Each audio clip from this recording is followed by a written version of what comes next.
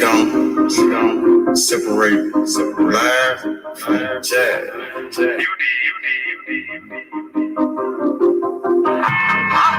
You might understand me.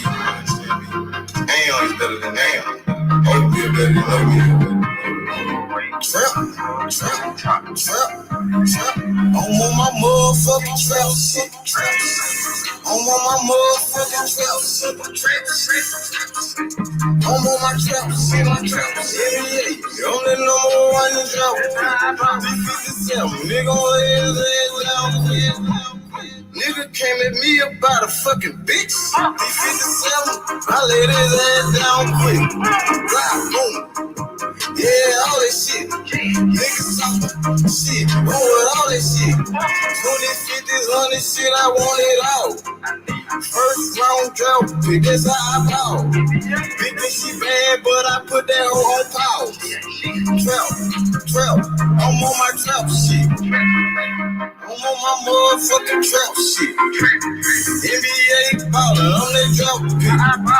D57 lay his head down quick. Body found in the bag, laying in the ditch. Blah. I'm on my trap shit. For 48 a bitch. Nigga playing with the G shit. C-Mo, you know I'm with the shit. I'm ballin', Gary Payton back in 96. Don't give a fuck about what I do, cause they don't make you shit. 93 game bad, they trap pick. I don't know nothing about shit, I'm on some trap shit. Hold the fuck up. I don't think these niggas believe in you, man. They sleeping on you. Free your mind. I thought you the number one trap pick. I'm on my motherfucking trap shit. I'm on my motherfucking trap shit. I'm on my trap shit. Yeah. I'm the number one in drop pick. Don't turn off the phone. It's time for this meeting. Had to grind for the shot is all the way on me. I'm on some trap shit. You niggas somewhere out there sleeping. Trap like a drive-through. They know I keep it. Growing mad, cause I keep on firing up that reefer. I told them flex, got it, hold it down for my people. Ballin' like a motherfucking drop pick. D57, nigga gon' lay his ass down quick. These scared of something bad, that's all a nigga need. In my trap house, no sticks, stems, or no seeds. NBA drop pick, that's how I ball. 20, 50, 100 shit, I want it all. I'm on my motherfucking trap shit. I'm on my motherfucking trap shit. I'm on my trap shit. Yeah. I'm the number one in drop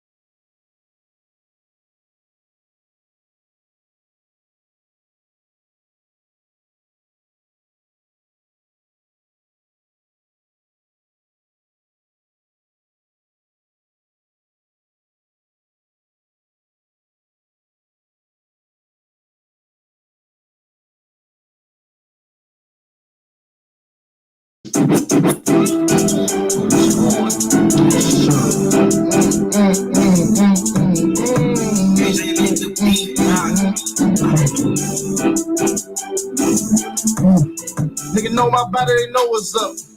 I don't give no fuck, nigga. Fresh out of jail, ain't still gon' spin. For the runner right up, I'm a gangsta ass nigga from the streets to the pen. Nigga know I'm thug, pressure in the streets won't break a bend. Nigga know what's up, just got the drop and I'm feeling real cocky. Nigga, that's a brand new body. Brother, my jacket, I ain't tripping, I rock it. Nigga better know how I'm rocking. Play with my paper, I'ma put you on Fox. Nigga ain't playing my pockets. Swap a nigga, I'll be playing my blood. Pussy ass nigga, what's poppin'? Smoke up in the city, we grind heaters and we squeeze. I got blood up in my eyes, going blind. I can't see niggas, trigger get the biting. That bitch sticking like some teeth venom. Let them run me wrong, I put that paper on it. These niggas be slipping, we come with mops. No caution sign, catch him at work, we punching that clock. No overtime, free my dog, he fighting the hat. I'm about to send him a dot. Bad little bitch, you gon' send me to drop. These niggas be shooters and telling these niggas be robo-cops. Player get popped, nigga try to run, get stopped. Nigga run down, he shot. He better rush to the dock. Touching on 2 on pop. Nigga better stay in their place. Nigga better stay in their lane. Real dick killers, no game. Niggas won't smoke with me, he don't get no sleep. TDIE. You know what it is.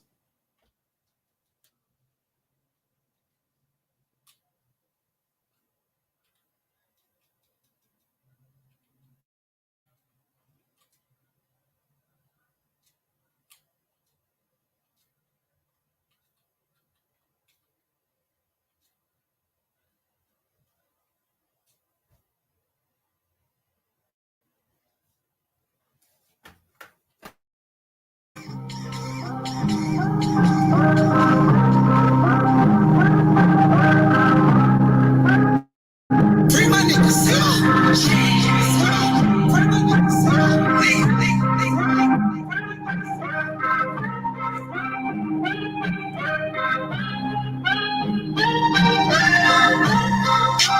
Free my niggas. Stack it like casino. Bring it like bitch, nigga. Bring up. Money in cash, I'm serving the gas. Number 1 pick, my nigga, the trap. My niggas for real, and trap out the store. Free my nigga. My nigga for real, he never goes down. Hey, Shmoney, you nigga, you're not in the shit. My nigga for real, nigga for real. We smoking gelato, I know you can smell. Free my niggas. Free my niggas.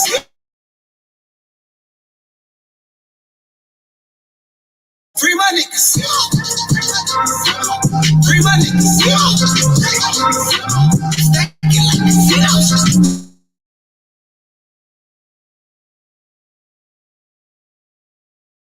Free my niggas. Free my niggas. Stack it like casinos. Stack it like casinos. Break it like real. Take your bitch, nigga. Real. I'm not gonna let that shit slide. If I hear something going on, I'ma hear it play. These niggas not gonna disrespect me. My niggas feel the same way. That's what's gonna fuck happen if anybody disrespect you. I love it. Anything, let me know, man. Money to cash, my nigga the cash. Fucking with Polo, my nigga the last. The number 1 pick, my nigga the trash. Lil' Simo get it, my nigga the track. My nigga for real, he never goes down. Hey, Shmoney, you nigga, you're not in the shit.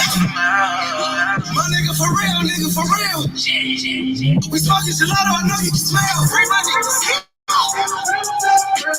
Free my niggas. Free my niggas. Free my niggas. Free my niggas. Free my niggas. Free my niggas. Stack it like casino.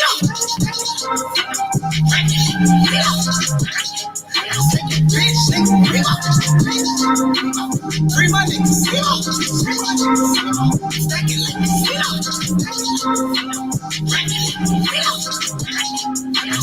Bitch, nigga, bring up.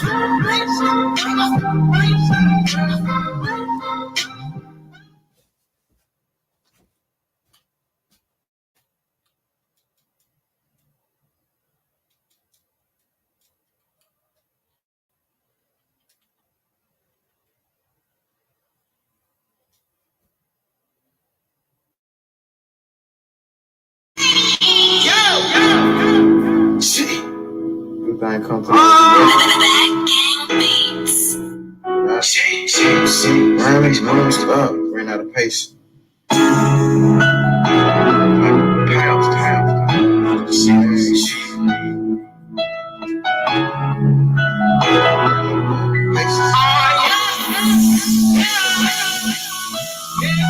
Look the tide, ran up out of pace. Used to say, fuck all that sitting back wait. See so It ain't no fairy tale, life is just a dream that I'm chasing cheeks. I done ran up out of patience. You still say me. Don't call it civic break. Seems so good. As you can almost taste it, ain't no fairy tale. Life is just a dream that I'm chasing cheeks. She sipping the nigga, we smell like perfume. Within a market, they said patience and virtue. Nigga, sugar finesse. Say y'all for the blessings. Fuck your bitch in like seconds. Nigga, we selling our records. Remember that day they used to frown. Now I turn head when I hit the scene, everybody turn around. You still finna pay. The Don, Coco the Don in the motherfucking building. The Don is here. What up, Coco? What's good, my boy? Shout out to MOB. Coco the Don in the building. Nobody do it like myself. I got some world. And I'm trying to do some more. The community wanna see me ride. I get on turkey. Just a change fries. Hey, I keep it going. What the fuck is going? Just limit. Why you fucking slowing down? You're not a puppet. I fucking rocket. Just a 3-4-50 rocket. Hey, the Malibu streets. Rolling on the street. Hey, I keep on going. What's the fucking heat? I bust them down. I leave them looking like turtles with no head, down saw like you fucking said.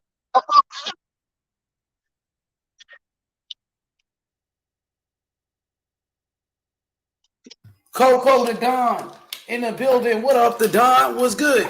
You can hear me? Man, I'm feeling good, man, but my shit, I'm telling Yo, the you, Don, I've been you can hear me? connections all day, baby. Yo! I hear you. I hear you, but my connection's been bad all Okay, day. for sure. Bro. I think my connection is fucked up. Is that my connection or your connection? I'm trying to see what the fuck is going on. Me, I'm on Echo. I've been on Echo today. Coco the Don in the motherfucking building. Coco the Don, man. What's popping, man? Hey, y'all can hear the Don? Y'all in the comment section. Y'all hear the Don good?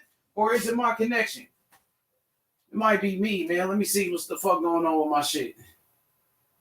In the comment section. Oh, yeah, the Don, you freezing up. You're freezing up, the Don. I think the Don got a bad connection. He back, though. Coco. What up, the Don? What's good, my boy? It's Haney time. What up, the Don? Devin Haney going for the undisputed, bro. How you feel about Devin Haney? Hey, salute to Sly Tendencies out there, bro. Salute to Sly Tendencies. Lady been hating on me. Shout out to my boy, Sly Tendencies. Hey, I see you got a bottle of Hennessy. My boy got a bottle of Hen. Salute to you, Sly Tendencies. Hey, the Don, you remember? Hey, the Don, you remember my song? A lot of loud and a lot of hen. I'm going in and I'm going in. I see you got a bottle of that Hennessy, man. What's up with you, man? I got a cooler too, though. I got a cooler. Hell yeah. Hey, the Don, we know, man, you know, Saturday, you know, that's a big day. That's when the Don usually joins the panel, you know what I mean, and spend time with the boxing fans. You got Danny the Great in the comment section. Danny the Great in the building. He said, Coco the Don, my brother. Shout out to Danny the Great, the one and only Danny. Oakland's finest. You feel me? The Don. Hey, Devin Haney is on his road to undisputed. I got for sure, the Don. Shout out to Coco the Don, the one and only, man. Let's go, man. The Don is here, man. Young Coco the Don, man. Appreciate Coco the Don. So, you know what I mean? Devin Haney's definitely on his road to undisputed. Devin Haney is on his way to undisputed. Shout out to my brother, Big Slide Tendencies in the building. It's Haney time, man. USA. It's Haney time, man. Devin Haney on the road to undisputed. Danny the Great, man. We've been doing this thing for a minute now, Danny. You know what I mean? And Devin Haney has, he has an opportunity of a lifetime. And I know Devin Haney really good. I know Devin Haney very well. Devin Haney will take advantage of his opportunity. This opportunity come once in a lifetime to become undisputed. This right here is a chance for Devin Haney to make history by becoming the youngest undisputed champion in the history of boxing. And Devin Haney will take advantage of his opportunity. I promise you that. I promise you that, bro. Let's go, man. Devin Haney representing America, going to Australia. And, man, I just can't wait for this moment right here, bro. We've been waiting a very long time for this. You know what I mean? Shout out to Danny the Great, man. I'm about to show y'all some of this throwback shit. We've been talking this shit, man. Let's go. Devin the Dream Haney, American hero. American hero, the American dream. They call Devin Haney the Dream. They might have to start calling this kid the American Dream because he's definitely, you know what I'm saying? He definitely going for the legacy right now. He definitely going for the legacy. The American Dream, Devin Haney. Let's go. Shout out to George Kambosos for accepting this fight with the Dream. Because George didn't have to take it. George didn't have to do it. But George said he wanted to smoke. You know what I'm talking about? So what I'm finna do is I'm finna show y'all some of this throwback shit, man. Because we been chopping it up, man, years ago, talking about the Dream. Devin Haney, the one and only. You know what I'm saying? So what I'm finna do is I'm finna show y'all some of this throwback shit. How I been getting down, man.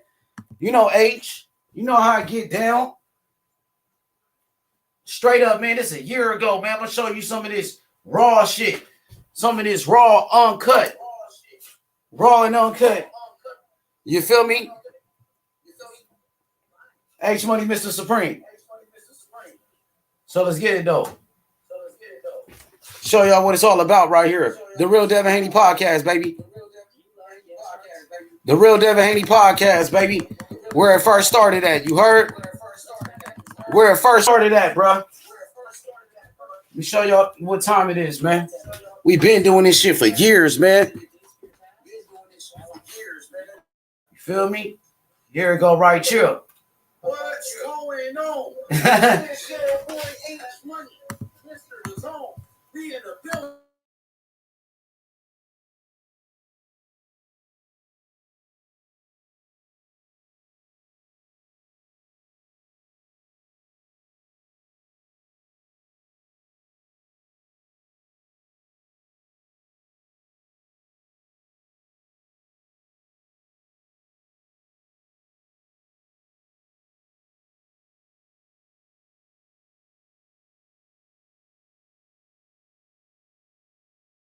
It's on fire right now. Hey, man, let me show y'all what this shit hitting for, man. Let me show y'all boys what this shit hitting for, man. I've been doing this shit, you heard me? The Real Devin Haney Podcast, man, when we been doing this shit. Let me give them some throwback shit. 24 wins, 15 knockouts, undefeated. WBC, lightweight champion of the world. Devin Haney, the youngest fighter out of the bunch. He's the youngest fighter out of these five. You know what I'm saying? I like to call him the Fab Five. The Fab Five, bro.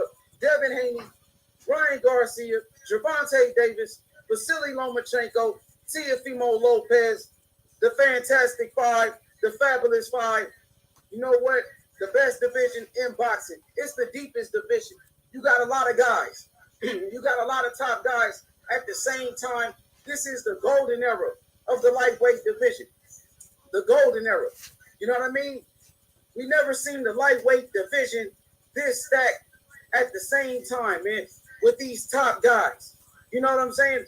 You got pound for pound, Vasily Lomachenko versus Teofimo Lopez coming up very soon. Ryan Garcia versus Luke Campbell. Big fights in the lightweight division. I can't wait to see the outcome, man. You know what I mean? Devin Haney, he needs an opponent. Devin Haney can't find an opponent in this lightweight division when it's stacked like this. He's the boogeyman. Devin Haney is the boogeyman of the lightweight division. I got Devin Haney as the best lightweight right now, hands down. He's leading the way with 24 wins. You know what I'm saying? Devin Haney, I got him ranked number 1 out of all the lightweights. When you talk about his skill set, his speed, his ring IQ, his boxing IQ is amazing, man. At such a young age, his footwork, fundamentals, you know what I'm saying? Hand speed, power. He got the full arsenal. Devin Haney got everything from speed, power, defense. Let's talk about his defense. Great defense, man. He doesn't take any punishment at all, man. Devin hasn't been taking any punishment. He's been looking sharp, and he's the youngest one in the lightweight division right now. I got Devin Haney ranked number 1 on my list. You know what I'm saying? Then you got Vasily Lomachenko. I think Lomachenko, he's number 2. You know what I mean? Lomachenko avoided Devin Haney. He ducked him. It's hard for Devin Haney to find a fight. Teofimo Lopez, he decided to go the WBC route and avoid Devin the Dream Haney. Devin Haney hasn't been in one close fight in his whole career. He hasn't even been in one close fight, man. He's been making it look easy, man. Let me shout out my people real quick. I see you, MMA champ. I see you out here. Shout out to MMA champ, King Mitch in the building. My boy Strapped Up, Sammy, what he do, Strap? He said, grind, get paid. Grind, get paid, man. The grind don't stop. You got to hustle to the top, all the way to the top. Watch me come up to the top. You feel me? That's what it is, man. Devin Haney on top of the lightweight division, man. You know what I mean? Lomachenko considered to be pound for pound the best fighter in the world. He ducked Devin Haney. He avoided him. Gave up his WBC world title to pass up on that Devin Haney fight. He didn't want the smoke. You know what? Name another time Lomachenko avoided a fighter. The only fighter that Loma is avoided is Devin the Dream Haney. Devin Haney has the skill set to be the best fighter in the lightweight division. He has the skill set to dominate a Vasily Lomachenko, man. With his height, his speed, his defense, his power, all in one. All in one. He got everything, man. Devin Haney is the most complete fighter in the lightweight division, in the best division in boxing, bro. You know what I'm saying? Lomachenko. I got Lomachenko ranked number 2 in the lightweight division. Vasily Lomachenko, he's a unified champion. You know, Lomachenko, he's considered pound for pound on ESPN. He's pound for pound on the Ring magazine. He's pound for pound on everybody's list, pretty much. You know what I'm saying? Number 3 on my list, I got Gervonta Tank Davis. I got Gervonta. Gervonta got a lot of power. He's very explosive, a lot of speed. He's a big name in the sport of boxing. Gervonta Davis, 23 wins with 22 knockouts. I got Tank number 2 on my list right now. Number 4, I would say Teofimo Lopez. Teofimo Lopez, 15 wins. I got Teofimo number 2 on my list in the lightweight division. Ryan Garcia is number 5. Ryan Garcia, number 5. Ryan, 20 wins, 17 knockouts. He has a great left hook, very athletic. He's training with Eddie Reynoso right now. And Ryan Garcia, he's getting better and better. Only 23 years old, man. You know what I mean? So the lightweight division is stacked. We ready to make these big fights. Devin Haney is looking for an opponent who's willing to step up and fight the dream. Who's willing to step up and fight the dream? Devin Haney, number 1 lightweight in the world. He's the best fighter in the best division, man. You know what I'm saying? If Lomachenko wanted that smoke, he could have got it, but he avoided him. He ducked. We all know Lomachenko, he gave up his WBC world title, gave it up. You know what I'm saying? He didn't want that Devin Haney fight. He avoided Devin Haney. He avoided him. But right now, at the same time, this lightweight division is the best in boxing. When you talk about total rounds, who's boxed the most rounds? Devin Haney. You know what I'm saying? Devin Haney putting in the most work. He's definitely leading the way, man. You know what I mean? Let me drop the link to the people so we can get it in. H Money, Mr. The Zone. Let's talk about it. Devin Haney, the best lightweight in the world, man. He's leading the way in the best division in boxing. We trying to make these big fights happen. Who's willing to step up in this lightweight division to fight the dream, Devin Haney? Who want to fight him? What's up with it? I see you. My boy Sills, what's good? What up, Rob87? What's good? Let's get it in, man. It's Haney time, man. It's Haney time. We want to fight the best. We in the best division. We trying to make the biggest and best fights happen, man. We want Teofimo Lopez. We want to fight Lomachenko, Tank Davis, Ryan Garcia. Who's willing to fight Devin Haney? Who's willing to do it, man? You know what? This is the golden era of the lightweight division. The golden era. Like I told you, the lightweight division has never, ever been this stacked before in the history of boxing. Never. Devin Haney, Lomachenko, Ryan Garcia, Teofimo Lopez, Gervonta Davis. Name another division in boxing better than the lightweight division. Just name one. Who got more stars than the lightweight division? Give me one. All right, let's compare it to the welterweight division. The welterweight division, it hasn't been the same since Floyd Mayweather retired, man. It hasn't been the same. Sure, you got fighters like Terrence Crawford, Earl Spence, Manny Pacquiao. You know what I mean? Name the top 5 welterweights. You got Earl Spence, Terrence Crawford, Manny Pacquiao. Who else you got? Who else you got in there, man? Sean Porter. Sean Porter is not a big name. He's not a big name. Earl Spence, he's on record saying that Sean Porter couldn't sell out his own family reunion. Let's be real about that. You know what I mean? Sean Porter, come on, man. Let's be real. Who else in the welterweight division? Keith Thurman? Come on, man. Keith Thurman is not relevant. The man he fought 2 times in the last 4 years. He fought 3 times in the last, 2 times in the last 4 years, man. The man is not relevant right now. Keith Thurman is old news. He's old news. Nobody's worried about Keith Thurman. Nobody is talking about him. Nobody. You know what I mean? That's why he got a clout chase. That's why he got to run his mouth and clout chase. Who else you got? Danny Garcia. Danny Garcia is a good fighter. Shout out to Danny Garcia. But Danny Garcia, you know what I mean? He's been in boxing for quite some time. And Danny, he's not really making any more noise, man. Danny been fighting people like Red Cat. He been fighting, you know what I'm saying? He been fighting lower opposition lately. So Danny, he lost his buzz. Danny Garcia lost his buzz, man. I got to be real with you. Who you got at 147? Adrian Broner said he going down to 140. Adrian Broner, he's no longer at 147 pounds. He's down at 140. Come on, man. Heavyweight division. Who you got? Tyson Fury, Deontay Wilder, Anthony Joshua. You know what I'm saying? You got 3 big names. You got 3 big names. Only 3. Lightweight division, we're stacked. We got 5 huge names in the sport of boxing, and I'm excited about this, man. I'm excited about the potential fights, man. You know what I mean? I'm dropping a link, man. Hit that link. What up, Charles? I see you, Charles Harris. Pull up, man. Holla at me. Holla at your boy, man. You know what I'm saying? We getting it in right here. Devin Haney in the lightweight division is on fire right now. It's on fire. Devin Haney's always talked about.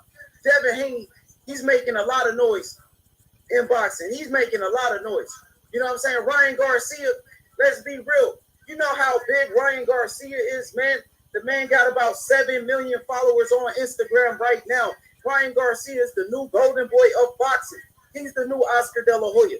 He's the new Oscar De La Hoya, man. You know what I'm saying? Ryan Garcia is huge. If you compare Ryan Garcia's followers to the welterweights, listen, Ryan Garcia got 7 million followers on Instagram, man. That's huge. That's more than Deontay Wilder in the heavyweight division. Ryan Garcia is massive, man. He's big. He's big time. When you talk about Devin Haney, he has more Instagram followers than Terrence Crawford and Earl Spence and Danny Garcia. All of them. So Devin Haney he's popular, man. Devin Haney is a young star in the sport. He's a young star. I see you. What up? What up, Lolo? I see you, Lolo. Let's get it. You know what I mean?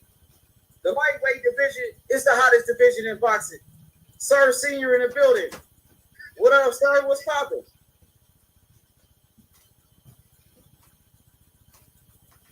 Take yourself off mute, Sir Senior. You on mute. Remove yourself off mute, my brother. Sir Senior in the building. What's up? You know what I'm saying? We chopping it up. Yeah, what's good, my brother? How you feeling? I'm good, bro. I'm good. How you doing? I'm good, man. Good to have you on the panel, my brother. How you feeling today? I'm feeling good. I want to say salute to you and salute to the chat. I just wanted to say, man, I'm disagreeing with you though. You said the welterweight ain't hitting. Come on, welterweight hitting, bro. Come on, you gotta get a respect. Welterweight hitting. Come on with it. Explain. All right. So first off, obviously the first two you're gonna say is Bud Crawford. Then you're gonna say EJ. Then you kind of wiped off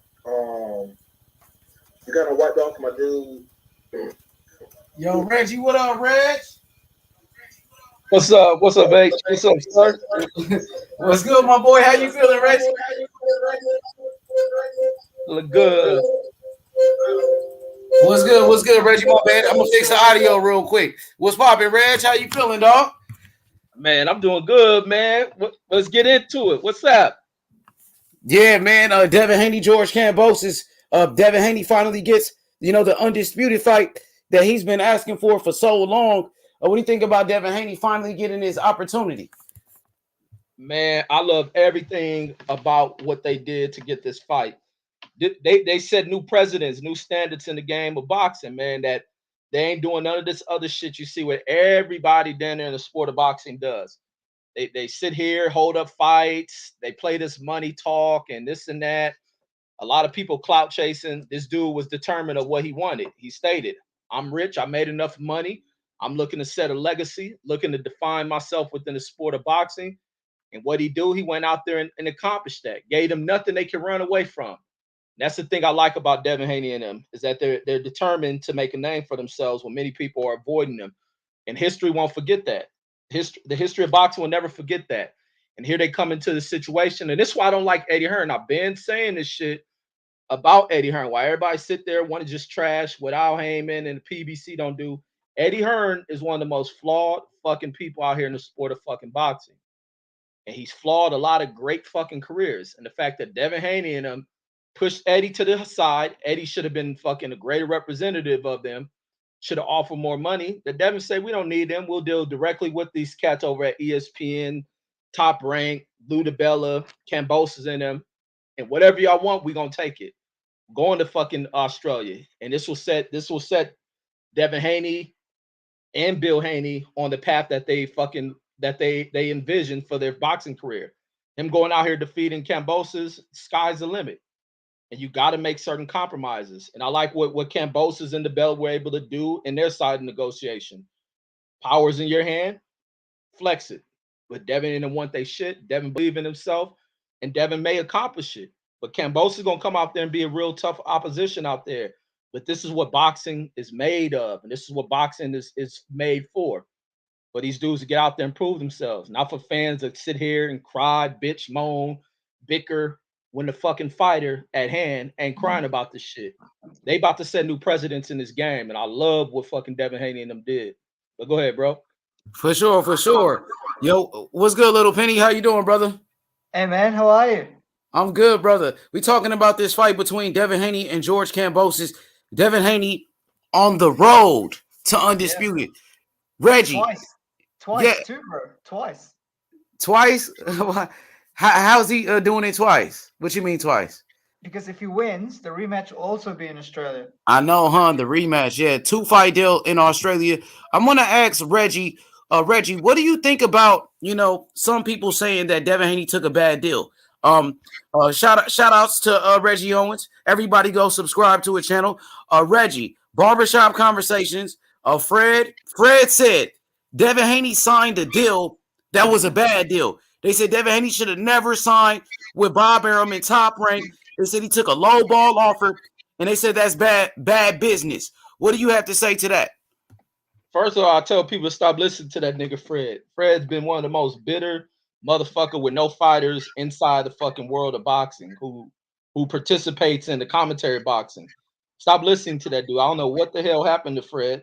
Fred used to deliver great content. He became some delusional, bitter ass dude. Maybe because he ain't involved in the sport, crying over credentials. But the fact that it ain't a matter where people play too much about pocket watching. That's the problem in this new era of fandom. Yeah, people want to see their fighters get the fair shake. And yeah, many people will see that. Is it a bad deal from the get? No, it's not. Because in the gist of it, he's making millions of fucking dollars. Ain't like he going in here making $0 or he's walking away with hundreds of thousands of dollars. Devin's still making millions of dollars. And Devin can also spend that into merchandising the build up for this fucking fight. So there's ways for Devin to make money that derives up off of this fucking fight. So crying over that, Fred doesn't bicker and shit because he's concerned about the fighter. He bickers because he doesn't want to see people achieve and accomplish certain shit because it proves him wrong for everything he does to speak against what is meant to move forward. He speaks down about that. Where are the solutions if he has anything negative to say? That's why I dropped those videos. I dropped speaking about him, not the hate. I don't hate on Fred. Fred's been the delusional motherfucker that's come out with the shit that he comes out with. It's to address this shit because he's delusional. He's in a dark place and he needs help. But Devin Haney and them not crying about that. Be happy for them. But the other thing that comes out about it is that once he wins those titles, the balance of power is in the control of Devin Haney. Now he goes in there and fight him a second time. That's only great for Devin and them. And then what's lined up behind that? There's nothing but great shit lined up for him. And Kambosos and them know, like, we giving him this opportunity. Yeah, we're gonna take the bulk of what we want from this fight because we lose these titles. Look, put it like this. There's still $100 million fight door that's out here in the sport of boxing. It just didn't end because of Floyd Mayweather's gone. These fighters had to build it. What's out there for Devin Haney? Nothing but big shit. He go in the rematch will get Kambosos. If it's competitive, or even if he stops Kambosos, but it's competitive, they gonna want to see that shit again as well as the rest of the world. Then what's out of there? Lomachenko coming back from fucking war. Imagine the excitement behind that shit. You got a motherfucking boxer who's building himself back up. Country gets invaded. He goes over to defend his country, not against just anybody, against a fucking superpower. They stood up to the superpower. Now he's coming back to represent the Ukraine. And Devin going up against that shit, that's more to it. He defeats him. Then there's Tank Davis on the line, Tiafimo on the line, Ryan Garcia. These motherfuckers about to be $100 million heirs. So what the fuck are people complaining about? This shit, he may not got what he wanted, but he still got what he wanted. And they love it, and they see where they're going, what they're gonna get from it. So it's nothing but positive rewards from this shit, as long as Devin and them put the work in. But that's the way I view it. I love it. Okay, little Penny, what about you? What do you think about Devin Haney taking a low ball offer? Some people consider it to be a low ball offer to get these belts.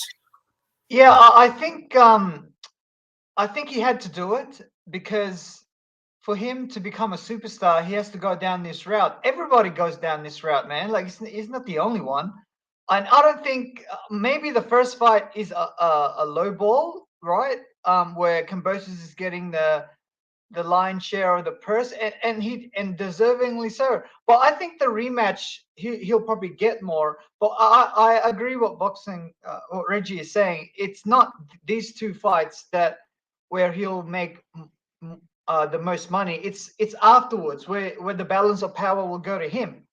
So you have to take, like, I remember like when Mayweather fought Arturo Gatti, Mayweather took Mayweather was the B side, and he took the lower fee, right? And Arturo Gatti had the higher purse. So everyone goes through this. It's a boss move, to be honest, because it's kind of like what Errol Spence did when he went to England and beat Kell Brook. So everyone has to go through this. For sure, for sure. So Devin Haney is sacrificing the money so he can get the belts, but he's still getting a good amount of money, but it's not what he got in his last fight against Jojo Diaz. Now, this fight right here is the biggest fight of Devin Haney's career. Is possibly the biggest fight in boxing. Reggie, how big is this fight? You would say Devin Haney and George Kambosos. I think that shit real big. I think more American fans will gravitate towards want to support Devin Haney, or they may just be there to tune in. Then you're gonna have the huge Australian contention, as well as you may get other people that's part of the British fucking flag and shit to go about supporting this. You're gonna get Greek fans that support it as well, and Australians being there deep to kind of support their damn people. So it lifts Devin Haney and them through the goddamn stratosphere, and the fact that he's going over there to try to take this from this guy homeland, and if he accomplishes that, that shit is major. And then how them fans come back for a second time to want to watch that. I mean, this is a real huge fight. There's a lot riding on it. Even the damn press conference, I wish they was together. Even being a virtual press conference, it was turned the fuck up. And imagine when they did the same thing when they in the same room together. It's gonna be live because these dudes are authentic about how competitive they are against one another. Yeah, Richie, I agree with you, because for example, Pacquiao, when he has big fights in America, he always goes there, and it's the same Australia and Philippines to Los Angeles. It's the same flight time. I don't know, about 14 hours, right? So he always goes, and he goes back home to train. So I don't know. Maybe it's the restrictions. Who knows? But yeah, I agree with you that Devin Haney should have traveled to Sydney, wherever Kambosos is, or vice versa. But I think it should have been David Haney because the fight is in Australia. He should have done that and then just go back home. Like, no big deal. The Pacquiao does that all the time. For sure, for sure. So, Reggie, now, one of the things that Fred said that stood out to me, Fred has said that Devin Haney, they offered Devin Haney that bad contract so Devin Haney could decline it. They said they sent him that bullshit offer on purpose so Devin Haney could reject it, but he ended up signing it because he wants the belts that bad. What do you have to say to that? That Lou DiBella offered him a bullshit lowball offer so Devin Haney could, reject the offer, but instead he took it. No, I mean there's probably some credibility behind that. That's probably definitely what they did. But the power's in their hand. Even when they first met, I think it was when Blue Blood and them seen Kambosos at the Devin Haney fight, and the JoJo fight, the last fight when Kambosos went to his fight. Yeah, when they were there, and when it was spoken about, when they talking about money, he says, I got the most belts, so I'm getting the most money. So that was apparent what was going to happen. But could they have lowballed the offer to get him to turn it down? That's a great possibility. But this kid is so determined, and they're shocked about it. But I think ultimately Kambosos did want to fight him, and Kambosos is going to get a hefty earning. And if he loses the fight, he's still taken care of financially. But the power shifts way to Devin Haney's hand. These belts are very fucking valuable right now, especially them going into this undisputed shit. Them belts are fucking very, very valuable. So I mean, it was a no-brainer to say, fuck it, get that dude to $10 million. Ain't no way I'm gonna let this shit go. Look at motherfucking, I was watching this shit today. Remember when was it the first or second Wilder fight when they bring all the other heavyweights up there, and Riddick Bowe speaks about dropping those belts and how he wanted to confront, they in their 50s, how he wanted to confront Lennox Lewis because that shit eats at him, that he lets that opportunity go. Devin and him ain't about to let that shit happen. Got to get it done. Yo, what up, Rodney? I know you going for Kambosos, man. What you think? What you think about it? Yo, what's good, H? Man, I got a question. How Is it because these niggas are Devin Haney fans, or is it like because he's black? Like, I got a question. Like, niggas crying about this man contract, right?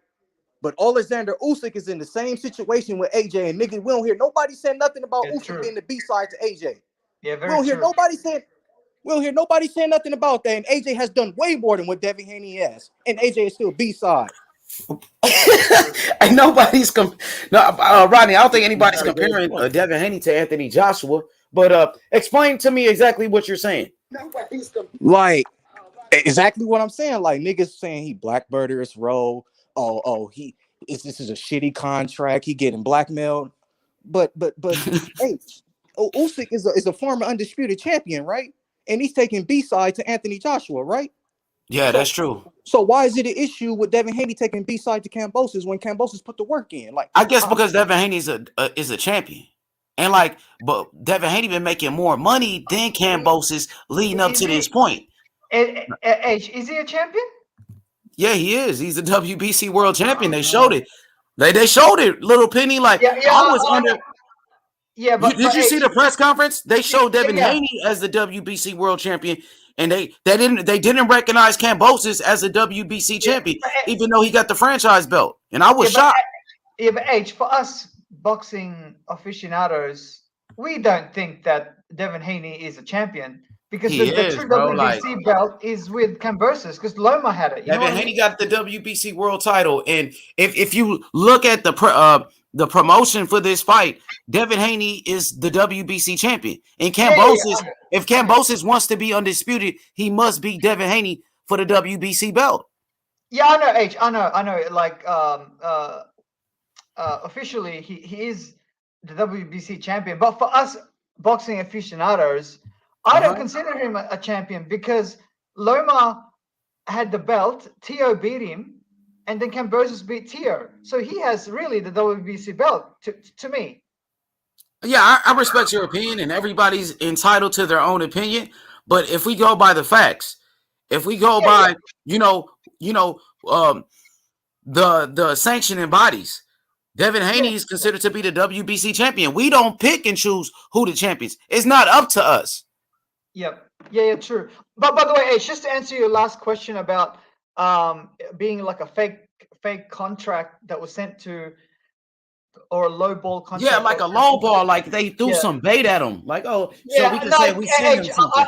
I don't think it was because if you saw in the press conference, right, the Minister of Sports and Entertainment for Victoria, which is the state where they're fighting at, she was there, right? She even formally made some announcements, blah blah blah. So the actual government is, but the state government is actually behind this fight, right? So they wanted someone. So for that, they wanted someone big like Haney or Lomachenko. Because if it was like a tune-up fight, you wouldn't even be in a stadium, or would be in a small arena, right? And the Minister for Sports and Entertainment, she wouldn't even be there because it's not a big event. So they wanted a big event. I think it's more of a B-side contract, which he is, right? Devin Haney is a B-side to this fight, and I respect Devin Haney a lot for signing that fight because it's a boss move. It's something that like Lomachenko would do. You know what I mean? Just to get the belt. Oh yeah, he accepted the same offer as Loma. Devin Haney said, he said, I will take the same thing Loma took. And Lomachenko's not even a champion. Devin Haney is the WBC world champion. He took the same contract as a non-champion Reggie Owens. What does that say about Devin Haney's character? How bad he really wanted this smoke? Yeah, and you know what? Kudos to Bill Haney too, H, because he had a lot of man, he had no choice. He had no choice, man. He could have went to go do something else, right? He could have stayed on the zone, took an easier fight. You know what I mean? He didn't have to go to Australia. He had options. Look what Jamal Charlo does. Look what Jamal Charlo does. The one that look at Charlo, for example. Look at Demetrius Andrade. What he's doing. Yes, but David Haney made a boss. You see the response. You see the response we give them to. So it's like if Haney would have did that, I think you would have been disappointed as well. Like if he would have rejected the offer and went to go take some easy fights for more money type shit. Yeah. Yeah, everybody, they would have crucified him for that. You damn right. I mean, shit. He did what we wanted him to do. And that's, Yes. Take the big fight. Sacrifice. Go Yeah, for the legacy. That's what he did. That's why you got to respect it. And I think Devin Haney and Bill Haney has won over the boxing fans now. Yeah, because H, For sure. he's doing what his predecessors used to do, like with De La Hoya and Pacquiao and Trinidad, where they would fight the best of the best, like, and they don't worry about, like, I'm the A side and the B side, like, or I want more money and I want private planes to pick me up, blah blah blah. Like, he just wants to fight the champion, and then if I beat you, then I become the champion and I will be the A side. You know what I mean? Like, kind of like what Kambosos did. I bet Teofimo Lopez offered him a low blow contract too, because he's the B side. So now that he won that fight, he's the A side. So, look, Teofimo Lopez never offered him anything, though. Teofimo Lopez never sent the offer. Maybe if he did, it would have been the same type of situation. But, shout outs to George Kambosos for accepting his fight with Devin Haney and sending Devin Haney the offer. Kambosos being a man of his word. The fight doctor was good. The fight doctor, I have to tell you, me and you was debating last week about this, and I have to honestly say, you was right. Devin Haney is the real WBC champion, and they are, they recognize Devin Haney as the champion. And they said it. Even Kambosos said it. He needs to fight Devin Haney and beat him to become undisputed. And you was right, brother. Yeah, so Fight Doctor's in the house on Rick James status, as always, here to set the record straight so it shall ever be set straight. Now, here are the facts, right? Devin Haney was mandatory to Lomachenko's WBC title. Lomachenko, instead of fulfilling his mandatory obligation, right? Now, as a WBC champion, you are obligated to face your mandatory. Lomachenko said, I don't want to fight Devin Haney, right? So Lomachenko was stripped of the WBC title. And Devin Haney, at the time, who I believe was the interim champion, was elevated to world champion.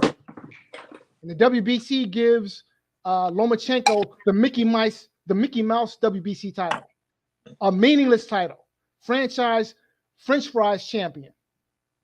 At no time was Lomachenko the WBC world champion when he entered the ring to fight Teofimo Lopez. No, sir. Therefore, Teofimo Lopez at no time was undisputed. Neither is Kambosos. In order for Kambosos to be the undisputed champion at 135 pounds, he must face and defeat Devin Haney. Outside of that, he can be the WBC French fries champion all he wants. He can be the unified IBF, WBO, and WBA champion all he wants. That's fine. However, according to the rules, according to the facts of the matter, Kambosos is not and cannot be undisputed until he beats Devin Haney. French fries titles don't make you undisputed. They don't. I'm sorry. They just don't.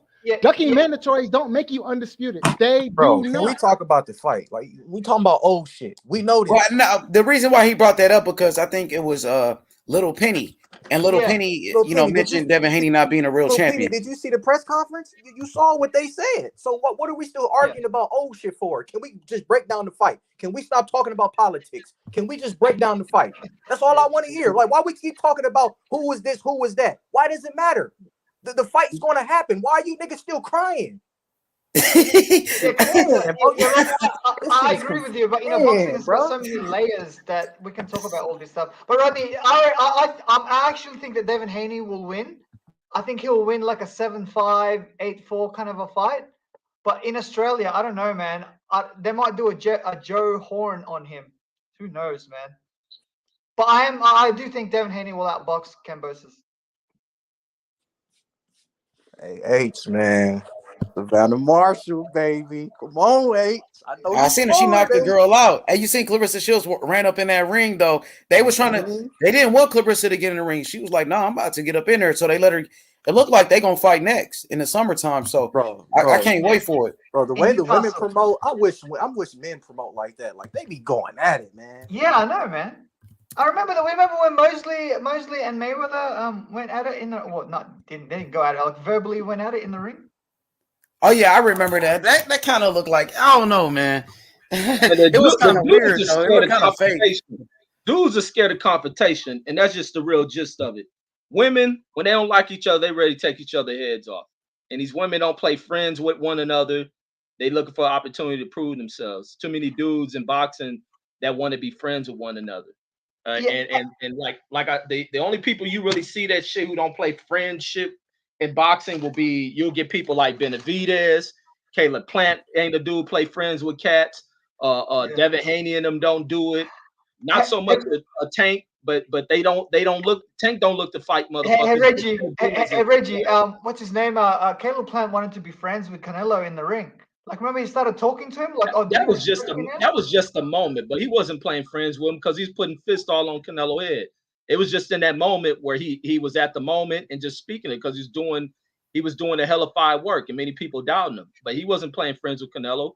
He was in there to box. He ain't going there and give Canelo no easy work. He gave Canelo a hellified fight, and that's why Canelo at one point was talking about taking a break. Let me say this.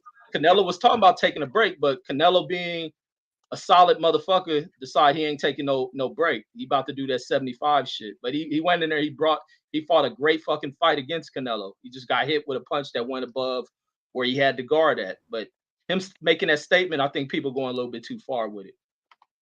I thought it was a little weak, bro, because, I'm just comparing it to say, I remember when Pacquiao fought Morales the third time, and then when they went at it, I think it was at the end of the second round, Morales said some like crazy shit to Pacquiao, like, I don't know, I think it was swearing or something, and swearing to Pacquiao to say, like, oh, fuck you or whatever, blah, blah, blah. And then Pacquiao knocked him out in the fourth round, I think. Like, that's different to what, like, it looked like Caleb Plant wanted to kiss him or something. I don't know, man. I didn't like it. I didn't like it, bro. To be honest with you, I didn't like it, man. Like, it wasn't like a. You think he showed a sign of weakness? Yeah. I didn't see that as an alpha move. Like, when I first saw it, like, I just thought, dude, like, Canelo's about to friggin' kill you.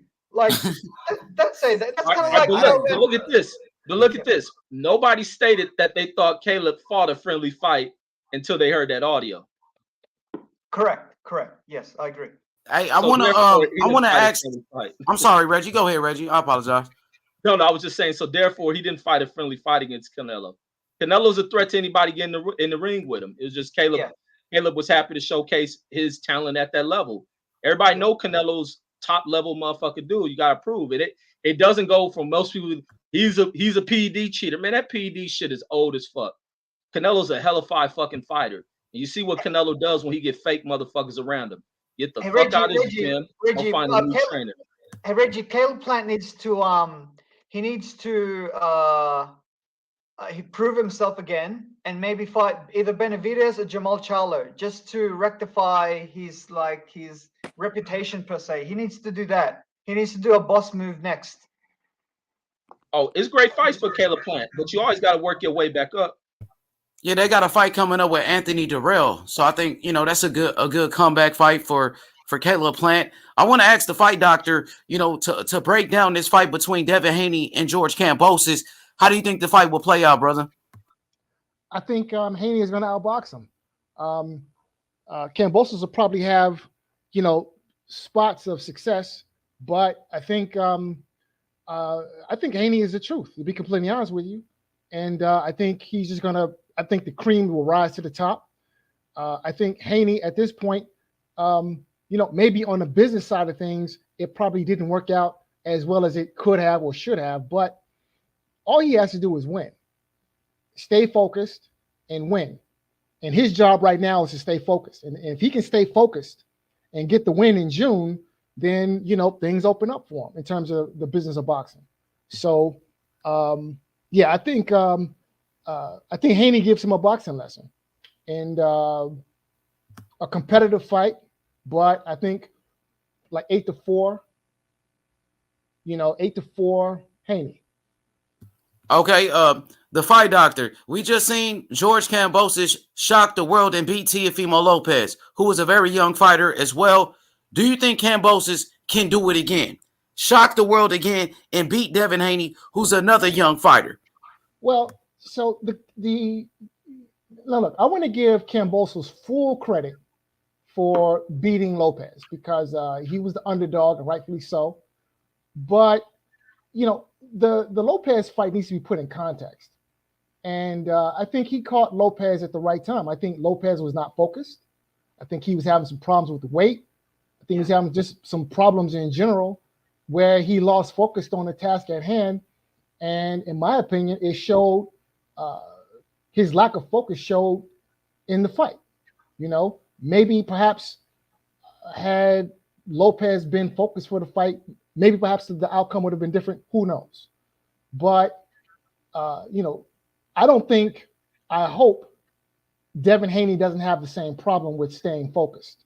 So, look, I wouldn't be surprised if Kambosos pulls off the win. He's a accomplished, skilled fighter, but that's not the outcome I'm looking for. I think, again, if Haney can stay focused on the task at hand and shut out all the noise, I expect that he should outbox Kambosos.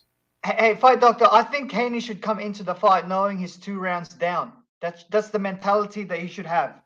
I agree wholeheartedly. Listen, he should understand that this fight is behind enemy lines. Yes. And yeah, two rounds down. In the gate, you're down 2 rounds, no question. So he needs to, again, stay focused and understand the task at hand is an uphill battle. So yeah, he needs to keep it tight. He needs to try to win every minute of every round, no question. Yeah. Okay, Fight Doc, go ahead, Little Penny, go ahead. I was just gonna say he can't take his foot off the pedal because he might get robbed, man. Like and also because there's a lot of Greeks, by the way, in Melbourne.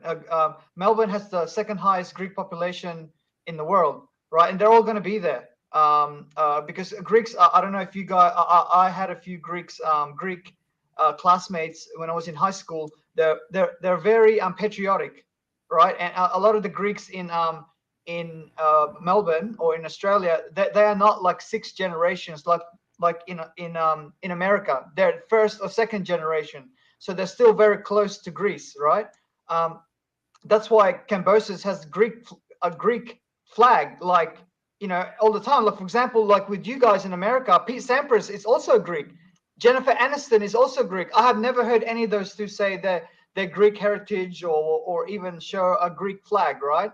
So what I'm saying is the crowd is going to be behind them. Every punch that Kambosos throws, whether it lands or not, the crowd's going to go wild. There's going to be 50,000 people there.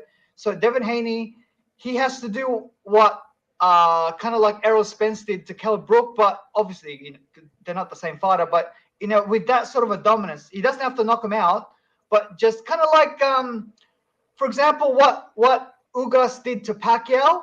I don't think that's enough. Like if Devin Haney does that to Kambosos, to what Ugas did to Pacquiao, I don't know if it's enough. I think it needs to be more. Do Fight Doctor, do you agree with that? Wholeheartedly. I think that Haney needs to dominate. Yeah. Because look, bro, Haney got to do what Usyk did to Joshua. Period. Point blank. Yes. He got to dominate his ass from round one. But see, I disagree with the thought he got going there like he's behind. He goes in there trying to play like he's behind, worry about what fans, where he goes in there, take unnecessary risk and get himself hurt. Devin just got to fight where he's better at and box this dude, break him down, and do it methodically. Take your time. You go in there thinking you behind, or because I think one of the things with Devin where he got caught with Linares fighting the fight that he fought against what's that kid Jojo Diaz in them, is trying to prove something to the fans, trying to prove something to people that says he has no power. Devin ain't got to do that shit. Devin just go in there and box. It's a 12-round fight. You got 12 fights to fight this dude. You're gonna fight Kambosos 12 times. And you got each round to go in there and maneuver new tricks on his ass, pull different tools out the bag and bop on his goddamn head round by round. The fight is even. I think a lot of people go in there because we know boxing's corrupt, but people go in here with the thoughts of you're down, you're being cheated. You ain't cheated until you cheated. Outside of that, you just go in there, fight a motherfucking thorough, solid, clear, one-sided ass whooping without having to take unnecessary risk. Unless you got to start digging deep. This dude is, if he matches up with you evenly, which can be possible because you look who Kambosos been in the ring with. That's what Teofimo had to learn the hard way. Just because he didn't hear Kambosos' name, he thought Kambosos was a nobody. Kambosos told us who he been in the gym training with. Fucking, you don't get no better than goddamn Manny Pacquiao. But you just gotta go in there and fight the fight, but not take unnecessary risk and get yourself caught and put out with something. Because one punch changes everything in a boxing match. So I refuse to think that fighters got to go in there thinking they're down by a number of cards. Just work your way back up. Hey Reggie, I like it when a fighter like, you know, when fans say, hey dude, you don't have enough power, and then his next fight he goes out there and, like, you know, shows us his power. I like that, dude. Like, you know, because sometimes, you know, when we say stuff to Demetrius Andrade to say, hey dude, can you make your fights more exciting, and then we fall asleep, right? So that's the reason why he's not getting the big fights. Whereas, like, or he doesn't get the numbers on Showtime or DAZN or whatever. I like it when a fighter, you know, sometimes when, you know, when they give the fans what we want, because we're the ones that are buying the pay-per-view, not you. Like, you guys just fight. Like, we're the ones that are shelling out. Like, you know, because, dude, I'm middle class, man. You know, I'm not rich. I can't afford every single pay-per-view. So when I pay money, right, I want some entertainment. So, Reggie, I know what you're saying, but sometimes I do like it when the fighters go out of their way to please the fans. I mean, that's what Teofimo Lopez tried to do. And he tried to knock out Kambosos in the first round, and he got dropped because he was trying to please the fans. At the end of the day, you know, winning is the name of the game. Go out there and win. That's the most important thing. You can't, like Reggie said, you can't be worried about what the fans are saying. I felt like that's how Devin Haney got caught in that fight with Linares too, because Devin Haney was looking for a knockout. He was trying. He could have just boxed his way to a unanimous decision, you know, without taking that type of punishment. But instead, he wanted to be exciting. You can't really listen to the fans at the end of the day. But Age, sometimes, I'm glad that he got caught, because now he knows what it feels like, because you don't want to be caught with someone who's a killer, because Linares is not a killer, right? Because Linares is a bit washed up. So the fact that he got hit flush, now he knows how to react next time. So if Kambosos hits him with the same punch and it wobbles him, he now knows what to do, because he's already experienced it against Linares. You know what I mean? For sure. Shelton Moore, what's good, Big Shelton? Go ahead, Fight Doctor. You had something to say? Go ahead, brother. Yeah, I just wanted to chime in real quick. Now, a couple of things. First is Devin Haney needs to ride the horse that brought him to the big show, right? You've been a boxer for your whole career. Now is not the time for you to think you're going to become George Foreman. Facts. Now is not the time. You need to box. That is what you do. You are the boxer. You need to do your best Pernell Whitaker, okay? Do your best Floyd Mayweather. That's what you need to do. If you are working within your lane and you are winning the fight easy, keep doing what you're doing. Outbox them. But if the fight is close, let me quote Muhammad Ali. Who will dare to be great? In a close fight, and you're in this man's backyard, at that point, you need to look at, do I want to take risks? Do I want to take chances to make history? Right? Do I want to win? Or do I want to just, leave it in the hands of the judges? Yeah, true. Do I want to just do good enough to say, well, I won, but the judges didn't see it my way? At some point in a close fight, it becomes less about skill and more about who has the will to win, right? And look, I think Kambosos has already proven that he has the will to win, because of the Lopez fight wasn't easy. Yeah. Okay. True. Lopez fight wasn't easy. So I think in a close fight, we're going to need to see out of Devin Haney that championship heart, that refusal to be denied, right? And that goes beyond just your technical ability. That goes into digging down deep and finding something inside of you that says, no, tonight is going to be my night. And if the fight is close, then that's what I would hope we can see come out of a Devin Haney. Yeah, because Fight Doctor, right? You know that style with Pernell Whitaker. By the way, I am a Pernell Whitaker fan. I do remember him being the pound for pound best fighter in the world after Chavez lost it in the mid 1990s. But I do remember like him getting robbed against Chavez himself and against De La Hoya, right? Because of that style. You know what I mean? So sometimes you got to really, like what Fight Doctor said, when the fight is close, man, you got to dig deep and dominate and take risks. You have to, or else they're gonna rob you, man. Like it's in because it's not like it's in Las Vegas where the judges is a little bit fair. Dude, this is in Australia. Australia is like Germany. They have a history of robbing people. Yeah. I mean, So and that, Devin, it seems like that's the only thing people are focused on when it comes to Kambosos winning this fight. It's like the only way, from what I'm hearing from boxing fans, is the only way Kambosos can win this fight is if Devin Haney gets robbed. And that's the bullshit that comes out of listening You to feel me, boxing. Reggie? That's all I'm hearing. The fans of this, the judges. I'm like, what about what Kambosos is gonna do? Exactly, well, look, man. yeah, look, People, listen. this why a lot of people who speak on boxing here on YouTube now become so obsolete to the fucking sport because all they spew is a bunch of imaginary shit. A fight ain't cheated until it's proven at the final result if a fighter was robbed or not. Other than that, you got to go in and fight your fucking fight. Like people already jumping the gun that Devin Haney's going to be cheated. And that's not always the case. We see fighters that go over to other countries and get the decision. You just go out here and do your fucking work. You got to do your work. You can't keep all that other shit in the back of your mind before a fight start. You lost the fight. You defeated. Hey, I want to ask the fight doctor a question, and we go straight to Shelton Moore. Matter of fact, I'm gonna ask Shelton Moore, then the fight doctor can answer. Shelton Moore, what are Devin Haney's flaws? Let's talk about. We know how good Devin Haney is, but what are the young man's flaws? And can Kambosos exploit it? Can he exploit the flaws in Devin Haney's game? The one thing I saw from Haney that's a flaw is sometimes Haney takes his foot off the gas and tries to coast. Haney has to go in there and box from round 1 to round 12, just like Fight Doctor and Reggie was saying. He got to box, do what you do. What I do is better than what you do, because that's what it comes down to at this level. Everybody at the top level of boxing is good. They can fight. That's why they're at the top level. So it comes down to if what I do is better than what you do. What Devin Haney does is box. He's a boxer. Kambosos, from what I've seen, is a boxer puncher.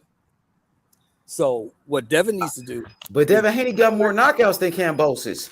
Kambosos only has 10 knockouts. But you said Devin Haney. Kambosos is doing that with better competition than Devin Haney. Just the Teofimo Lopez fight, right? But before that, nobody was saying he was fighting better competition than Devin Haney. Before that, it was just Lee Selby, and before that, it was Mickey Bay, right?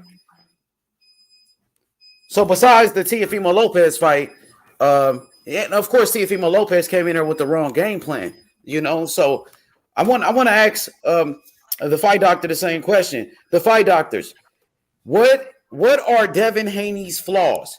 And can Kambosos exploit it? Can he expose those flaws in Devin Haney? We seen Devin Haney get hit with big shots by Jojo Diaz. Hit him with some hard shots, clean shots. Same thing with Linares, caught him clean. Do you think Kambosos can expose Devin Haney's weaknesses? Well, I think Devin Haney's most glaring flaws are lack of pop and lack of big fight experience. I mean, if you look at Devin Haney's resume, it's thin, right? He hasn't fought, the top guys at 135 pounds. So, you can make the argument, I think rightfully so, that Devin Haney is an unproven commodity, whereas Kambosos, on the other hand, is proven, right? We've seen him beat the very best guy at 135 pounds, no question.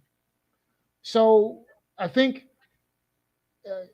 the lack of experience at the top level, it's only one fight as far as Kambosos is concerned, but that's still an experience that's fresh in his mind, and he's proven Kambosos. So I think there's an opportunity there for perhaps maybe Kambosos to exploit Devin Haney's lack of experience at the top level of the sport. You know, maybe Devin Haney comes into the fight unfocused. You know, much the same way Lopez did. Devin Haney's So- always focused. I can't see that. One thing No, about I Haney, don't think that's going to happen either. But you know, Mhm. look, we've seen stranger things happen, right? And it's always in the realm of possibility. Now, I'm not looking for that to happen, but the fact of the matter is, you know, Devin Haney has not fought on the biggest stage in the lightweight division, whereas Kambosos has. So, you know, there is something to be said about having big fight experience, which Kambosos has, Devin Haney doesn't. You know. But I will say this: I think in terms of brain trust, I think Devin Haney has a huge advantage in that regard. You know, Devin Haney has been working with the Mayweathers for how long? I mean, he basically grew up in the Mayweather gym. So, since he was 8 years old. right. So, you know, I think in terms of boxing IQ and the boxing brain trust that comes with having worked with Mayweather for so long is going to be heavy in Devin Haney's favor. And I'm sure some of that is going to translate in terms of what to expect or how he should approach a big fight. You know, so I'm not expecting Devin Haney to come into this fight anything less than 100% focused. Okay, shout out to my brother Outlaw Boxing out there in Australia. Outlaw Boxing, what's good, brother? And I want to ask you, you know, Devin Haney, very young fighter, you know, a lot of skills. He has a lot of potential. Do you feel like Devin Haney is what the people say he is? Is Devin Haney the man that the people say that he is? Do you believe that Devin Haney is really that guy? Or we still got to wait and see? What's going on, H, my bro? Yeah, salute, lad. I think we still got to see, bro, but I think for sure he's got what it takes to beat Kambosos, bro. For me, he's got everything. I think he's a nightmare stylistically for Kambosos. I see Haney styling on him. I don't think Kambosos has got much for him, bro. I think Haney will cruise to a decision or maybe even stop him late. I don't think Kambosos has got much for Haney, bro. I've said it from jump, and so in this match, this will be his moment. That's why I respect the lad, bro. He's coming here, taking what he believes is his, you know, and I think he will get a decision. Because Penny said this place is like Germany. Penny's tripping saying that because Mundine, who was a way bigger cash cow than Kambosos, lost 2 decisions here. So I think Haney will get the decision as well, bro. Like in the past, we've seen young fighters, right, get an opportunity, their first opportunity, and we've seen guys come up short, like young phenoms in the game. We've seen it happen with Jeff Lacey, right?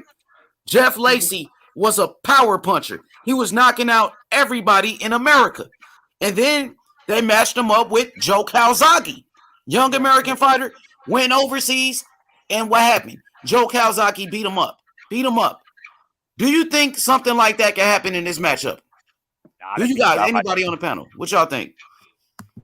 Yeah, no, I don't. Kambosos ain't that Calzaghe anyway. So. But I do think it could happen because you know, sometimes when you're a champion, not only a champion, a unified champion, your confidence is sky high. Like, you know, sometimes it makes a big difference, right? Because you're now the champion. So, for example, if Kambosos was a unified champion against Tio, I reckon he would have won that fight more convincingly, right?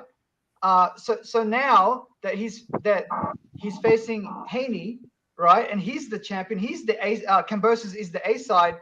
I don't know, man. I think his mindset is a little different, and you can even see that on the press conference. He was super. I don't think Kambosos. One thing about Kambosos, he's always had confidence. I don't think that would have. He's always had the mental game. He's always been strong mentally, so I don't think that'll make much of a difference. No, but I think but Outlaw, if you're the champion, if you're a champion versus when you're not a champion, your confidence is different. I don't know. Kambosos is a Greek, bro. They're always confident, you know. So you do know what I mean, right? Like yeah, but I get it, bro. But I don't think in this case, lad, Kambosos. To me, Kambosos' biggest asset is his mentality because I don't think he's that good, bro. By the way, Outlaw, can I ask you a quick question, mate? The tickets for the general admission, because I went to Ticket Tech and I couldn't buy it. Like, why is that? Like, because didn't they say that it was tickets are available now? Yeah, I'm not sure, bro. I'll be getting my tickets through the back way anyway, lad. So I can't really Yeah, answer that, bro. I can't get that, dude, because I'm from New Zealand, so so.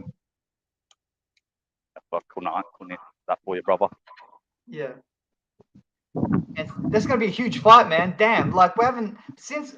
Has Australia ever had a unified championship fight? I don't know exactly, bro.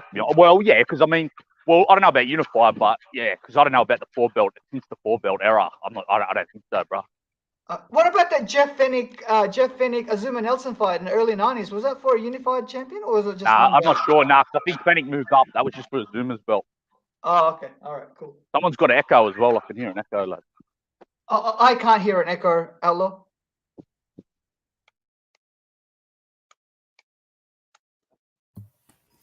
Yeah, I think Devin Haney, the road to undisputed, both fighters, the road to undisputed for George Kambosos to be the real undisputed champion this time, right? The road to undisputed for Devin Haney. I mean, it's been a long road for Devin Haney coming from Oakland, California. You know, him and his father, Bill Haney. Same thing with George Kambosos coming from Australia. Him and his father, Jim Kambosos, been training for a very long time. Kambosos, he never had anything easy in his boxing career. Yeah, nothing was handed to him. Started off.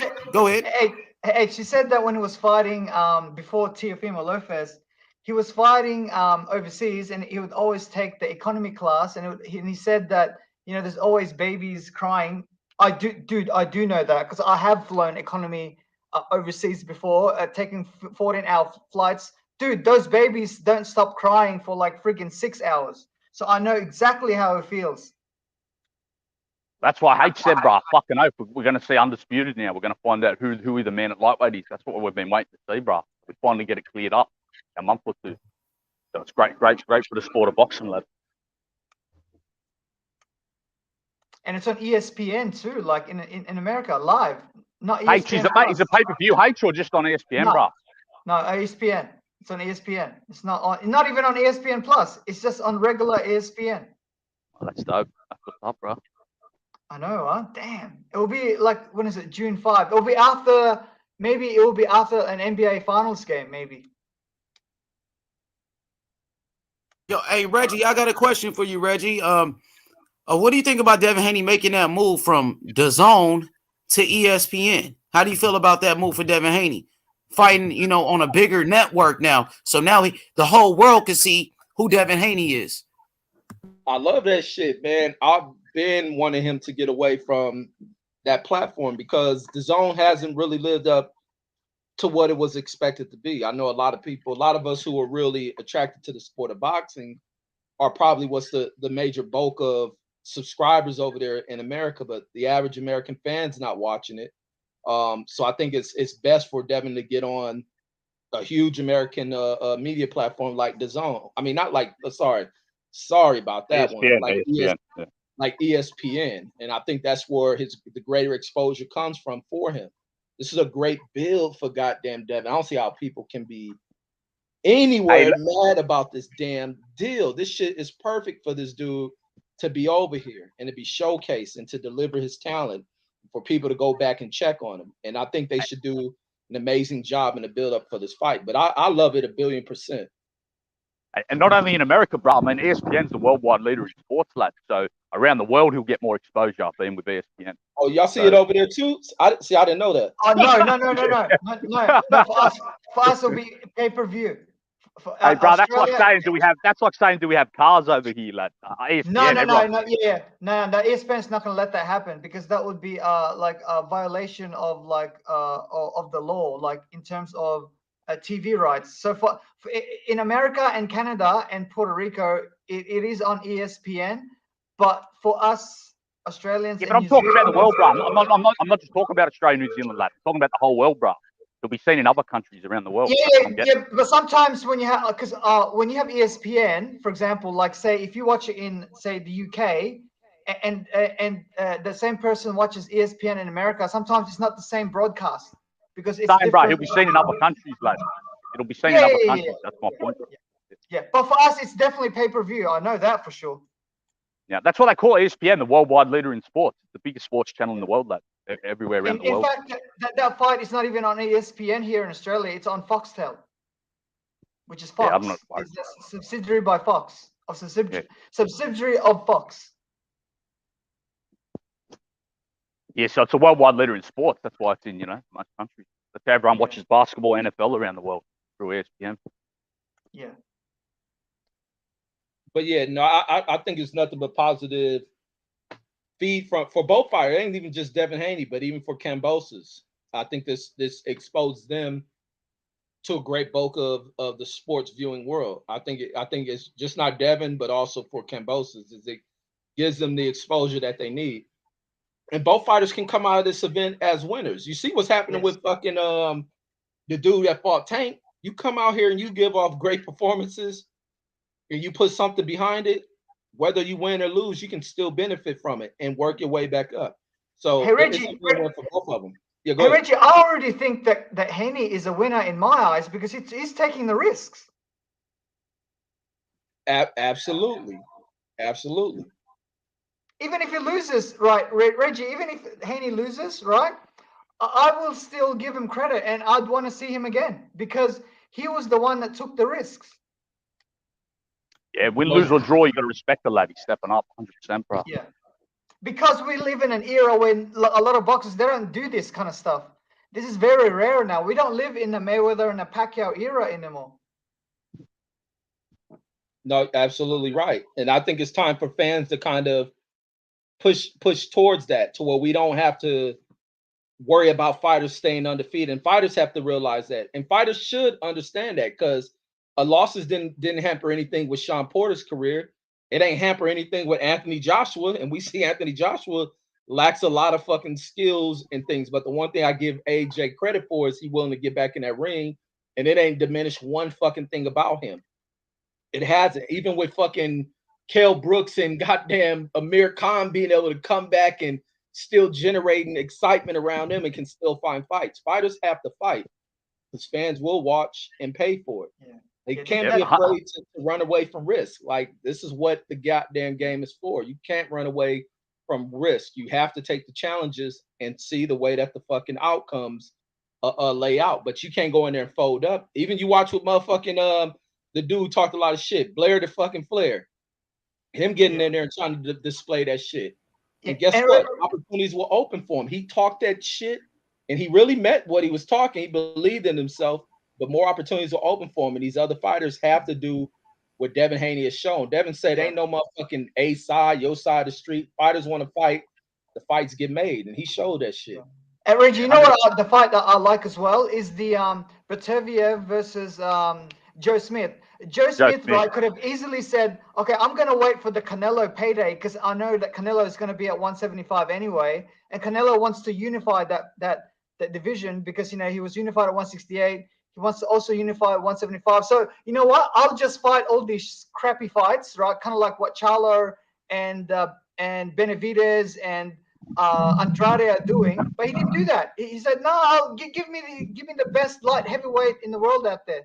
And whoever wins, right, will probably fight Canelo in December. Well, that's what the point you two are making, bro. That's what the sport's about. Like I've always said, records are for DJs, bro. Like who gives a fuck what a lad's record is? About who you fought, what risk you took, what fight you give us, you know?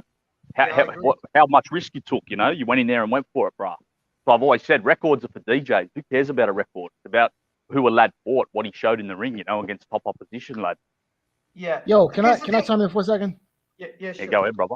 Yeah, so there's somebody in the chat who's apparently smoking crack because Devin Haney is not a stay busy fight, right? Anyone who would think that is either A, high on crack, or B, doesn't know anything about boxing. Hell no. Listen, yeah, Kambosos did not want this fight. Devin Haney was not his first choice. His first choice is Lomachenko. And they tried very hard to make the Lomachenko fight. Lomachenko chose to duck or stay in Ukraine or whatever he chose to do. Fight couldn't get made.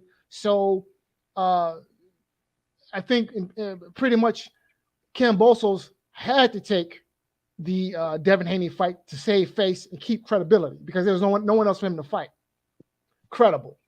So I honestly don't believe Team Kambosos wanted this fight, which is probably the reason why they sent over such a crazy offer, rematch clause, and then you got to go and fight Lomachenko if you beat Kambosos twice. Yeah, if this is a state, listen, if this is a stay busy fight, then why is there a rematch clause for a stay busy fight? Doesn't even make sense. DeBella definitely didn't want this fight. I can guarantee that, bro. DeBella wanted him to fight one of his own 135 pounders. Like wait, are you crying that it's a rematch clause? Because because AJ put a rematch clause with the Usyk fight, and y'all don't say nothing about that though. But when it's Devin Haney, y'all got something to say though. About the fact that there's a rematch clause. I'm just stating the obvious, which is Devin Haney is not a stay busy fight. Anyone who thinks that is high on crack or don't know anything about boxing or both. Again, what does a rematch clause have to do with that? You don't have rematch clauses for stay busy fights. Okay. I think the rematch clause is smart for a champion to put it in his contract. I think it's smart. Y'all do know Ryan Garcia got a rematch clause with Emmanuel Tago, right? So what y'all got to say about that? I like the rematch. I like rematch clauses because sometimes that's one of the things missing from boxing is rematches. Sometimes some fights are that competitive to where you want to see them done again. I think some people get, some people's biggest issue with the rematch clause is that it's only one-sided. It's for usually the champion, but that's the power that a champion wields when going into a fight event. I have no issue with the rematch clauses at all. But Reggie, Usyk is a former undisputed champion, and he had to take B-side. So why is Devin Haney fans tripping? Man, I don't know why people be tripping, man. A lot of people just make it make sense, bro. If a fighter that's already proven done more than what this kid has done, and he ain't say anything about it, why y'all saying something about it? Because it's your favorite fighter? Get the fuck out of here, bro. Keep the same energy, fool. Keep the same energy. Usyk took B-side to AJ. And what AJ trying to do, Usyk already did. Let me ask you this question. I don't know why people complain so much. We're talking about the lightweight division. Why do you keep bringing up the heavyweights? I don't understand. What does because y'all steady keep crying. Let me ask my y'all steady keep crying about the contract. Let me finish asking my question. I already know what he gonna ask. He talking about why bring up Usyk. Well, you don't know what I'm going to ask until I ask. Look. That's why Usyk was in the same situation. Now, what does heavyweights? Hey, one at a time. Let's dialogue. Go ahead. Niggas crying over a grown ass. Hold on, Rodney. We ain't trying to argue with each other. Let's conversate. But these niggas are grown ass men, though. Like I don't understand. Okay, Rodney, it's cool, bro. That shit is weird, bro. That shit is weird to me. Grown ass. Let's see what these brothers got to say. Hold on, brother. Go ahead, fight doctor. My question to you is this: why do you keep bringing up a heavyweight fight, which has nothing to do with the topic at hand? We're talking about the lightweights. We're talking about who's going to be supreme at 135 pounds. Man, your ass over here crying about rematch clauses. Stop capping, bro. First of all, crying about a rematch clause. First and foremost, you need to clean the shit out of your ears because ain't nobody crying about rematch clauses. So what you keep bringing it up for then? Because anytime one of you Devin Haney fans want to cry about a rematch clause, I'm gonna say bringing up Usyk because Usyk done way more than what Devin Haney did. The only reason why the rematch clause is significant is because somebody else incorrectly pointed out that Devin Haney is a tune-up fight, which he isn't. Okay, so what nobody crying about rematch clause? The only person who's doing crying here is you crying about something that don't make any goddamn sense. Because you're crying about you the one that's crying. To do with the you the one that's mad. So listen, if you don't want to hear any crying, I would suggest you shut the fuck up. Because you shut the fuck up. Nobody give a fuck what you talking about, bro. We know you a fanboy. We understand. Listen, your nigga get knocked out. I learned from a chief That's why Pillowface Haney gonna get knocked out. I want you to come back on this panel too. When Devin Haney get his ass knocked out, come back on this panel. When Devin Haney get his ass knocked out, come back on this panel with that same. Listen, I tell you what, you when a man, he get right? his ass knocked out, come back on this panel. You talking so much shit. I got $100 that says Haney wins the fight. Where you at? I got $100 right now that says Haney wins the fight. Where's your bitch ass at now? Where you at? I'm gonna tell you like I tell everybody else, bitch. I'm calling you a bitch. I don't bet. I got $100 that says Haney wins the fight. And you talking shit. Now, money So when folks, bitch ass niggas, get knocked out, they hide when behind their Pillow mother's Fist skirt. get knocked out, Now, come which back one on the is you? panel, little Is bro. you a man When or Pillow you a bitch Fist ass get nigga? knocked out, when Pillow Okay? Fist get Are knocked you a out, come back man on the or are panel. you a bitch When ass nigga? Pillow Because I Fist got get knocked out, come $100 back on the that panel. says Haney wins When the fight. Pillow Now, where Fist you get at? his ass knocked out, come back on this panel, fool. Keep that same Motherfucker, energy I when got Pillow Fist $100 get that his says ass knocked Haney's out. gonna win the fight. Where Keep you the at? same energy when Pillow Oh, Fist get I'm knocked keeping the out. same energy because I got Keep the $100 same that energy says when Haney Pillow wins the Fist get fight. knocked out. Bitch, where Keep dick you at? riding. Keep dick Where riding. is your bitch ass at, nigga? When I got Pillow Fist get $100 that knocked says out, Haney wins the when fight. Where you Pillow at? Fist get knocked out, keep the same energy. Man up. Fool. Man When up. Pillow Fist get Man up. knocked out. Man your bitch ass up. Man the fuck up, bitch. I got If I'm a $100 bitch, prove me a that bitch. says, yes, you's a bitch. Because Prove I it. got $100 that says Haney Prove it. wins. You still talking Prove shit. it. Prove it. Motherfucker. Prove it. Prove I'm a Where's your bitch. money? Prove I'll I'm a prove it. bitch. Where's your money? Prove it. I'll prove it. Prove it. Where's Put your the money? gloves on. Put the Where's gloves your on. money? What's up? What's up? Put the gloves on. Prove I'm a bitch. Put the gloves on. Where you at? I'm in Los Angeles, California. What's up? I think everyone I'm in listening. Los Angeles, California. Prove I'm a I bitch. think Prove that's it. the home of Prove it. bitch ass Exactly. niggas. And I Exactly. have no intentions Exactly. of going to You LA old ass because men I'm love not a talking. bitch ass Boy. nigga. You old ass Okay? men love talking, fool. Just pull That's up. right. I'm an Put old the ass gloves man on. that has Bring your gloves and pull $100 up. that Just put your says gloves on and you pull are a up. bitch ass nigga. Just put your gloves on Okay? and pull up. Just put the gloves on and pull up. It's nothing. Prove Motherfucker, me I'm a bitch. I don't Prove it. pull It's up in nothing. the fucking shut It's up ass nothing. hood. I don't do that Exactly. shit. But you Okay? steady want to talk though. Okay? All right. Because look, listen, at the end of the day, I have $100 to lose, you don't. Trust. With your broke ass. Hey, Fight Doctor, Okay? I think Prove it. Hey, Fight Doctor, I think what Rodney was saying about the rematch clause is it's like in relative terms because Usyk had a rematch clause against AJ, and it's kind of like the same here too, where Devin Haney also has a rematch clause with Kambosos if he wins. So same thing with the Usyk. So he won, but there's a rematch clause. So I know it's not the same weight class, but in relative terms, it's the kind of same the same. contract. Yeah, in relative terms, yes, same contract, yes. Well, so here's the deal. So there's a difference between Usyk and Joshua and Haney and Kambosos. Haney and Kambosos are arguably the number 1 and number 2 guys in the division. What had Usyk done prior to beating Anthony Joshua at heavyweight? I mean, his best win was what? Beating an old ass Derek Chisora? I mean, seriously, what were the betting odds in that fight? Oh man, I ain't even finna talk to this nigga. I think This it was nigga just Joshua questioned. by slight Did this favorite. nigga just question a former undisputed champion? Say, man, listen, once again, you prove that you don't know shit about boxing. Man, What you do at a lower weight class What has the nothing fuck? to do with what you do in a new weight class. What the What fuck? Usyk had done at cruiserweight Oh, has man. no bearing whatsoever on what he did at heavyweight or his standing at heavyweight. And at heavyweight, prior to beating Joshua, Usyk So how did he get in done position less then? than nothing. So okay. So what you saying is, if he didn't do anything at What cruiserweight, I'm saying is, would he be in the that you same don't know shit position? about boxing. That's what I'm saying. Would he been in the same What I'm position if saying he is didn't that get 4 of the you belts? don't know Would he shit would have been about in the boxing same with position your if he didn't broke win 4 of them belts? ass. If he And I didn't, got $100 right now if he didn't on Devin undisputed Haney. cruiserweight, would he would have been in the same position? If he And didn't I got undisputed cruiserweight, $100 right now on Devin Haney. if he And didn't you, undisputed cruiserweight, your would he bitch would have been in the ass, same position? your bitch ass is still talking, but you Would don't put he your would have money been where in your the mouth same is.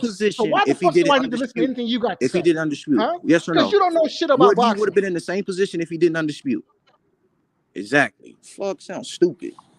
Motherfucker, I sound like I got $100 to lose. Do you? Hey, Fight Doctor, I you know don't when think you were so. betting. Move Hey, out Fight your Doctor- mama's house is what you really need to do, to be completely honest with you, okay? Move out your mama's house with your broke ass. Get a job, motherfucker. Bro, you historical Get little a brother, fucking bro. job. You in the Move out your basement, mama's bro. house. Shut up, bro. Like, Stop letting your girlfriend pay the We all bills and just go get out to along. dinner. It's just Okay? boxing. Damn. man. Hey, it's just boxing. We ain't the fighters, man. Let's get along, man. Hey, Fight Doctor, you know when you were betting $100 on Hey, Reggie, it be these old ass men be having a problem with a fighter contract. Like, it ain't you.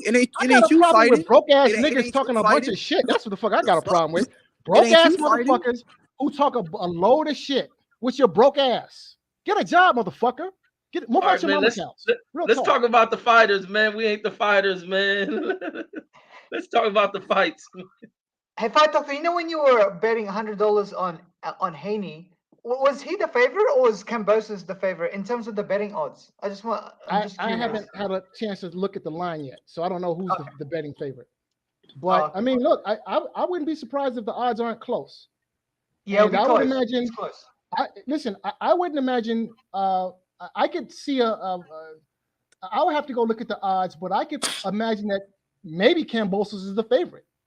Only because there's probably a lot of guys. There's probably a lot of money in Australia coming in on Kambosos right now. Oh, definitely. Yes.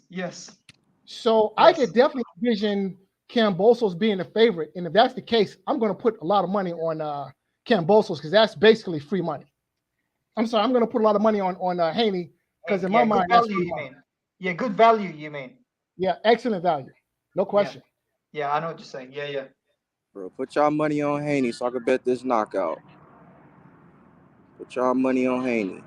What, motherfucker, my money is on Haney. Where's yours? Put y'all money on Haney so I can bet this knockout. All this shit you talking. I got $100 on Haney. I'm not talking to you, bro. I got $100 on Haney. Where you at? I'm not talking. I don't give a fuck what you got. I don't bet people. What you need to do is go down to McDonald's and talk to your boss about getting your old job back. Talking about, That's what you need to do. What you talking about? Move out your mama's house. Ain't nothing wrong with working at McDonald's, man. Let's not shit on jobs, man. Let's not shit on jobs. Everybody out there, wherever you work, man, the end goal is to get your money, save it, put it away, get some benefits. It don't matter. I used to work at McDonald's. I liked it. I used to my friends, after they go to the nightclub, they used to go to my McDonald's and they would ask for free Big Macs and free fries. And because we were closing down, of course I wasn't going to give it to them because they're just going to throw it in the bin anyway. So that's just a little history. By the way, hey guys. Sorry, you go. No, I was just saying, man, we shouldn't shit on, even if we doing better than people, we shouldn't shit on jobs, man. Get out there, get whatever kind of work you can get. Make the most of it. McDonald's do employ motherfuckers, the managers. You can become a manager, run you a branch. Let's not shit on jobs and where people at in their fucking careers, man. Yeah. Let's go out here and get it, man. We ain't above shit. Let's go out here and get it, and do what we gonna do. Yeah. Hey guys, did you see that Showtime All Access with Ugas and Spence? Man, what is Ugas's religion? Like I thought he was Christian. He looks like he's like a voodoo type religion. Like remember when he was like doing the I don't know who he was preaching to. Did you see that? No, I haven't seen it. Oh, you gotta watch it, man. It's good, man. It's good. So Ugas is Cuban, so he might be practicing like that Santa Maria. Is it okay? What's Santa Maria? Is it? It didn't look like it because I'm Christian, dude, and I've never seen that sort of a religious. Like I don't know, he looked like I thought he looked like he's some sort of like a Buddhist or something. I don't know. It just looked.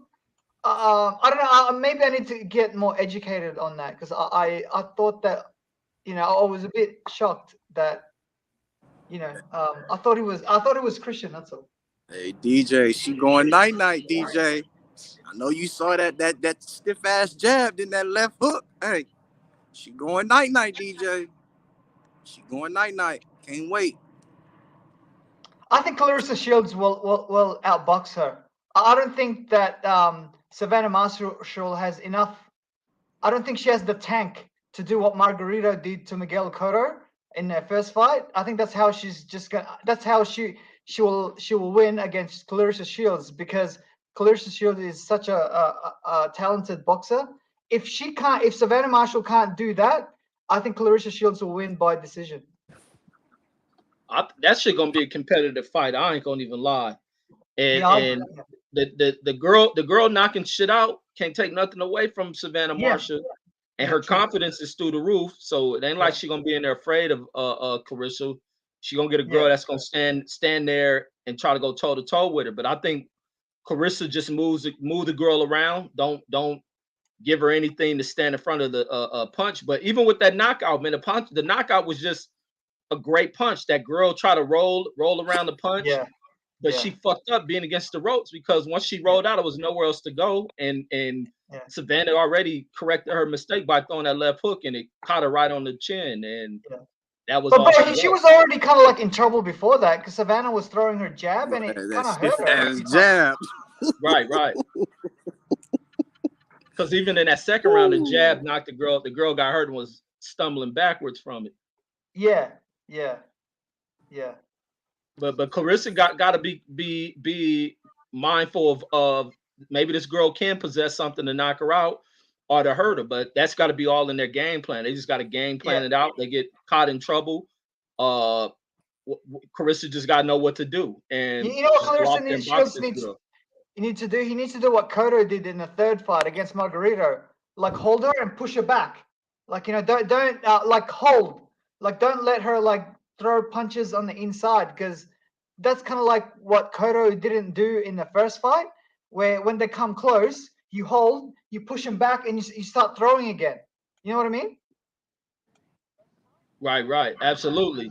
But even with the combos, like DJ was saying, a lot of times you stay in there too long throwing combos is when you get caught if you ain't pulling out at the right time. So she gotta learn when to pull out, man. Sometimes combos can become dangerous, especially this girl timing shit. This girl's knocking shit out, man. So Carissa's gotta know when to pull out of her combination and move around on Bro, shit. Savannah Marshall is never, her head is never on the line, DJ. She always moving. Her head is never on the line. What you mean? Yeah, Sorry, y'all gonna see. Y'all gonna see, bro. Yeah, she did have good head movement in that fight tonight.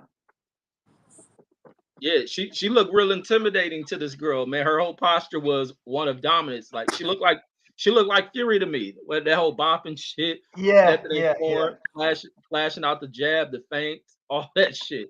Like I mean that this fight is gonna be all the way fucking live. I can't wait for these girls to meet.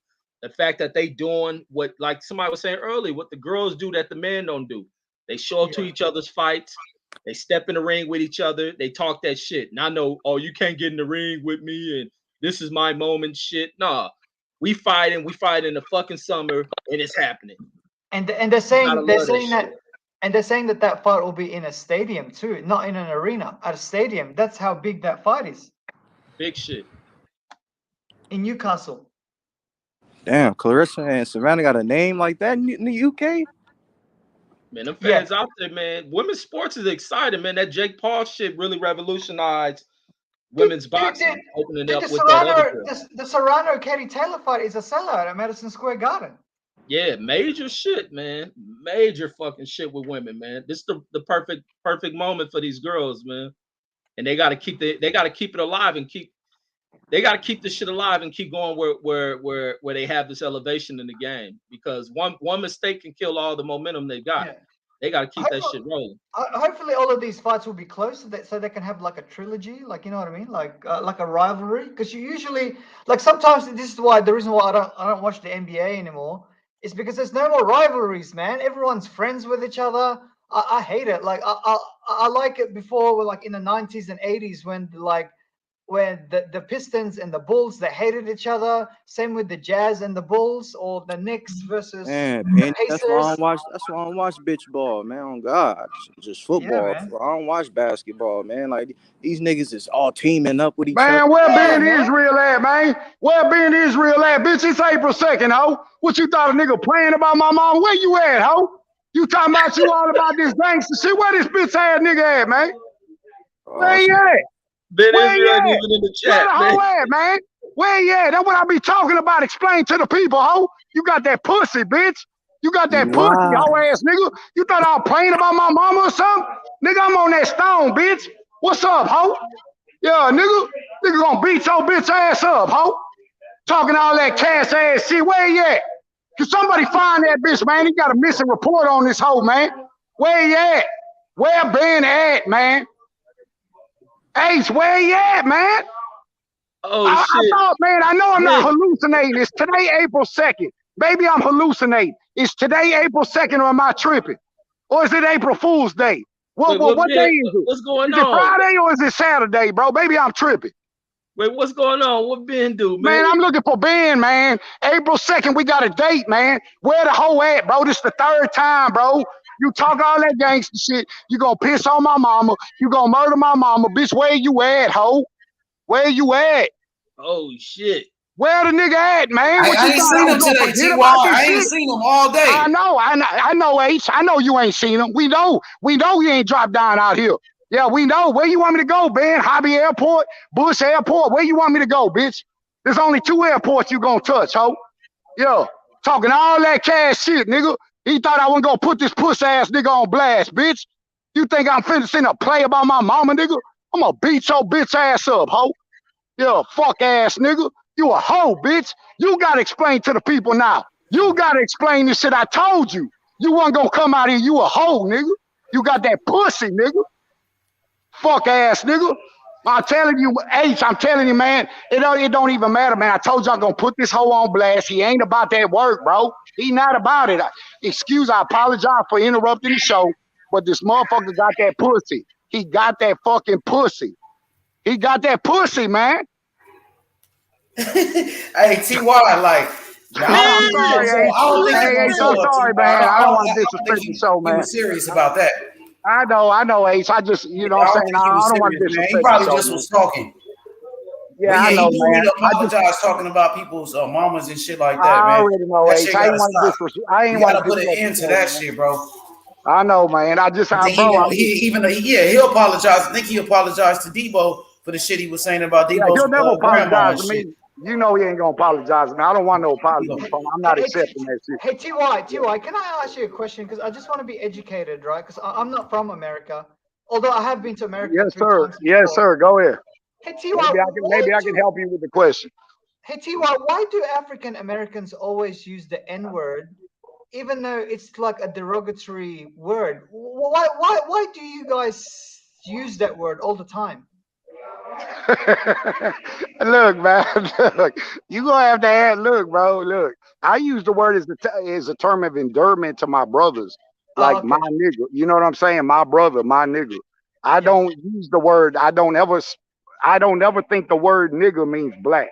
That's disrespectful. That's slave master mentality, and I don't use it like that. When black people say the word nigga, they talking about everybody. It's just like paid in full. Remember when Mitch pulled up and he said, "Oh, what he told him? He told me, man, you got the double BVSs, you got the what you call." He say white niggas don't even got that. If the word nigga mean black, why would the nigga say white niggas mean that, bro? See, you got to understand if you in the black community, black folks and motherfuckers like me, we gonna use the word when we say nigga, we talking about every race. We not nigga don't mean black, bro. That's racist. You know what I'm saying? If you believe that word means black, a nigga means an ignorant person, bro. And that's what Ben is, a hoe ass nigga. He a hoe ass ignorant motherfucker. That's what I think the word is. Because TY, because with that, that's the best way I can explain it. Now somebody else, they might have a different version of the word. But then you got to understand, you got to respect black people and understand why a lot of them don't like the word nigga and like no other race use the word nigga, because that shit go back to slave. That shit go back to the roots, bro. So I understand that. But I don't walk up to any black person and just sit there and say, "Look out, nigga." Come on, you don't do that. You do that to your homeboys, your partners. You don't go up to no stranger or no black person on the street and just say nigga. You come on, bro. You know that's where people get the word out of derogatory. You know what I'm saying? That shit don't mean that. That's disrespect right there, bro. You know what I'm saying? You got to understand. You got to understand, and I understand why black people don't like other races using the word. But at the same time, it contradicts itself, because you'll let another black person call you nigga, but if somebody else is your homeboy and you know the way they're using the word, but but even though you know they're not using the word like you want them to use the word racist, you know what I'm saying? You want to sit there and call them a racist, and they shouldn't use the word. You know what I'm saying? So that's the best way I can explain that to you. Yeah, thank you. Tiwa, can I ask you another question? Because black culture is palpable. Like a lot of people want to copy it, and sometimes I see like white people who are rapping, and sometimes they talk like African Americans. So what if a white person says the N-word, who's from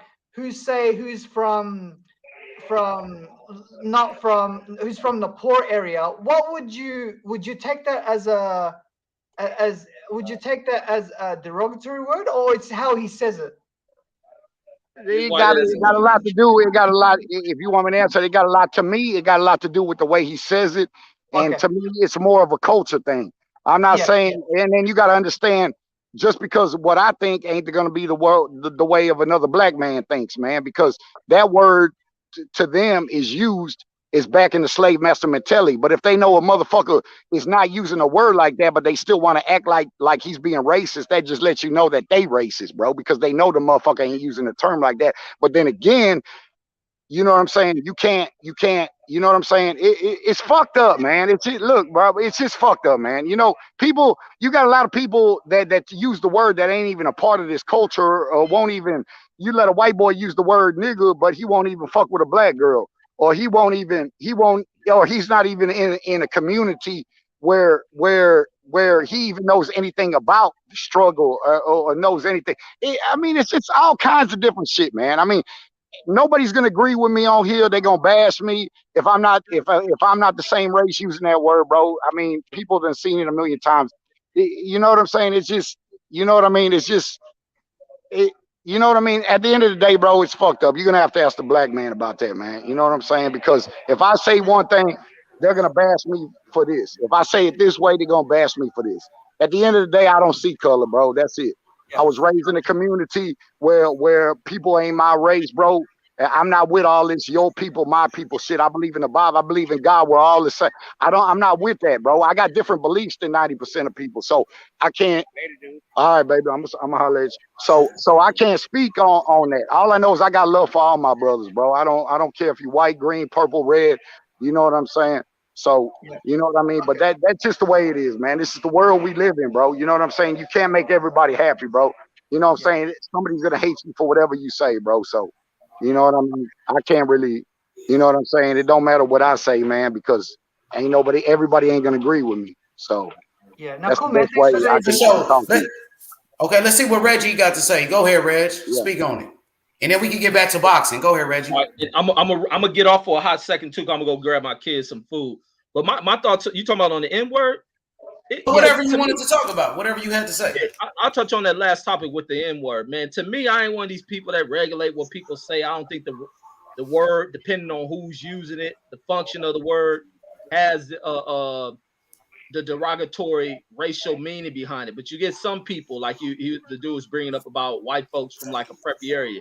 You may have to check a motherfucker like that from using the word, because some of them are toying, playing around with the word. But ultimately, what people ultimately would like to like to be heard is people not using the word at all. But it's in part of the language, part of the dialect of certain areas that people come from.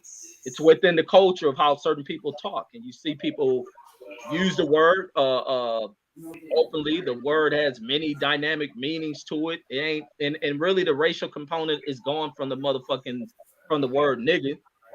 But it's a word that you hope people escape from. But it's consequences behind who uses the word. Now you get some white folks who come from certain communities to where they're accustomed, because they're always hearing, like you may see the white guy on YouTube, what's his name, Milk, that's from Hoover.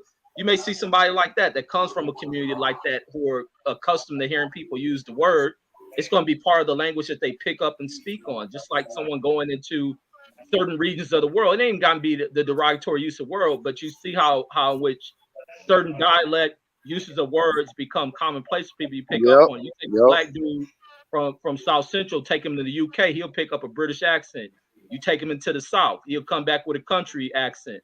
Those are all based on what people pick up on by the people in the community that are using it. We don't want to use the word. Got to be taken up out of common uses of language. Now I remember growing up in the fucking early 80s when we used to be kids and be ooh about hearing somebody say the damn N word. We thought it was like calling somebody a nigger, and other races of people get beat up for saying it. But now it's become such a widespread word that you see whites use it because they pick up on certain cultures and this common term of the word. Because black Even the Latinos, right?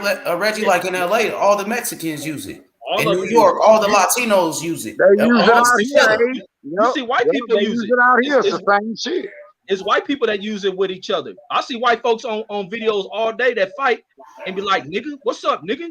It's a common used word. Black people have such, like, this is the thing. Let me say this. Black people have such a powerful cultural influence inside of America.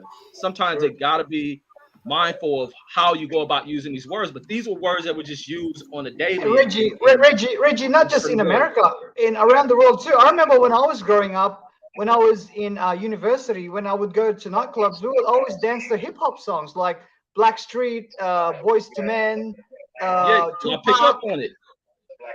Yeah, Tupac and like Biggie Smalls, and you know what I mean. Like So it's not. I don't think it's just America. I think it's more worldwide. Yeah, but it's something y'all got from over here. But the thing Yes. has to be, but you got to be mindful because some motherfuckers will knock the shit out of you, but depend on what circle of people you're around. That's just like being in certain groups.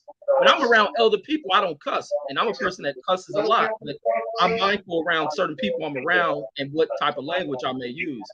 Now, if I'm around people of my age group, which is something I need to stop doing, is cussing so much. But get Me too too. relaxed, too whatever, and get the letting cuss words flow out, and just something you got to clear up. But our culture has passed on a lot of things, and a lot of things can be cleaned up, but that ain't just the only aspect of what Black culture is, just the negative side of it. But we have made the word nigga so customary to every group around the damn word to where it ain't even derogatory. Nigga can mean what's up, good morning, that's my friend. He's a bitch, that ain't my friend, and call him. So it's so Yep. many Yep. fucking multi uses of the word, but it ain't a thing where it should offend other people. But some people come from different backgrounds in history and philosophies, Yep. and they won't accept that shit. But that's all. I'm gonna come back on here. Let me go grab them some food and shit. All right, man. Same thing I said, man. He broke it down and now so many other terms, bro. You know what I'm saying? All you trolls in the comment section, Sly Tennessee, you a bitch. You been a bitch for the last couple of years. You steady trolling me. Because if you was in my face, I'll slap the cowboy shit out your bitch ass. You internet tough, bitch. You ain't real life tough. We know that. Because your bitch ass does shit. You don't get on this motherfucking thing. You'll never tell me what my motherfucking community is or what I've been through. So you can talk all day in that comment section. We know at the same time you the real racist. So shit. You know what I'm saying? All you troll ass motherfuckers, that shit don't even get to me no more. H know that shit used to get to me, but at the end of the day, that shit make me laugh at you bums, man, up in this comment section, man. You try to put on this YouTube ass gangster shit, man. But you boys grew up in these bitch ass suburbs and all this shit, bro. And you listen to motherfuckers watch gangster movies and think you tough and you can say anything you want because you say it over a computer, bro. But we know you ain't up in this motherfucking shit, man. You not up in this life. You're not up in this struggle. You don't know what real is from fake. You don't know none of that shit, man. So you can say all you want to say, what you want to say about me. At the end of the day, man, you a coward. You motherfuckers are cowards, man. We Yeah, know it's this. all good. It's all good, bro. Yeah, Don't worry about I that. know. I already Yeah, know, yeah. Ace. You know what I'm saying? If anybody calls me a racist, they got to be out their damn mind. The hell am I a racist, bro? Like, that's crazy. It's all good. Y'all don't worry about that. Yeah, What's going but on, H, H, man, bro? how you been doing, bro? What's been going I'm on, man? good. I'm good, I know you TY, asked man. about this Devin Haney fight. I know you Yeah, asked I'm about it. excited about Devin Haney, Yeah, TY. You know, man, yeah, I've been riding for Devin yeah, Haney since the very yeah, beginning. You know, since you yeah, first met me, and yeah, he finally yeah, get that fight, man. That he yeah. been asking for the undisputed. Devin Haney has an opportunity to make history, to become the Exactly. youngest Youngest. undisputed Yep, champion in the history yep. of boxing. So I think Devin Haney gonna seize the moment and he gonna take those belts. But Kambosos, he ain't no hope. And he proved he wasn't no hope Thank you. against Tio. Yep, He yep. showed it. So I'm not gonna sleep This on him. gonna be a fight. This gonna be a fight, man. Now, do I think like Devin Haney said in the press, do I think he's gonna take away Kambosos' better weapons? Yeah, I do. Do I think, but do I think Kambosos got some fast ass hands, bro? That's what people don't talk about too much, man. He got some fast ass hands, bro. You know what I'm saying? But if I was to pick, you know what I'm saying? You already know, man. Like, I might not like some of the shit that Devin Haney says sometimes with the remark, but that shit don't bother me. I done heard that all my life. Like that shit there. Which remark? You talking about I when don't Devin never Haney said no white boy can beat him? yeah, That yeah, remark? all that shit. You know how many people told me that shit in the penitentiary? Look, bro, I grew up in the same community you grew up. Bro, if I had $1 every time somebody told me that and I proved that shit wrong, like that shit don't got shit to do with color, bro. Either you got something with your hands or you don't, bro. That shit don't matter if your body's purple, red, blue, green. That shit don't. But at the same time, I'm not gonna bash. You know, people are what they say what they are. But at the end of the day, I'm not just because he said that, I'm gonna say, oh, Devin Haney gonna get his ass smacked. No. Do I think Devin Haney gonna win the fight? Yeah, I do. You know what I'm saying? Because he's a boxer. I always gonna take the boxer over. You know what I'm saying? Hey, but do I Yes. think Kambosos is legitimate? Oh fuck yeah, he's legitimate. And, Because if T- he can and sit there, TY, yeah, and TY, a good boxer can beat a great fighter. You know what I mean? Whereas you know what I'm saying? You don't have to be a great boxer to be a great fighter. You can just be a good boxer because counter punchers, they love fighting fighters. You know what I mean? Whereas Bro, we saw that with Freddie Norwood. He beat Marquez. Freddie Norwood was just a good boxer. He wasn't nothing special, but had some skills, you know. We've seen it with Morales lost to Zahir Rahim. You know what I mean? He was just a good boxer. Another case like that, you know? Things like that. And you I heard what you were saying as well before. To me, bruh, I don't care what any of these boxers say as long as they back it up. If you get in the ring and back it up and fight everyone, you can say what you want, bruh. You know? Because people are failing to realize, one thing people are failing to realize, no matter how T.O.'s head was, which it wasn't right, but you got to understand, if he can take punches from T.O. and you think he can't sit there and take punches from Devin, that's where you got the game fucked up at. Now, we're not talking about who's the better boxer and who can I box to. What I'm saying is Kambosos going damn sure stay in the fight. If he can last with goddamn T.O. motherfucking like that, if you think he ain't going to last with Devin like that, then you really not doing your homework as far as that aspect of the game. You know what I'm saying? T.O. can crack. You goddamn right. So what makes you think he ain't going to take Devin Haney punches? Yeah, but at the same time, if Devin Haney keep picking him apart the whole fight, he's gonna get beat up. But is he gonna take the punches? Yeah, he's gonna take the punches. But see why? But see why, lad. At the same time, bro. You know, I still wouldn't be shocked if Devin Haney did still stop Kambosos late. You know, because like you said, I wouldn't be surprised either. Because you don't have to have straight knockout power. You know what I'm saying, to stop somebody, bro. When you stop somebody and you ain't got power like people think you are, that's because you're stopping somebody because of accumulation of punches. You feel me? Yep. You know what I'm saying? So, the way Kambosos jumps in as well, Devin Haney controls distance well. Kambosos might run into something, bro, you know? Yeah. Now, would it surprise me if Kambosos dropped Devin Haney? No. None of this shit would surprise me, bro. This is boxing, man. Kambosos got some fast-ass hands, bro. People don't talk about that enough. You know what I'm saying? He got some fast hands, bro.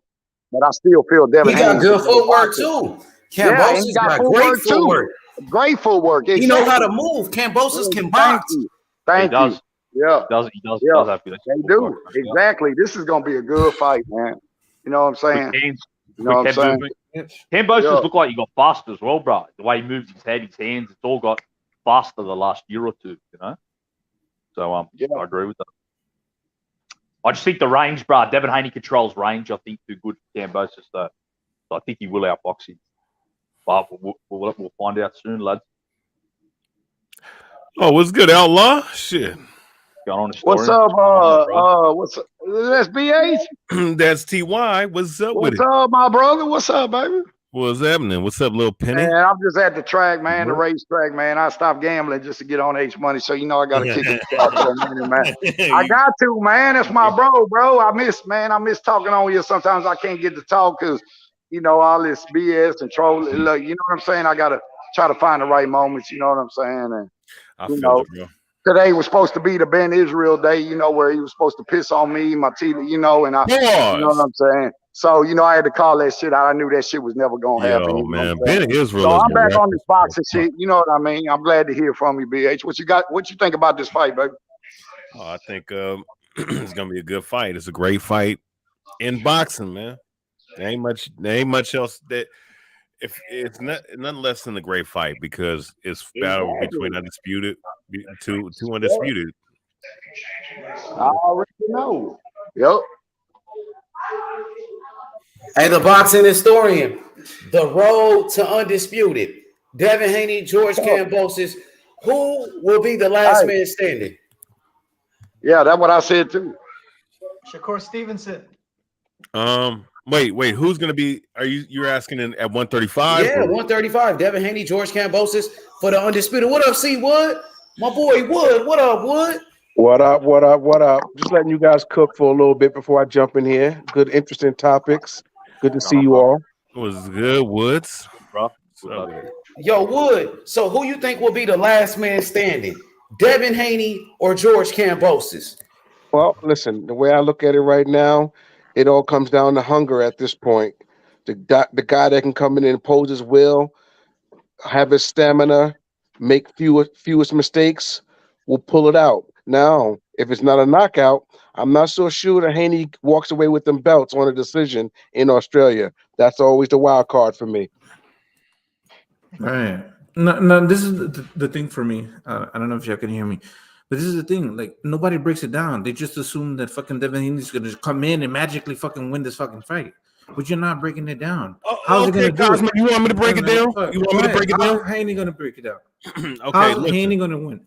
Okay, how's Haney gonna win? And mind you, I'm saying it's a close Go fight, ahead, but go I ahead. do have Haney winning the fight. Okay. Here's how it's gonna play. Here's how No, don't the key to stutter. victory. Don't stutter. Just break it down. No, it's not. I ain't stuttering. Don't take Cosmic, 30 I'm not minutes stuttering, brother. to break a fight Not down. stuttering, brother. Let Be me quick. let Come me on, say come on, what come on. Let's go. Go be ahead. quick. Go ahead. Go ahead. And here it It's is. gonna You be got like that 30 clown minutes and shit. Tyson Fury. You got that clown Tyson Fury, man. Exactly. Somebody that accomplished more than you have. Okay. Hey, he's a But you're clown. calling him a clown, though. It's Well, he's okay. a fucking clown. But regardless, But so he's Cosmic, accomplished more than you have. he's a fucking clown. lineal He's a, champion. he's a fat piece of He's shit. a lineal But anyways, champion. he's a good boxer, but he's a respects to fat piece Fury. of shit. Fuck him. You're But regardless, though, you're in your feelings. You're in your feelings. That's okay. in my Go ahead, go feelings, ahead, fuck go ahead. him, man. And fuck whatever fighter you like. How about that? Oh, Right. Exactly. Well, go Yeah, ahead. there we go. Ahead, But anyways, though, Devin Haney, this is But how when he's are you gonna gonna fight, though? When are you gonna fight? Oh my God, dog! We see you asking me irrelevant questions. But You you're just calling people asked me a clowns, question though. about Devin It's okay, Haney. it's okay. Go ahead, go ahead. You Go ahead. I the don't one, mean you to the one distract emotional, you. nigga. No, You're you the the one one that emotional, my guy. attacked my avatar. What you attacked my are avatar. emotional, my guy. It's okay, though. But Go it's ahead, all go good. ahead, go ahead, TB. Devin Haney. Here's how Devin Haney can win this fight. First off, Devin Haney, I have to admit, even though he's feather fisted, or I should say he has mediocre punching power. Even though he has mediocre punching power, he has one of the best jabs in boxing. He has one of the best jabs in boxing. And he has even though Kambosos, and I think Kambosos can close the distance on him, because he is 1.5 inches taller, so it can close the gap a little bit. But here's the thing, though: Devin Haney has an excellent jab. He does have a 3-inch reach advantage, 71 to 68. And I believe that that's going to play a significant role because Devin Haney can box on the outside. Now, as far as speed, Devin Haney is a little tad bit faster, but I don't know how much faster he is compared to Kambosos because he has good speed as well. I think he's just a tad bit faster. He's going to play it on the outside. When he needs to box, because he's not going to counterpunch Kambosos. I don't think it's going to be the wisest thing to counterpunch Kambosos, but being able to work out the jab, using it for offense, and using it to establish range, using it from a defensive standpoint, catching the guy coming in with the jab, and him being able to land the combinations on the outside and giving angles to Kambosos. Now, Kambosos, it does give angles, obviously, to his opponents, but he can be susceptible to the jab. All right, he can be very susceptible to the jab. If Devin Haney slows the tempo down and makes it a boxing match, like a purist boxing match, where Kambosos has to think more than he's reacting, it's going to play into Devin Haney's hands. All right, and I think that's what will be a key to victory for him is being able to establish that tempo, making it economical, making it very methodical. And that's what he can do with that jab. And if that jab is clicking and the range is established and he's able to utilize the full ring, and not to say that Kambosos can't pressure him and can't box and use the ring as well, and he's going to give angles as well, but it's about the range. I think Devin Haney, this is where his jab is going to be able to be the difference maker. Now, of course, BH, how does Kambosos win? Oh, how does Kambosos win? Well, on the opposite end, Kambosos has a decent jab. He has good hand speed, good foot speed. He can bring pressure, and he also can utilize range. He can also, I wouldn't say necessarily utilize range. He can utilize angles. All right. He can move his feet and not be in one place. So what he can do, he can throw punches with Devin Haney. what I would say with his what he needs to do, he needs to make it a faster paced fight than what Devin Haney wants to make. If he can make Devin Haney open up, whereas in certain spurts he throws 4 or 5 punch combinations. You know, three of them are not going to land, but the 2 need to land. All right, Beats him to the punch, right? Yeah, basically beat him to the punch and make Devin Haney open up. But then also too give him looks. Okay, Devin Haney has to think. Okay, I'm not going to just be a stationary target. I'm not just going to come forward. I'm going to boom, boom, boom, boom, and I'm going to get out and I'm going to reset. Either going right or going left. Most likely going right because you're avoiding power. And move your head, because usually Devin Haney keeps his head in the center's target, in the center line. Yeah, and I think that another thing, hooks and overhand left hands, right? Yeah, Am I listen. right or wrong? Okay. Yes, listen, and I think that, yeah, you're not wrong. You're not wrong at all, and I think that he needs to test that chin and throw the overhand right and try to time him. If he can make Devin Haney open up because he's establishing a faster tempo, a faster output of punches, all right, without being too volume, right, without throwing too many punches to gas yourself out in the 4 or 5 rounds, but make Devin Haney be more offensive than defensive, and more. Yeah, that's the keys to victory for him. I agree. And he has a chance to see, like I said, the first 5 rounds is going to dictate how the fight is going to go. The fight, I believe, is going to be dictated if there ain't no significant knockdowns being scored within the 12 rounds. If there are no knockdowns, the fight's going to be won in the first 5 rounds. All right? Whoever's pace is controlled, and whoever is able to control the pace of that fight. And I believe both of them guys can execute their game plan. Now, if there's a styles clash and both of those guys, their game plan goes out the window, then it's going to come down to who's better in the pocket. It's going to come down to who has more conditioning. And I think I'm going to say this. Is my avatar better for you? Is my avatar better for you? Is that okay for you, TBH? Yeah, there you go. Yeah, you have a more respectable guy up there. But okay. Devin Haney, I think, from what I've seen, he can box on the inside a little bit, and I think he has a better gas tank. Now, Kambosos has a good gas tank too, but like I said, if both game plans are thrown out the window and they have to gut it out, I think that if Haney's chin can hold up and he doesn't get knocked down, then I think he can squeeze out a 7-5, maybe very close split decision. Hey, BH, do you believe in when you're fighting in your hometown and every punch that you throw, even though it doesn't land, the crowd goes wild? Do you think that will affect the judges' perception on the fight?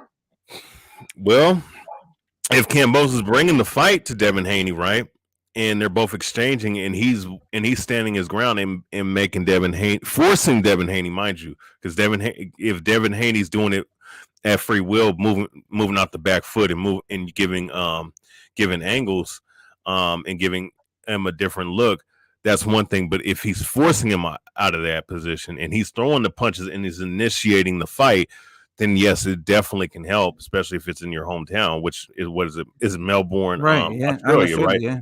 So that's definitely going to be TBH. This is the thing. My only argument is with people that just assume that Devin Haney's going to have an easy win, but they're not. No, I didn't say he's going to have an easy win. I didn't say.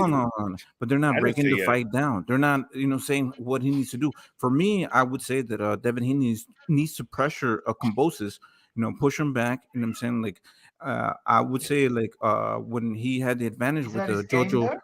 That's not his game, though. It's not, but that's what you're gonna have to do in Australia to make these judges believe it. Well, but here's the thing, though, Cosmic. If you're landing a clean flush jab, and you're working combinations off of it, and you're getting off first, you got to think about moving back. Necessarily pushing the guy back, because you got to understand when it's talking about taking the title from the champion, that's not necessarily you always going forward. It's about you controlling the damn fight to the point where you can't use the argument, oh, well, it was close. If he makes it a boring fight and his jab is landing to the head, double jab, to the head. He steps to the side, jab to the body. Okay, but what if Kambosos uses his movement and his lateral movement, uses his range? He's going to be as rangy as Devin Haney. Yeah, he can use his jab against Devin Haney also. He can move around the lateral movement, and he's going to force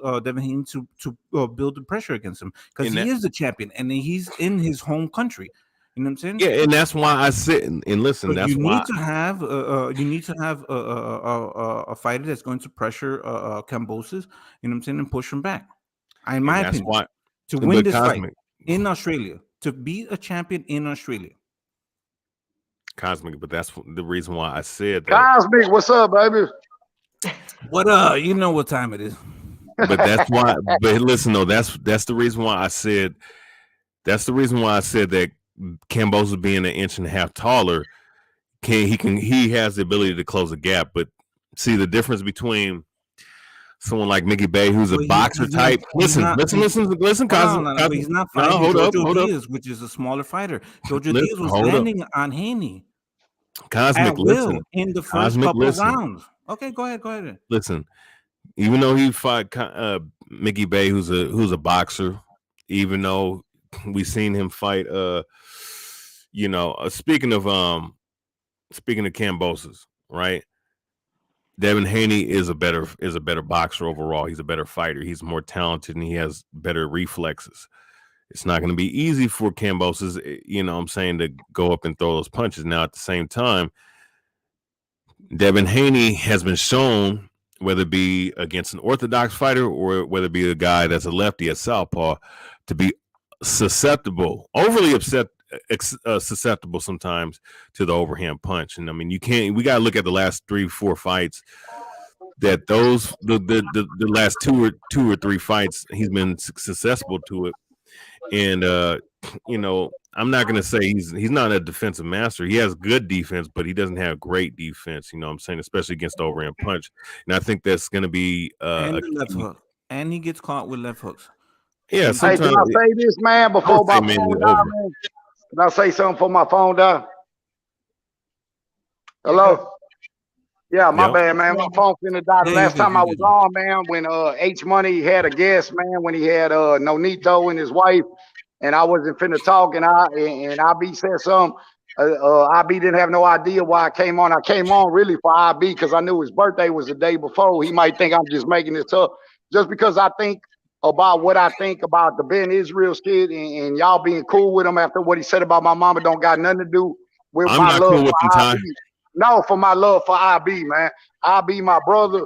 You know what I'm saying? I got love for him. You know what I'm saying? I'm gonna shoot him some on the thing for my B. That's my nigga. That's what I was gonna say to him. That's why I was so quiet, because nobody got no idea what I was finna say. But I came on there really for IB to wish him a happy birthday, bro. That's my brother, bro. Just because I feel a certain way that still don't got nothing to do. He ain't got to explain he a real nigga. I know he a real nigga because I don't fuck with bullshit motherfuckers. I might think something different because he fuck with the motherfucker after a motherfucker talk about my mama. Same thing with Slugger Sam when he said something about IB getting shot.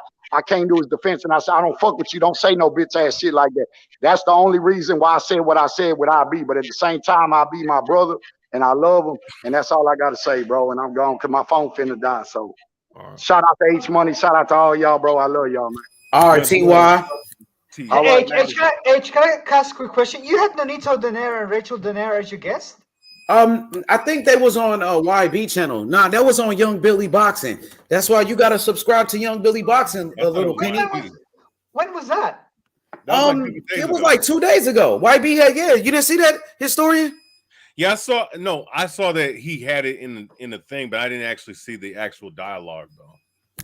Yeah, shout out to Nonito Donaire. He came to Young Billy Boxing. Make sure you subscribe to Young Billy Boxing, little penny. Subscribe to the Boxing Historians channel. The Boxing Historian 206. H, I'm a huge fan of Nonito Donaire. Even before, like, you Filipino too, right? Yeah. When he fought Darchinian and he knocked him out with a left hook. That was like 2009, I think. I can't remember. I think 9 or 10. Nonito Donaire is a legend, bro. He's a he's all a famer. I think he's the oldest champion in boxing. Him and Triple G, right? 31 years old. TBH, do you think Nonito's knockout highlights are better than Pacquiao's? I would say that they're probably equal in the terms of knockouts because, well, it. I mean, that Ricky had that Ricky Hatton knockout, man. Yeah, Hey, but TBH, that's the best of the two. But I would say so? that Nonito Donaire does have some cold knockouts, though. Yeah, man, like the one with Jorge Arce as well. That was cold, man. And Jorge Arce was a legend. Jorge Arce was a four-division champion from Mexico, was a beast. Yeah. Yeah.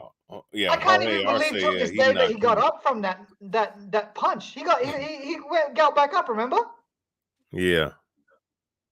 And he was shaking in the ring, remember? He was shaking, and then for some reason he that. got back up. Yeah, I remember that. Yeah, and he beat Fernando Montiel. Fernando Montiel was another great fighter from Mexico. Great fighter.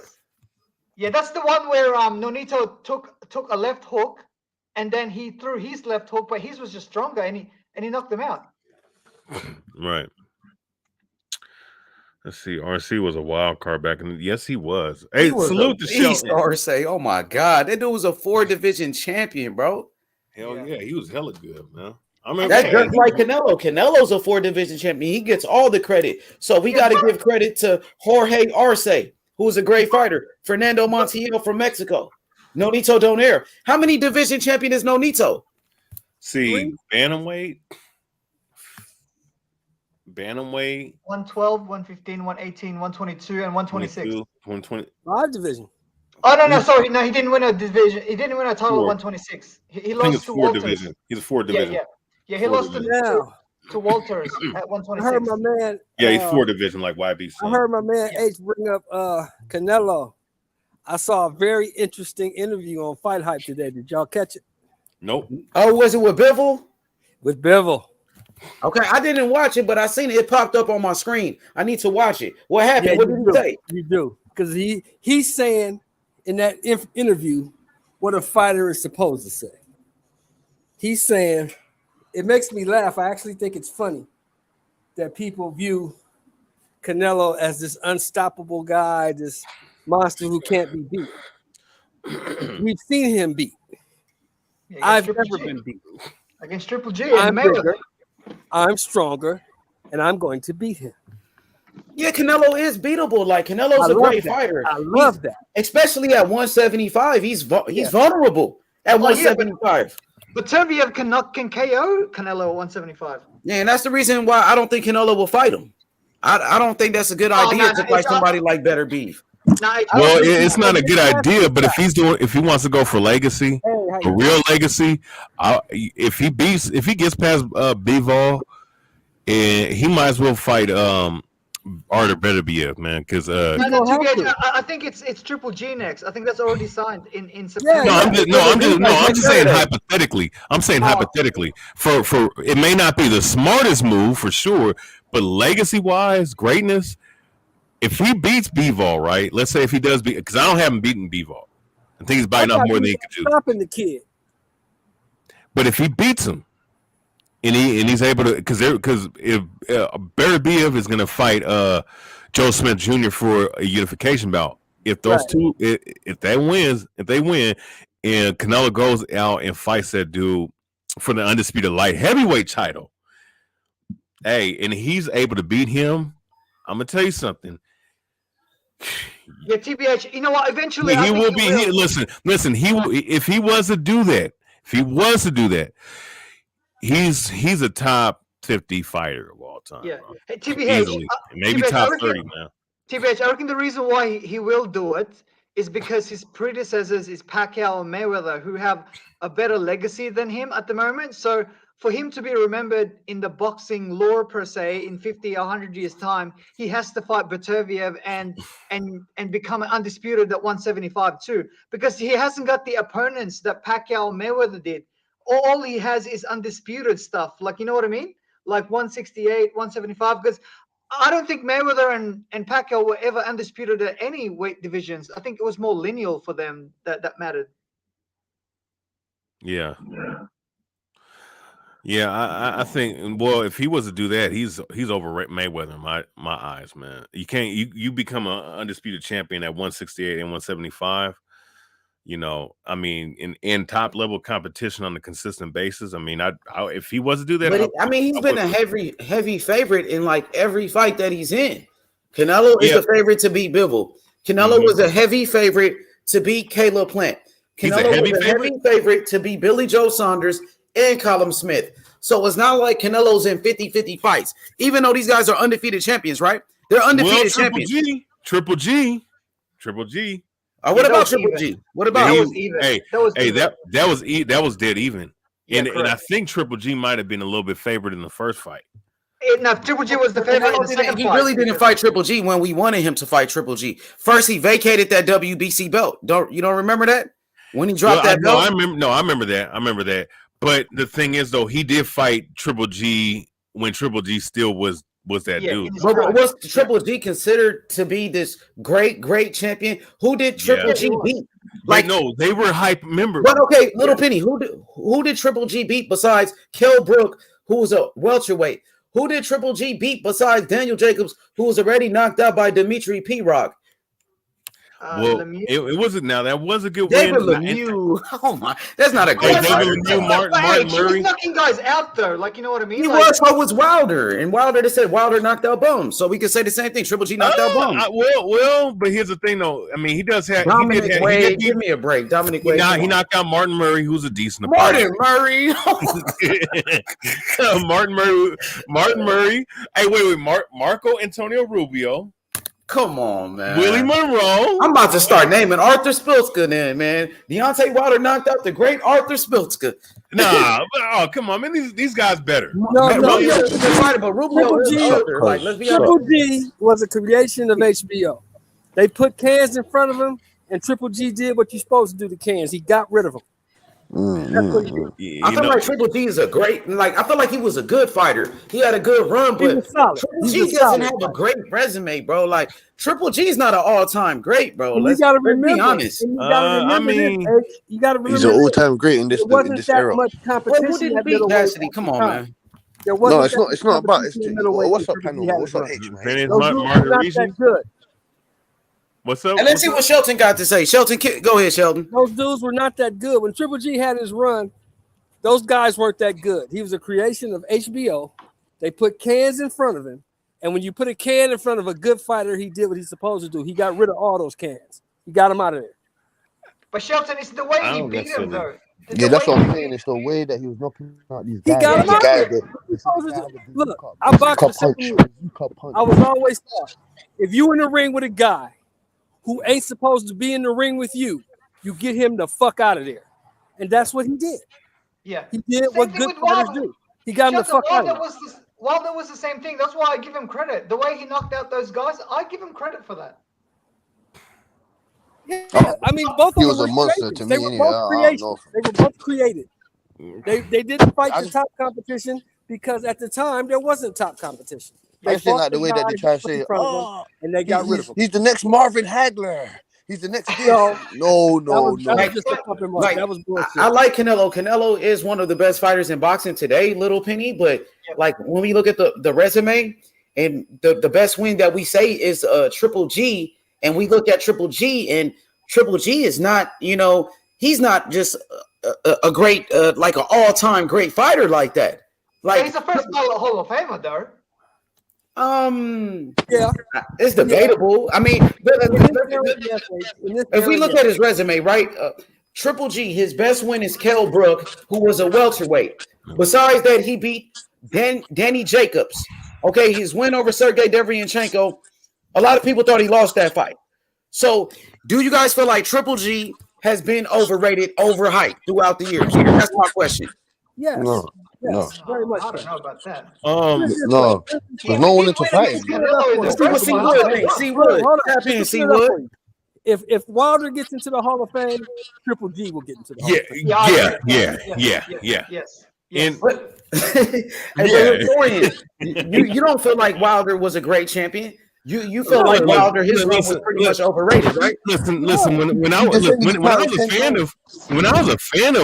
a fan of Wilder at the time, I just like my boxing mind was just saying, you know what, it looks nice, it sounds nice, right? But how the way they hyped up Tyson is very similar how they did the Wilder. But the thing is, the Wilder's opposition is way less talented than anybody Tyson ever fought when he was coming up. So when I looked at Wilder, I was like, okay, he looks good in this era, but I want him to do well, but I just know he's gonna run into the wrong guy where all that dumb shit about not doing jump rope, not taking this shit serious is gonna bite him in the ass. And that's what happened. BH, he nearly won that first fight though against Fury because that was a draw, right? That was a draw, right? No. Yeah, he knocked him down 2 times. It was a close fight. Wilder almost won. It was a very close fight, the first one. Hey, Lil Penny, you take away those 2 knockdowns part of the fight, but I'm just saying, had he not if he only scored 1 knockdown, he'd have lost the fight. Yeah. That tells you why he got his ass with the next 2 fights. And Little Penny, it's crazy. When he looked bad in that fight, I told guys, and I thought he was going to win because Fury was coming out that long layoff. But I was telling everybody, man, I have a bad feeling Wilder, everything that I suspect about Wilder and just not having any skills is going to be exposed in this fight, and it happened. And that's why the next 2 fights, huh? But BH, if Wilder fought AJ instead and took the zone deal, right? I think Wilder beats AJ, and his legacy might be a little different. We'll never know. We wouldn't. That's why that fight should. You know what? But Lil Penny, and you make a great point. That's why the fight should have fucking happened. It should have happened. Yeah. BH, but you can't force Wilder and his team to take the fight. It is what it is. Hey, there you go. Hey, what'd you say, Piero? He can't force Wilder and his team to take the fight. There you go. They didn't think for whatever reason. I think, and it wasn't Wilder that said it. It was Shelly Finkel. I mean, I thought it was a bullshit excuse. But at the end of the day, I think if Deontay's not too messed up from the last 2 fights with Fury, I think it will still happen. Because at the end of the day, they're trying to make money, bro. Yeah. Too much money. But you know what? They're dumbass. See, but you know what? I'm gonna tell you something. They should have took the damn. I mean, 100 million over 5 fights, right? With the DAZN app, right? Here's the thing, though. It was dumb. Even at the time, I thought it was very retarded not to take that damn deal because there's no way. Look, you have to keep winning. You have to keep winning because if you fuck up, you're not going to see that kind of money. You know what I'm saying? And they should have took that damn deal. Well, BH, I think that 3-fight deal that the DAZN offered him, I think was 120 million. So 3 fights. The first fight is whoever you want. It's a tune-up fight.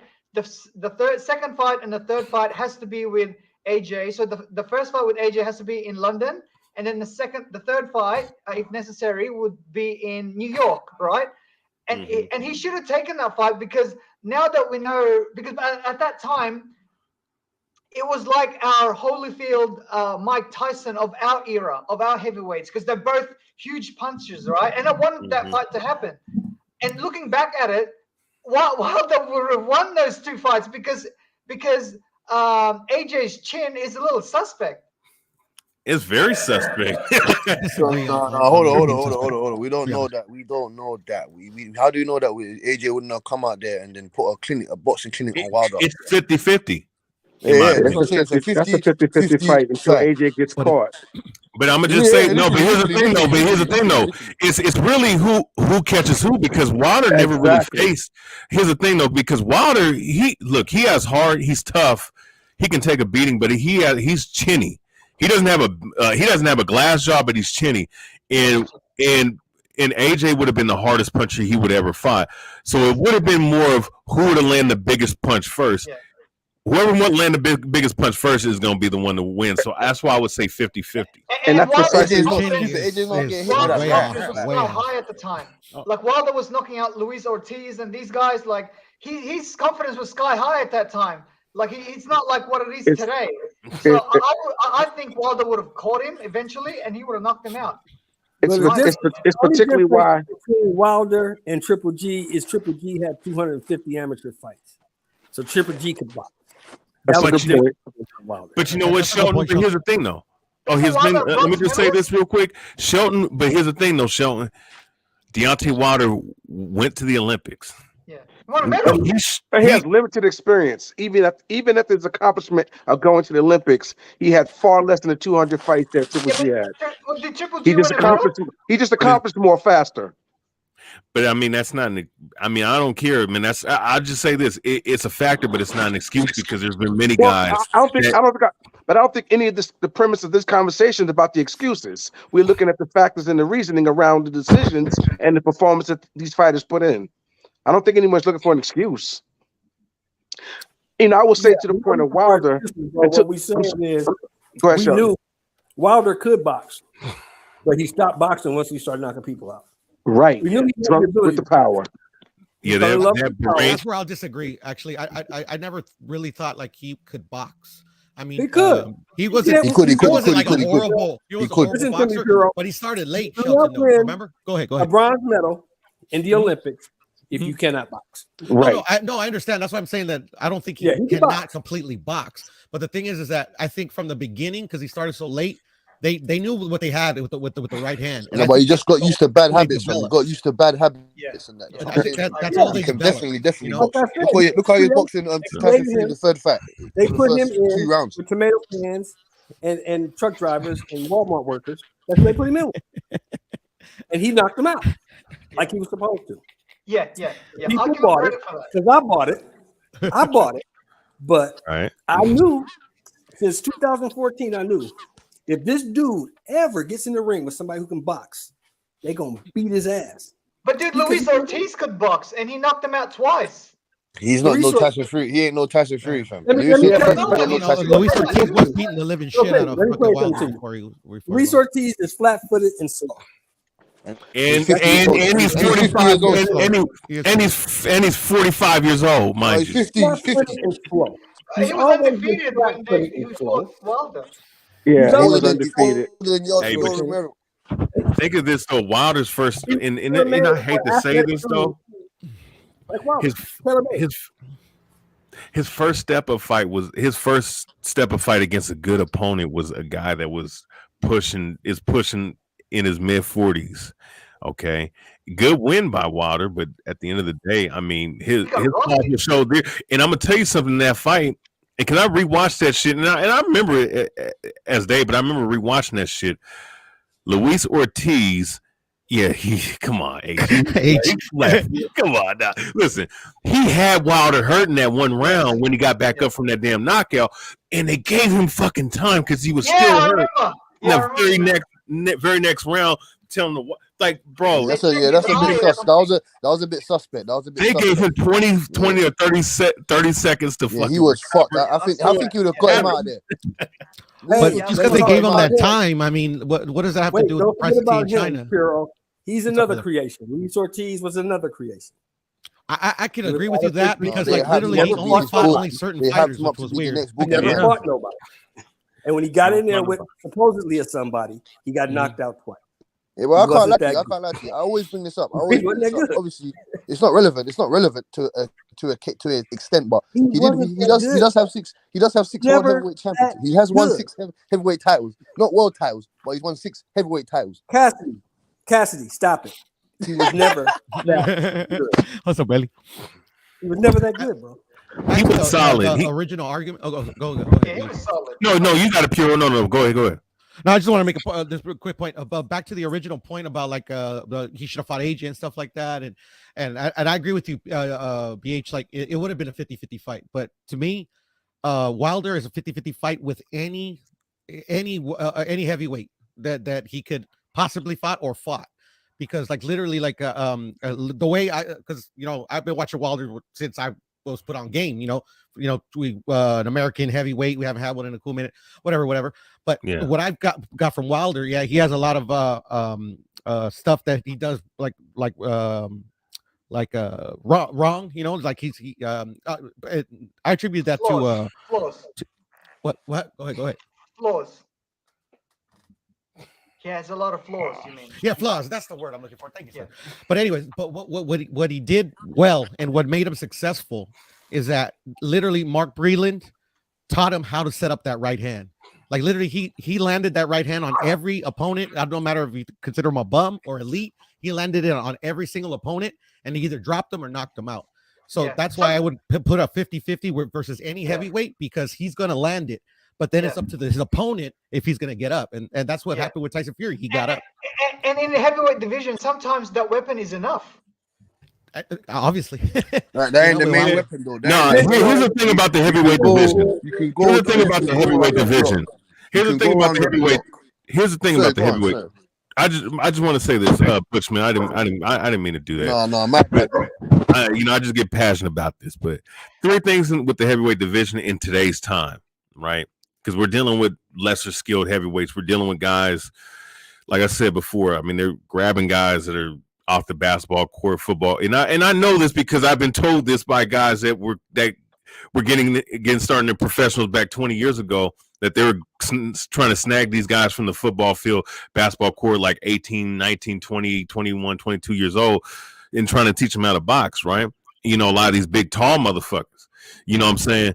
So in this era, because it's the era of the tall, slow motherfuckers, the 3 things that you need is a jab, a chin, and punching power. Now that's always been the case in the heavyweight division, but because there's no more dynamic footwork, there's no any other kind of skill set really being shown, like inside fighting, being able to throw smart uppercuts, being able, you know what I'm saying, stuff like that. That's what is allowed, and that's what you need in boxing today in the heavyweight division, because that's really all you need, you know, because this motherfuckers really don't got that much. So Wilder, did he have a jab? His jab was effective against guys like Bermain Severn, who wasn't good. A fat, slow, out of his prime Areola. You know what I'm saying? But it wasn't effective against someone like Luis Ortiz. But he had that one equalizer, which is that one punch power. He's one of the hardest hitting heavyweights of all time for sure. And that worked for him. And he was tough. He has good toughness. He's chinny, but he can take a punch. You understand? If you understand what I mean by that, you know. I don't understand, but well, go ahead. Sorry to interrupt. Yeah. I can break it down. I mean, look, because having a glass jaw means that you can't take punches at all.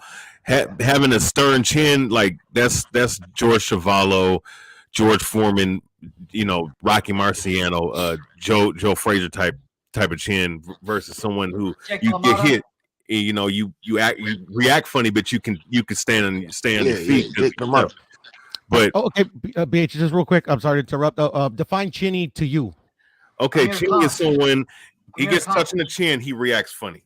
Yeah, Amir Khan is chinny. Well, Deontay Wilder got touched in the chin and acted funny in every fight.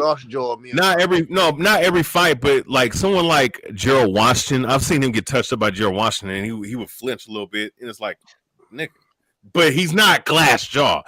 No, Wilder's a tough guy. Let's get this straight. Wilder's a big tough guy. Let's get that straight. But when he fight elite competition, he gets beat up because he can't compete. Now, that is true. That is true. His biggest mistake with Fury was the weight. That was his biggest mistake. Stupid. Wilder would have been more effective if he came into that fight anywhere from 212 to 219 because he's quick, he's agile, and it's hard for Fury to catch him. And the stamina. The stamina. And bang with Fury, and Fury weighs 280, you're probably going to lose. You're done. You're done. You're done. That's what I'm saying to you. But here's the thing, though. Sean. See, this is how you know that it's like a welterweight banging with a light heavyweight. This how you know. Malik Scott has to be the worst trainer ever. What fucking boxing trainer tells you, oh, you got to get big to fight another heavyweight? Nigga, listen, 250. The reason why Wilder's knocking these guys out is because he's in shape. They're not in shape. These being 250, being 260, like he did with Bermain Severn, that shit don't mean nothing. That shit really don't mean nothing in the heavy if you're in shape versus someone that's fat. And look, Fury is a better boxer overall, and Fury's gonna weigh more. But nigga, he's not a better athlete. He's not a better athlete. That's what I'm saying. I don't think he's a better athlete than. No, I said he's not. No. Wilder's a better athlete than Fury. I don't. Well, How do you say that? Well, What? no, he's not a better. No. Listen. When it comes, boxing historian, that is a fact. Wilder is a better athlete. It's a better athlete than Fury, fam. If they do a test, if they do an NFL combine, me on this one, though, because we got to define athleticism, though. We got to define athleticism because here's the thing, though, because a lot of times the reason, like when it comes to athletics, we always say that the more athletic guy is always the faster, explosive guy, but Wilder has an explosive right hand, but when it comes to him being light of foot, right? He's not light. He's not light. He's very flat in his feet. Now, he was 212, 219. He was jumping around the ring, coming from wild angles. That was his trick. Was his athleticism. He was way more athletic. Sheldon, he used to in his earlier years. He used to do that. In his earlier years, he used to do that. When he got a little older, I didn't see that. Now with Fury's obviously a lot more quicker on his feet than Wilder. That's very visible. We saw in the first fight, especially he's coming off. And I'm gonna be honest with you, I think Fury was more in shape in that fight than the first two fights, than the second and third fight. Too. This is something else you gotta understand. And people don't admit this, right? Tyson Fury been boxing since he was 6 years old. Wilder started when he was 20. That's the difference. But who has Shelton? Who was boxing since 6? Tyson Fury. Tyson Fury. Okay. And he comes from a family of boxers. Yep. He's a boxer. He's a product of the boxer family. That's true. No, that does play a factor. He knows what to do in the fight. When Wilder got hurt, when the bully got hurt, he didn't know what to do because he'd never been there before. True. That's what happened. When the bully got hurt, just like Mike Tyson, when the bully got hurt, he didn't know what to do because he'd never been there before. That's why Holyfield beat his ass twice. Because Holyfield had been through wars. So when he got hurt, he knew what to do. Because he'd been there. And Shelton, and here's another thing too. And you know this when you're a power puncher. I don't know if, for your standpoint, if you were, in your day when you was boxing, but you're always told, listen, you have power, you have knockout power, but you're not going to knock everybody out. So if you're not able to bully somebody with that power, then you're going to have to you're going to have to be able to do something else. You're going to have to box. Plan B. You have to, you got to box. You got to be able to use the ring, utilize your jab, put your punches together, all that in the nine and whatnot. And Wilder, and the reason why I keep saying, and I understand, he's 19 and whatnot, but there's been many, like Ron Lyle, Ernie Shavers, those guys started in the same. They started at 22 and 20. Some guys coming out of jail. Well, Lyle started at 28. Lyle started late. 28, yeah. So in those guys, we saw the skill with those guys. Now, here's the thing: Wilder had the Olympics. He had Mark Breland, who was one of the most technically skilled welterweights of any generation. Great jab. He had that guy in his corner. He had, of course, an amateur background, but he went to the Olympics and became a bronze medalist. And they gave him 30 fights to fight guys to get him, right. And to me, I would say it is more of his fault, more so than anything else, because he didn't want to do the basic things. Yeah. But that to me is very glaring that you had all of that, yet within like 12, 13 years time, you still weren't able to become better than what you were. Yeah, BH, I think this is what Berlanga is kind of like is at the moment, where, you know what I mean, where it's like, dude, you don't waste those 30 fights by just knocking them out in the first round. Like, make some of them last. Like, you can always knock guys out in the 6th round or 7th round or whatever, but you got to learn, man. I think that's what Wilder didn't do. I don't think he learned from Mark Breland. You got to understand this too. Wilder got to the point where he was running his own camp. And for me, that's kryptonite for any fighter. When the fighter's running the camp instead of the trainer, the fighter's doing it. But sometimes when you're the champion, sometimes you got to let the boxer be the boss. They're kind of like, remember what Roy Jones was saying, where his father kept on babying him? And he didn't like that. Sometimes I know it's not the same fighter. I know Roy Jones. Wilder is not like Roy Jones. But sometimes when you're just champion, sometimes the trainer needs to he needs to lighten up a little bit. Like, you know what I mean? Because he's a man now. Let me ask you this. Let's go back in history, Lil Penny. Yep. What Eddie Fush had put up with Wilder? Probably not. How about Emmanuel Stewart? That was a different era, Hell though. no. sir. How about Georgie Benton? Hell no. They're not putting up with that. How about Kevin Cunningham? They're not putting up with Well, it. maybe. No. They're not putting it. No. If you in my gym, you're gonna do it my way, or you're gonna get the fuck out. But it's a different era, though. Like, that was back in the 80s. You're talking about 80s. Well, you see what that got him. Man. You see what running his own training camp got him, right? You see what it got him? It got him 2 ass whoopings. Hey, look, Penny, it's still like that today. Look, you have certain gyms that might be more lackadaisical with certain guys, but guess what? Eddie Reynoso, Canelo Alvarez, they boss up. They fucking kicked Andy Ruiz fat ass out of the gym because he was not being serious about his training. They were getting on Ryan Garcia's helmet. So there's even guys today that don't put up with that shit because you're in the gym. There's a certain set of rules in the trainer. All right, like it's his way or the highway in the gym. Now, of course, you don't take it too far, but there's rules and regulations everywhere, and you just let me ask a question real quick. He's not a champion there. Like, you know what I mean? He's not a champion yet. Like, of course, they're not gonna take that. Like, bitch, I can give an example. Like when Pacquiao started off with Freddie Roach at Wildcard Gym, Freddie Roach was the boss, right? But then when Pacquiao started winning belts, then Pacquiao was the boss. You work for me now. Sometimes, like with boxers, sometimes the trainer has to let that go a little bit. Like, you can't treat, especially if you become a champion, because you're a different person now. You know what I mean, MBH? Yeah. Hey, I was gonna ask you, BH, what is that's official? Andy's not with Reynoso anymore? Yeah, I was watching. It was a video that happened a month ago. Oh, was it a month? It was a couple of weeks ago, maybe a whole month now because we're in April. But what I was looking at is that the news. It was an article, and it was saying that I guess Eddie Reynoso, Canelo Alvarez, they said they had to kick him out because he was not being serious with his training. Now I don't know if anything changed after that. I'm just only regurgitating the headline that I saw. Right, and there was also a video. There was also a video of Canelo where he was criticizing Ruiz for not coming to the gym, not putting in the work, and was at risk of being thrown out. So there's some facts to that. No. I remember that that interview with Canelo. I remember that. Yeah, I didn't remember anything official coming out. That's just like that was news to me. Right. I do remember him criticizing Andy. But I don't remember that they kicked him out. Well, look, that's you news to me. can say what you want to say about Alvarez, right? You can say whatever you want to say about him, detractors, haters, lovers, whatever. But Alvarez is chasing greatness. He's trying to be great.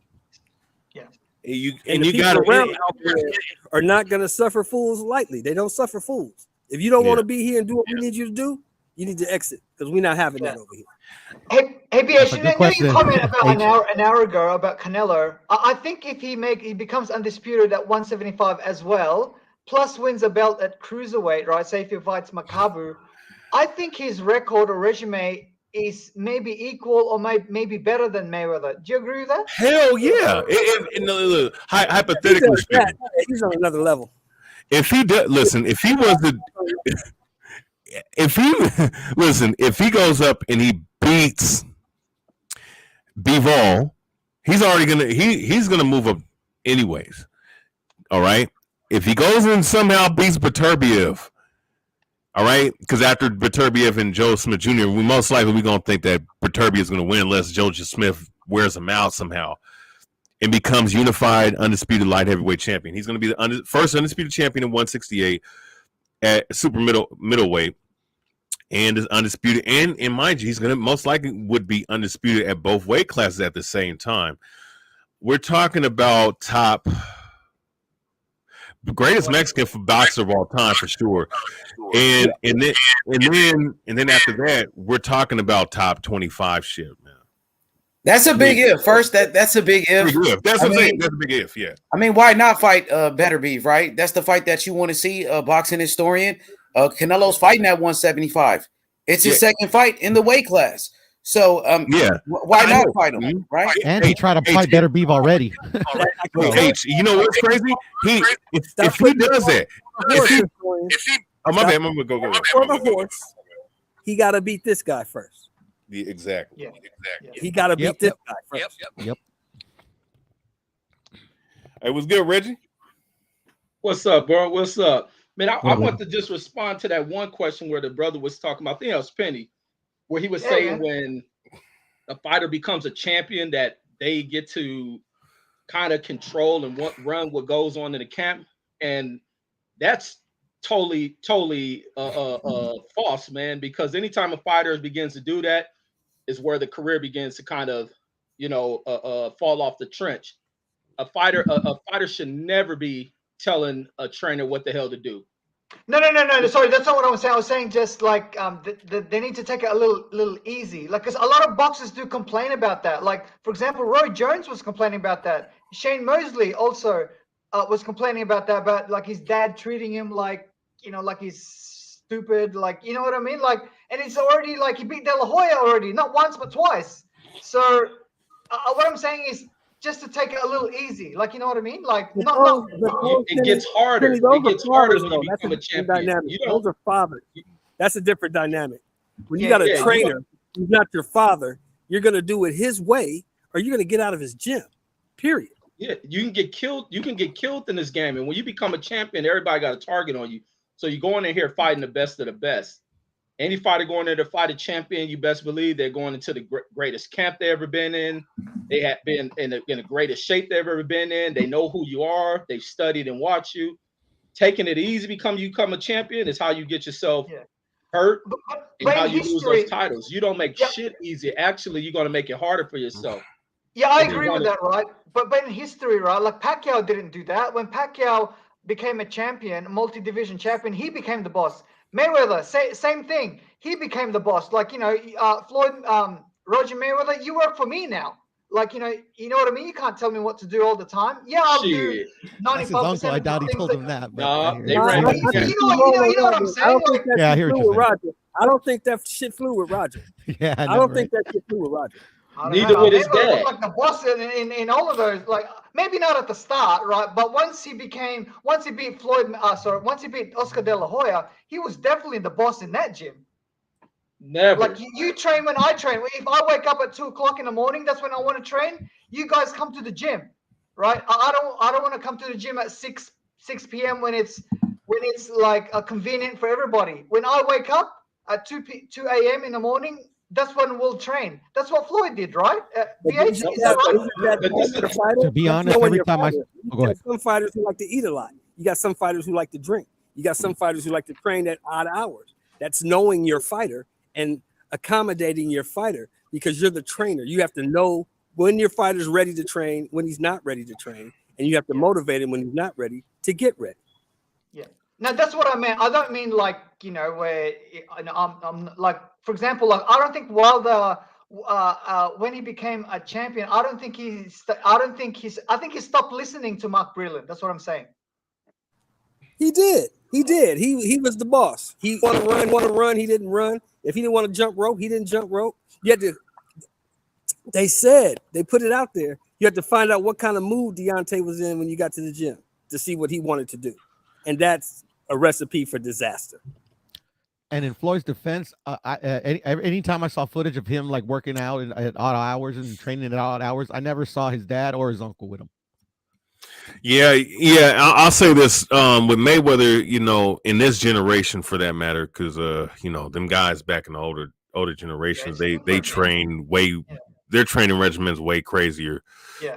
But in the last 30 years, I would say Mayweather's regimen is something to behold of, and the reason why he was great and he was at an elite level the way he was because of his own self-will in terms of staying in shape. And mind you, this motherfucker was drinking too, man. Like we think about Mayweather to a degree. No, he didn't drink. He never drunk. He never drunk. Oh, come on now, Boxing and Storm. We having a great conversation.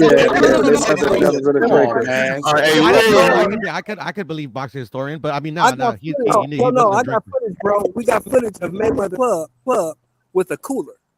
They drinking. Go out there and get drunk or anything. He got a cooler with his water and the shit that he eats. He doesn't do that. Yeah. He would buy weed and smoke for you, but he didn't do none of that.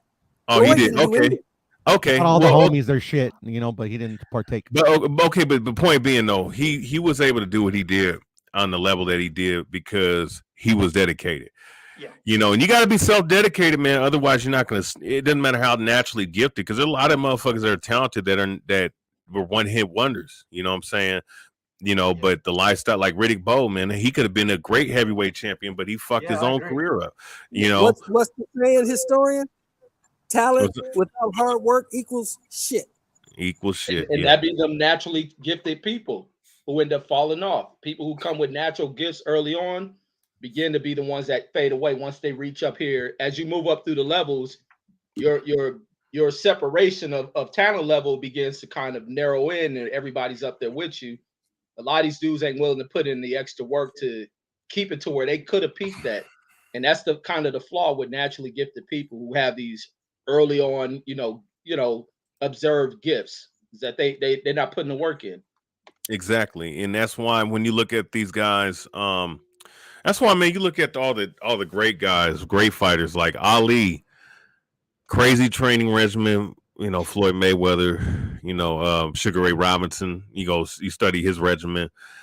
All of those guys were elite, and they were elite for a very long time. Archie Moore, great, held the light heavyweight title for 10 fucking years, and still was great all the way up to his late 40s. You know what I'm saying? Yeah. So, Bernard Hopkins is another guy. You know what I'm saying? And that man said he did not eat a candy bar since 1987 or some shit like that. That's how dedicated he was to the sport. That's how, it takes certain things like that push guys that are great guys above good guys. You understand? So, and that's why. But BH, what I'm saying about Wilder is it's a completely different era, not just in boxing, but also if you look at basketball, right?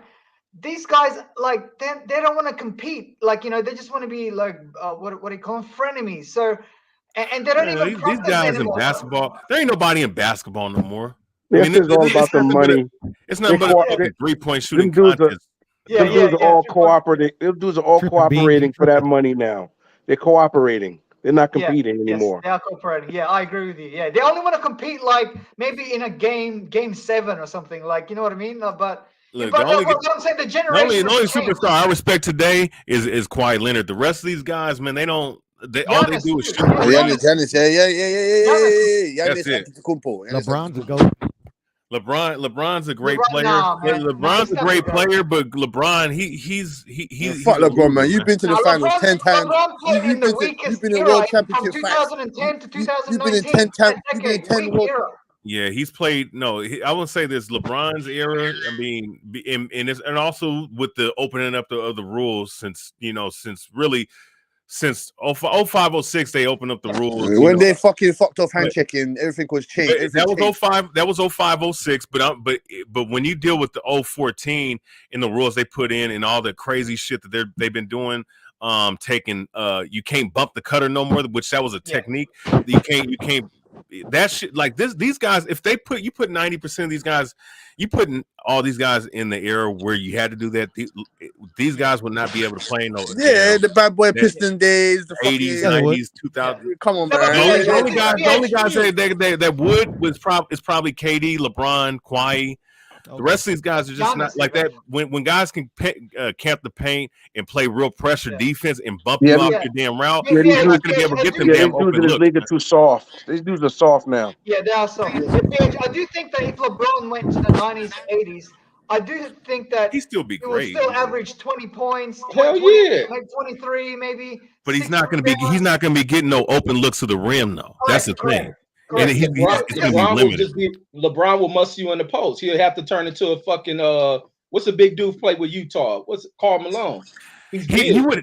It's crazy, man. The fact that LeBron in that fucking final series did not know what to do against JJ Barea and my boy Jason Terry. I saw these motherfuckers with midgets, and he could not posting up 5'11", 6'2" Jason Terry, and he couldn't do nothing. Nothing. Yeah. But it's the team, though. You gotta look. What options does LeBron have? What options? Dwayne Wade, Chris. Oh, you talking about with Miami? Yeah. I'm not talking about the Cavalier. Even though the Cavalier days, he had some good players. But he had, man. But you know, and not to digress, you know, we're just using that as an example, and you know, and really all these sports mainly, you know, have taken a slight curve. Well, they've, you know, they're watered down, but the thing is though, you forgetting that Ray Allen shot? You forgetting that Ray Allen shot in the corner? Ray Allen saved his career. He saved LeBron's greatness. He would have been 3-10 in finals, 3-10. Hey guys, Cassidy, it's a team sport, guys, bro. if you Like, put Russell one man- Westbrook one in the man- 90s, But competition level, I'm gonna say this though, competition level, when you deal with the top dudes in boxing, you know, you gotta do the best you have to do the best you can to stay at that top, because look at everybody that's with Canelo Alvarez. He's number one, right? He's pound for pound number one legitimately, given the fact of the opponents that he's fought consistently over the past couple of years. You know, you don't have to, I'm not a fan of him, but mind you, Canelo has done a lot in his time. And yet look at everybody that's still gunning for him. I mean, Jermell Charlo, he don't want to fight nobody but Canelo. He won't fight a number one contender like Benavidez, but he will fight. He'll move up just to try to get that payday with Canelo. Benavidez I think has the most he has the most reason to fight because he's a number one contender. You know what I'm saying? So people are gonna come for you when you're the champion. You know what I'm saying? So to stay at that elite level, you got to stay in the gym. You got to be the guy. Charlo said that Benavidez brings nothing to the table. He ain't got nothing for him. So then why do you want to fight Canelo Alvarez? You don't have anything to bring to him. You don't bring anything to the table. You got a belt at the division below. He doesn't want that. So why are you? What I'm saying to you? It's not making sense. In the building, it makes sense in a way, Cassidy, because he's trying to fight Canelo because he wants to be the opposite of what you just said. No, Pudo, him saying that he doesn't need to fight Benavidez because he brings nothing to the table. He doesn't have a belt. He doesn't do anything. It doesn't make sense because on the other hand, you want to fight Canelo Alvarez, but you don't bring anything to the table. You ain't done shit. So what? It doesn't make sense. Yeah, but the thing is that if he fights Canelo and he beats him, you get it? Yeah, I get it, but you ain't getting the fight because the man has said you have to fight each other or go do something else. No, I understand that point, but I mean I understand why Jermall Charlo wants to fight him. Me too. Everybody wants to fight him. Who doesn't want to fight exactly, because like Fucking if they can beat him, Canelo. you know, like literally, it don't matter what the resume say, it doesn't matter what most fans think of him. Like literally, he'll be the guy that just beat Canelo. Bivol's trying to be the first in how many years? What's it? 6-7 years to defeat Canelo. So yeah. And did you watch his interview? Did you watch his interview, Pudo? I didn't, but I mean, I think I know the gist of it. I mean, but for me, those are just words, you know. It's true. But it's good to have that energy because all the rest of the guys. Hey, for sure. Confidence. You gotta have confidence against Canelo. If not, man, you're gonna lose. He ain't going in there to just go and sit down and take a paycheck and go back to Russia or wherever, if Korea or wherever he's from. He's not doing that. He's gonna try to go in there and he's gonna try to destroy Canelo Alvarez. Yeah, but that's the thing. I think there's been fighters that gone in there with that mindset, but at the end of the day, you go in there with that mindset, but then when you're not having success, it kind of changes. Like oh shit, you know. Now I'm actually fighting Canelo. Reality sets in, is what I'm trying to say. Okay, yeah. I think it points back to that statement that Floyd always states about people performing under the bright lights, and I think that's what happened. Canelo's used to this big stage. For other fighters, I think the moment becomes too big for them, and also being that they got a damn killer in front of them, and I think that plays a part. And some of these dudes need more activity to be ready for this Canelo shit. You ain't gonna be ready for a Canelo type event if you're not active enough. You're fighting one fight a year. You're just looking to stay in position to fight Canelo, and it doesn't happen. And you're sitting there idle while this dude is fighting 4 times a year, and you get in the ring with him. You ain't ready. I reckon beating Canelo is a second. Is a second thought. Their first thought is to get the money, which I think is a wrong approach to do it. What's your approach? Little Penny. What I'm saying is like these guys like Charlo and Benavides, their approach is to get the money first, and if I win, then it's just a bonus. You know what I mean? Oh, correct. I agree with you 100%, Penny. And like, it's a realization that I literally just came to. But that's the era we're in, and I just hope to see great fights if they happen. I just wish I just wish we could delve into these fighters' brains, man, and actually figure out what direction is it that they want their career to end. Like, if you had a chance today to ask these fighters, so what do you want your career to be, the end result, the end of your career? Well, what do you want? Like, what do you want to accomplish and achieve? Like, because I don't think any of these guys want to be unified. I don't think they want the best fights. Only certain guys. Only I can name you a handful of guys. I can name you 4 to 5 guys on my hand who wants to be great. Like, who wants to great fights. Yeah, no, I agree. 50 other fighters that just want a paycheck. But unfortunately, I think, because I don't know any of these fighters personally, I think some of these fighters could start off like wanting to be the best, wanting to go after the best legacy, but then you get promoters, managers kind of trying to change their minds, and maybe that's what's happening right now. I don't know. I've been trying to put my finger on. But look at Donaire. Look at Donaire, for example. The guy's almost 40 years of age. Why is he fighting the best competition in his weight division? All these other guys, all these other Charlos, all these other guys, all these guys, are they going to be 38, almost 40, and fighting these young monsters? Are they going to be doing that? No, they're not. No. Then if they are, I will shut my mouth. Cassidy, in my opinion, Nonito is from the lower weight classes. Those weight classes never make tons of money anyways. So for them, they make money. That's even worse. They're even making tons of money, but they're still fighting. But that's the thing. You get what I'm saying? Say Nonito fought at a welterweight, and he won. And say like he was at the middle of his career where he had like big wins against Victor Chinian and Montiel. But for those fights, he got paid like tens of millions of dollars. I mean, shit. I don't know. I mean, I could see the hunger would have run out. I'm not saying the hunger would have run out. Yeah, I'm saying it, that could be a reason. I'm not sure. That's what I'm saying. I can't put my finger on it. It's a bit weird. Yeah, but these guys like Charlo and Benavides and like Tank Davis, they're not getting paid the same as Canelo, and it's Canelo that's the hungriest. I don't get that. Hey, no. Think of this though. Like I was speaking with somebody the other day, or like a month ago. Really, Canelo's made so much money he can fucking retire right now, and he accomplished everything. And he's talking about how I can still box for another 6-7 years, man. Like, bro, that's the difference between these guys in this era who are fighting once a year, still able to hold a belt, fighting one time a year, chasing one dude who's chasing greatness. That tells me the mentality of all these other guys. They're not trying to be great. You know what I'm saying? It's just simple. Devin Haney, he's trying to be great. Simple. Bruce Ennis, I think he's trying to be great. All the rest of these guys, like, what are you doing? What are you doing? I think Boots needs to take a leaf of what Devin Haney's doing. Just fight someone like, say, Danny Garcia. Take the high road, dude. Just take you're the B side, Boots, right? So you take the least money, just to get him in the ring. Yeah, man. You go take a packet of chips, take a packet of Doritos, go in there and knock Danny Garcia out, and then you can make some decisions. You get me? Yes. Then you can go and call out the Furmans of the world, the fucking the Crawfords of the world, the Errol Spencers of the world. Like, what the fuck, man? Tired, just take a chance, man. You have to bet on yourself. If you don't bet, Floyd Mayweather betted on himself. If you don't bet on yourself, you're done. You're not doing nothing. Look at H Money, betted on himself for this fucking channel, and look where it is. You get me? If you don't bet on yourself, then you're done. Yeah, of course not. You got to take a chance for sure, and that's why. My bad. Go ahead, Piro. No. I was just gonna say that, like, yeah, that's why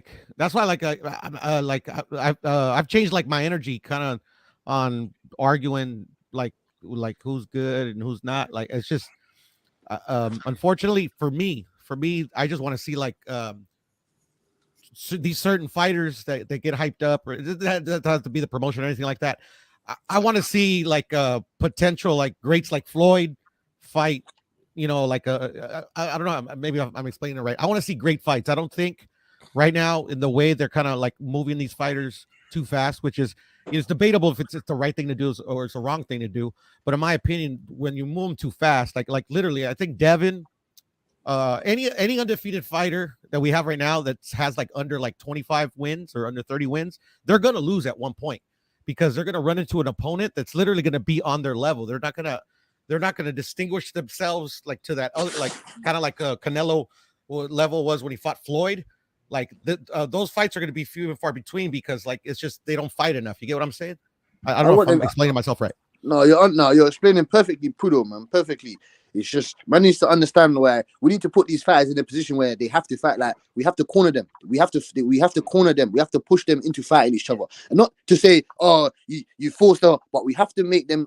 We have to rise the pressure up and make them understand that we want to see the best fucking fights as a public, as a number one community of boxing. Without us, there is no fucking boxing.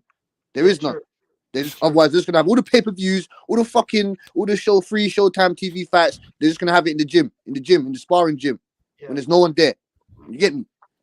I get you, but I think the casuals at the end of the day are a big part of why this would take eras where like we don't get the best fights or bullshit. The casuals trump fans like us. The casuals trump guys like us. They trump us. Hey Well, guys, that's what I'm saying. That's what I'm saying. Like literally, like if there's enough casuals that buy into some overhyped fighters, you know, because like us, we know what we're looking at.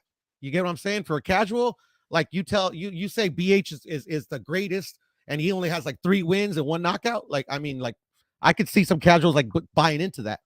You know what? No, to be honest with you, I don't think boxing has casual fans. Like when you say casual fans, NBA has casual fans, NFL has casual fans where they just tune in and like whenever they want. To me, boxing is such a niche sport now. Is that anyone who follows boxing, they know boxing.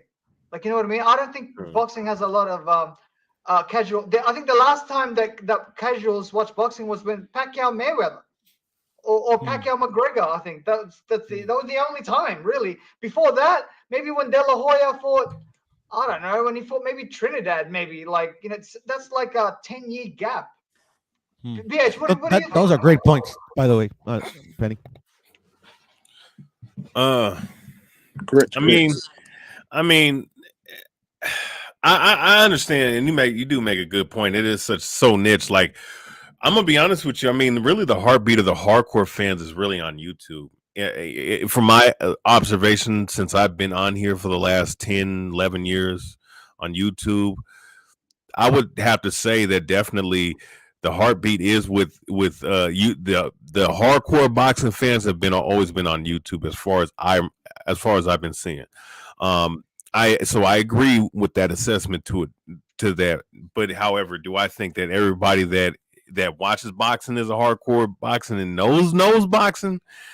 That's few and far between, because everybody and look, we all come from different outlooks and different perspectives, but a lot of times, even if you do have different perspectives and you do have different a mentality and philosophy, we all come to the same agreement of what's good, what's great, what's not great, what's average, what's shit, what's horrible. You understand? I think there are still within what we call in our little circle of people that know boxing, not just YouTube, but people that go to these events.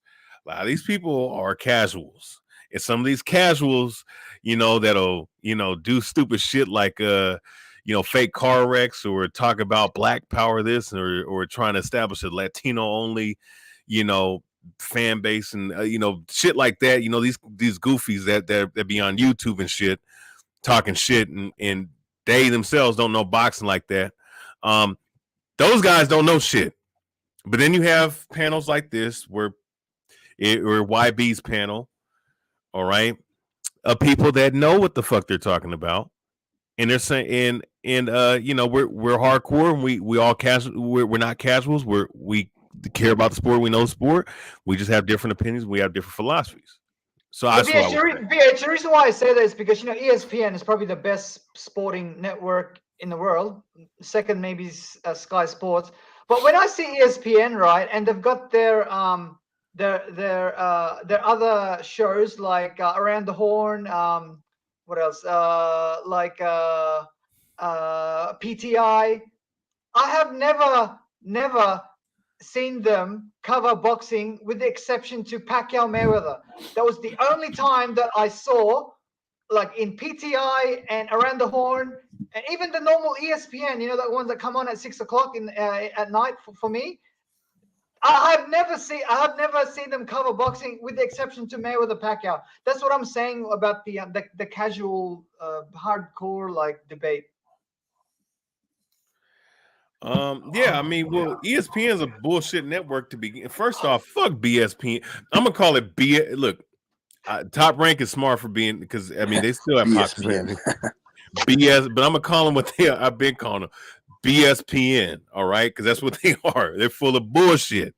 All right, and now they're trying to get into the boxing game because they can find still entertaining and lucrative in Top Rank, dealing with Bob Arum. They doing a great job. I love what ESPN is doing in boxing, bro. Think about it. Josh Taylor, Jose Ramirez, undisputed fight on free TV.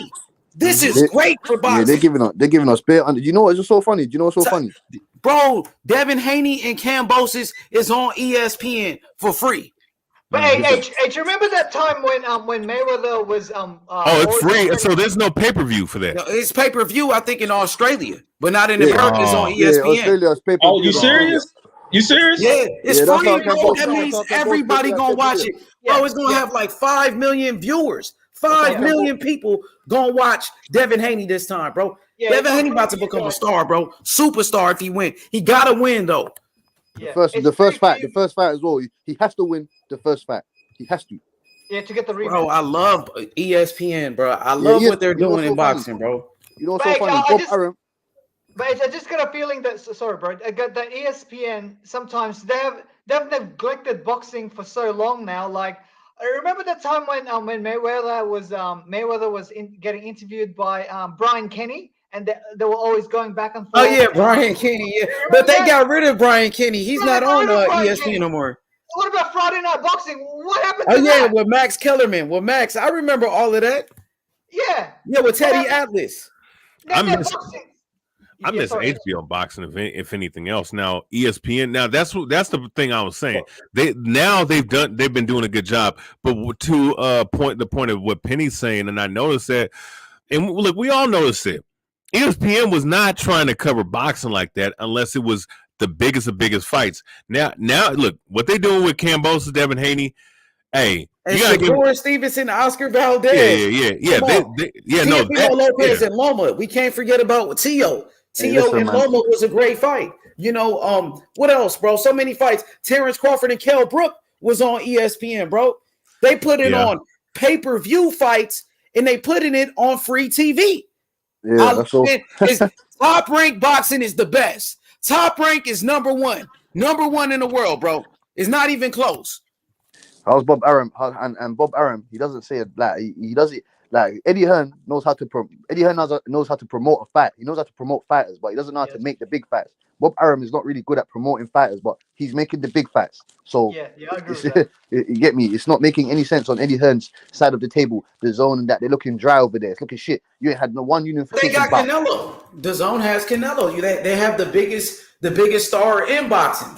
Yeah, that's what's holding up the log. That's what's holding up the log over there. Without that guy, that log is dropping all the way down. It's dropping. How's Bob Arum been able to make about 4 to 5 unification bouts? How? He's got all the fighters. All of them. Yeah, he's doing it. No, he's doing a great job. He's the best promoter in boxing. He's the guy's there near 100 years old. He's almost 100. Yeah, outdoing these unification fights. Yeah, credit to him. So he's like 94 or something. Oh, something like that. Yes. Same with Don King. I think they're the same age. Don King. Look at Don King. Don King still got holding all the flags about with Macabre. Look at Don King, man. He just won a purse bid, bro. He won a purse bid. I can't remember which fight that was, but yeah, he's still going, man. Going strong, fam. Yeah. In my opinion, I think Don King is the best promoter in the history of boxing. To me. In my I mean, I think Don King did a great job, but I felt like, Bob Arum is still, making big fights. Bob Arum, he's with ESPN. Bob Arum, he got Devin Haney. He got Shakur Stevenson. He had Terrence Crawford. I got to go with Bob Arum right now. He's still the most powerful man in boxing till this day. Yeah, or Eddie Hearn. Him and Eddie No, Hearn. no. Eddie Hearn, come on. Eddie Hearn is a Eddie shit. Hearn can't make no fucking unification Come bout. on, man. Eddie Hearn can't Bob do Arum nothing. just took Devin Haney away from Eddie Hearn, bro. Eddie Hearn just lost Demetrius Andrade. He couldn't even fucking put up his got own money Canelo for his and own AJ. fighter, the Demetrius Andre fight. He didn't even make I a like fucking Eddie bid for Hearn. it. He was doing good when he first got the zone, but I think, with Anthony That's when he Joshua started lying. losing, but he does got lying. Canelo. So he got Canelo and he got Anthony Joshua. He got Alexander Usyk. But see, That's when he look, started even lying with to the fighters public. like naming like a Canelo, Eddie is just getting fighters that you really don't have to do shit with. Eddie ain't developed nothing. Yeah, that's true. AJ kind of became developed off of the Klitschko fight, but after that, Eddie built his own profile. He ain't do shit to build up AJ. Eddie Hearn thought AJ was going to be the next Canelo. He thought he was going to be just unstoppable force. He thought Anthony Joshua was going to be the continuous cash cow, and that was a lie. Absolutely, yeah. So Eddie as a promoter hasn't really pushed anything. It was just he didn't push a piece of paper in a fucking. He does a good job talking though. You gotta be honest. Yeah. He's an excellent. Listen, yeah, he's for a world himself class though. promoter. H Money. He's a world. I mean, he's better than Ben Shalom. He said, Wait, who Who is? the fuck is that? He's shit. The boxer. He ain't shit. And first off, fuck Ben Shalom. He don't. Fuck He's that garbage. guy, man. He ain't shit. Who are you? Who you talking? Who's Ben Shalom? That shit, fucking shit promoter. I don't know who that is, but I'm gonna say this: Eddie Hearn, he does a good job talking. Like he did a good job with Anthony Joshua. I mean, so far he was promoting Devin Haney. But H Money, did he do a good job with Anthony Joshua, or did one fight change everything without Eddie Hearn doing anything? Because before that, we used to watch AJ fights on Showtime. Didn't nobody know who the fuck Eddie Hearn was like that. But it was all yeah, about AJ. I mean, later when he started going back and forth with Deontay Wilder and stuff like that, I think that's when he started to get popular with Anthony Joshua, because he already been around with Carl Froch and them. He was promoting during the Super 6 with Andre Ward and them with Carl Froch. So he's been around. But once he got Joshua, that's when he started making some noise. After that Klitschko fight, but then rather than him building up Joshua, he propped himself to the forefront. He looked at an opportunity to look out for nothing but Eddie Hearn. Even when he does deals, it's all about Eddie Hearn. Eddie Hearn is the ultimate moneymaker when it comes to the situation, as he should be. I can't take that away from him. But when it comes to what he needs to do for fighters, he limits himself. And especially for American fighters, he ain't about to do anything. Great. He puts on pretty decent UK events, but when it comes to representing an American-based fighter, Eddie Hearn falls very short on that shit. So what you think about the job Eddie Hearn did with Devin Haney and Demetrius Andrade? He paid those brothers a lot of money, kept them active. Very poor work, though. Shit. Very he didn't push. work. He didn't put one foot down in any of them guys' careers. Maybe not as much as Devin Haney, because you got him the Jojo Diaz fight, you got him the Linares fight. But as for Demetrius Andrade, he didn't do shit. He didn't do shit. I told you, Eddie Hearn's a world-class promoter, but he doesn't have to make the big He paid him fight. a lot of money. If you ask Demetrius Andrade what he thinks about Eddie Hearn, I think he will, talk good about him because he paid him a lot of money. But look how much more money is out there. He And he paying had them him a fight lot on of the app. money. He Ain't had a him lot fight of on the money. app. Like, why There's a didn't lot fight of money that's being left on the table that Who's gonna pay Devin Haney? Andrade would never touch. Okay, Andrade didn't touch the money he should have touched. But look at the money Devin Haney made with Eddie Hearn compared to what Bob Arum is giving him. He made more money with Eddie Hearn fighting Linares and fighting Gamboa than he's getting for fighting I think this undisputed fight with Kambosos. So Eddie Hearn was paying him more money. Eddie should have won this whole fucking fight deal. Should have went to ESPN and them if he was really serious about his career. He been quiet the whole night. Even with that damn fight with Gary Russell, that fight could have been fucking made if Eddie Hearn was serious about getting shit done. Well, I mean, I thought Gary Russell messed that up because they offered Gary Russell his biggest payday, and he didn't want to fight Devin Haney. Remember that? Gary Russell was bullshitting, and we all know that. And he went to go fight Max Sayo, and Max Sayo from the Philippines whooped his ass, bro. You know? Yeah, that's true. But he could have thrown in a little bit of extra to up the pricing on that to make it real attractive. You know, like the shit that's an offer you can't refuse type of shit. But I think that was Gary Russell's fault though, man, because he asked for $1.5 million and they gave him that. What's good, the Don?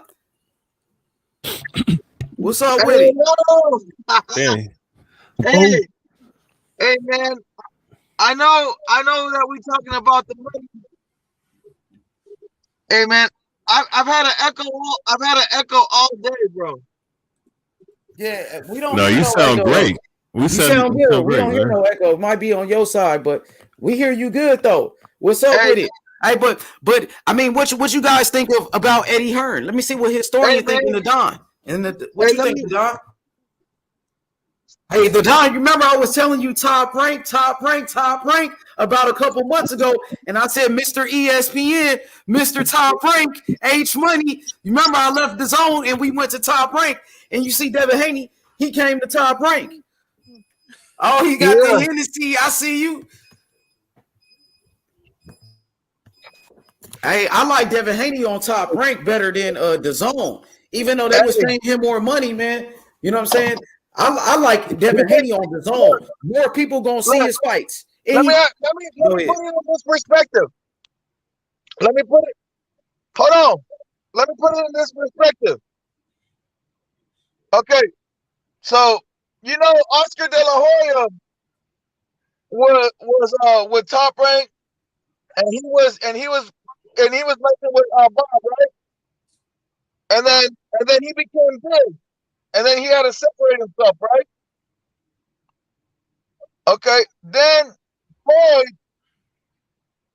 he had to mess with Bob, and then he became big, and he had to separate himself, right? And both of those guys are perfect examples of becoming bigger after the fact. Man, right now, Devin Haney, he needs to do what he needs to do.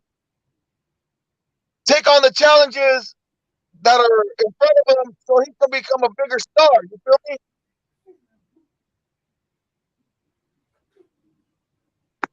Yeah, for sure, the Don.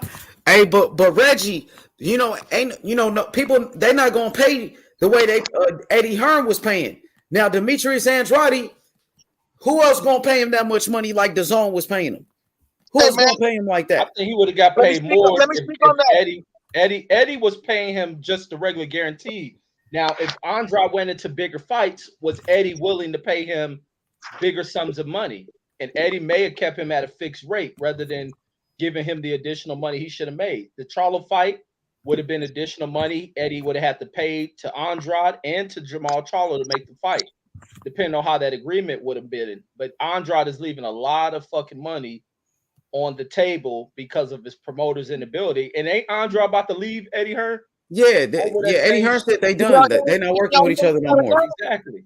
And Eddie fucked and played him during that damn. And this is the other thing that should have been the last draw. When he walked in that Canelo press conference and Canelo was able to treat them the way they did, and Eddie Hearn being supportive by it, because Eddie's only looking out for his own financial well-being and not to set things up for his fighter, and kicked them out like that.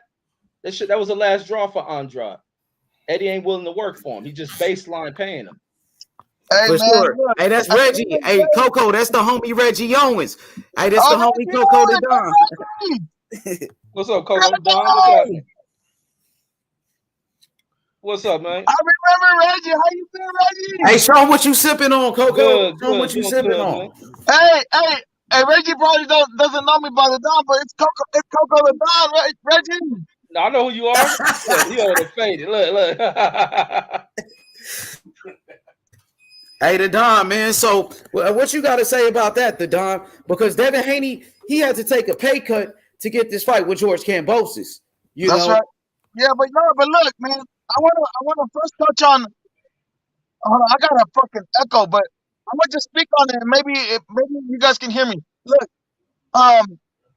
Eddie Hearn had the bag. He paid everybody as much money as he could to lift the zone as much as he wanted to. But it didn't work out, bro.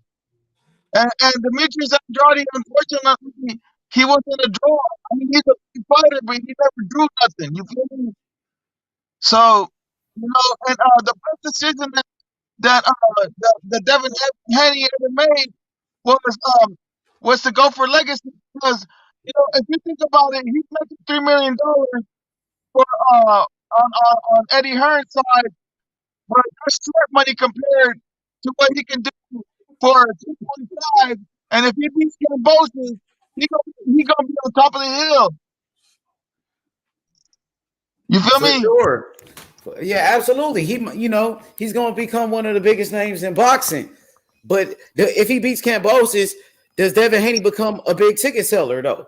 Like Tank Davis, where Tank Davis, he doesn't have a lot of belts, but Tank Davis sell tickets. Tank Davis knock people out. It's not about the belts. Look, Tank Davis got the bag though. Devin Haney can have the belt all he wants, but Tank Davis got the ticket sales. Tank Davis is the main attraction. He's on pay per view. I'm gonna tell y'all something. It's not about the belt, bro. The blueprint is who can draw. Tank Haney. Tank Davis can draw. That's the difference. You know, he could draw in LA. He could draw in Atlanta. He could draw wherever he go. He draw. He got money. The money behind him. You know, I don't know if you guys know this, but I'm Team T. I'm money team, baby. I love that shit. I don't give a fuck about no belts, because look what happened. Look, at the end of the day, the only way that Devin Haney could be great and push his way to the top is with the belts. But you know, I'm gonna tell you guys something. What happened with Teofimo Lopez when he got them belts? I mean, Teofimo Lopez was doing good until that Kambosos fight. He don't go broke. Belts went to his head. Look, he fucked the bag up. He fucked the bag up, right? So I gotta give credit to George Kambosos, because at least George Kambosos ain't taking no fucking light touch. He's stepping in with Devin Haney, the most technical fighter in the 135.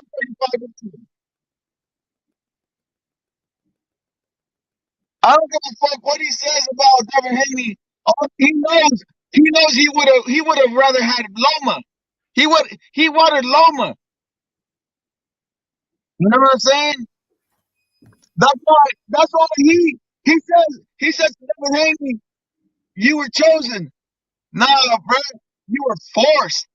You got forced. Yeah, what you thought about that press conference, Reggie? I mean, Kambosos said, Devin Haney, you a kid. He said he's a good kid. And Devin Haney said, nah, I'm a man. And I'm going to make you respect me as a man. You know what I'm saying? What you thought about the back and forth? And Kambosos, then he called them a boy. Then he said, you a boy. I think it's good shit. I don't think it's no racial shit. I think it's good shit. I think it's shit that fighters need to talk. Disrespect is part of it. This ain't Tiger Woods and Tim Duncan on the goddamn panel going back at it as they about to get in the fight. There's shit. The fist is much worse than anything the mouth can say to a motherfucker. The mouth is the wolf ticket. I mean, but you said it's not racial, but is it racial? Nah, you know what it I mean? ain't racial. Nah, these dudes. They're trying to make it racial. I heard Kambosos' wife said the N-word or something like that, and then somebody brought up Devin Haney's comments saying no white boy can beat him and things of that nature. So I'm not sure, Reggie. What you think? Yeah, it's no racial shit. It's unfortunate when you look at like a lot of black folks that get into this boxing talk. They always want to bring race into shit. Like, we ain't from that. Even if race is brought into it, learn to get offensive. Motherfuckers act like they can't spew back racial shit. They always worried about what racial shit some white person say to them. I mean, if a motherfucker racist, then you need to learn how to be back offensive. All this is meant to be offensive to you. And if that shit's going to rile people up into just being emotional rather than fighting back, then shit, let them keep spewing it till you go in the corner and cry about it.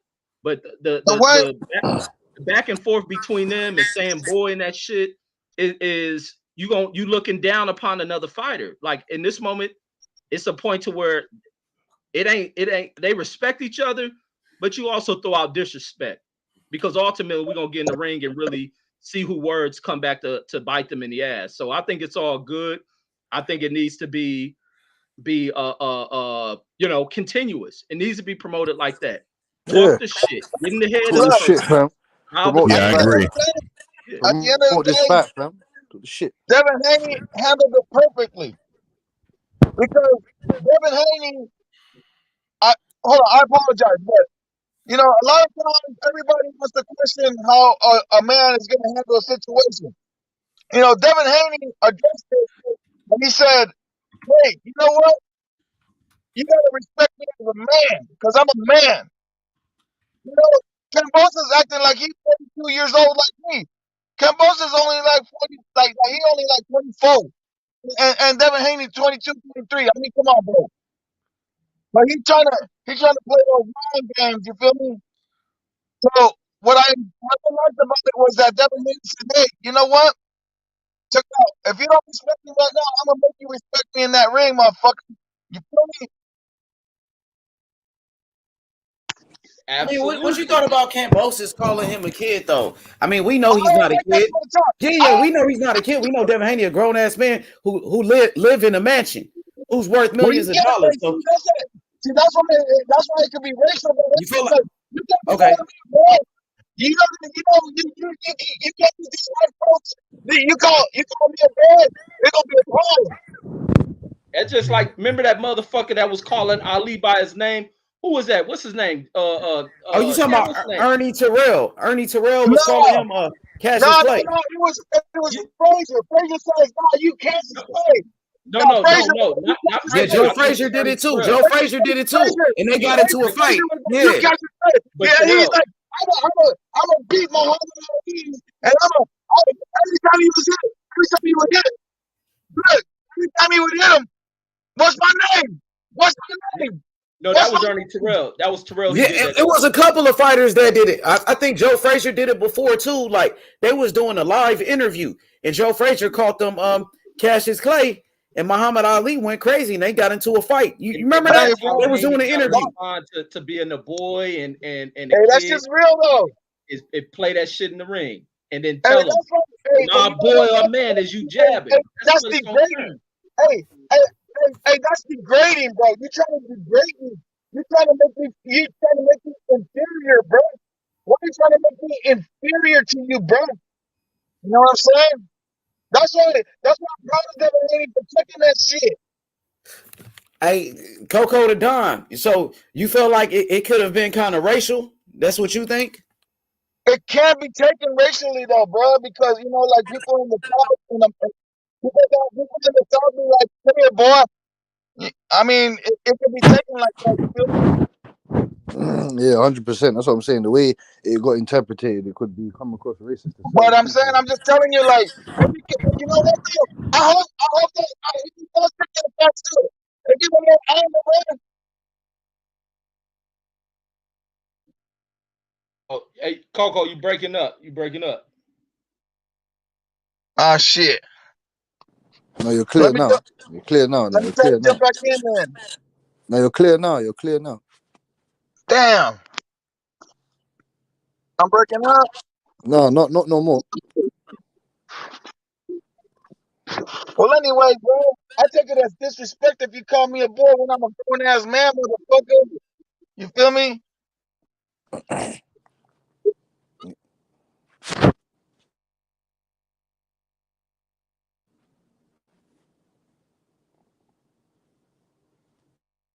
Cause I'm gonna respect you as a man. If you don't have that same respect back, then I'm gonna beat the man into you, bitch.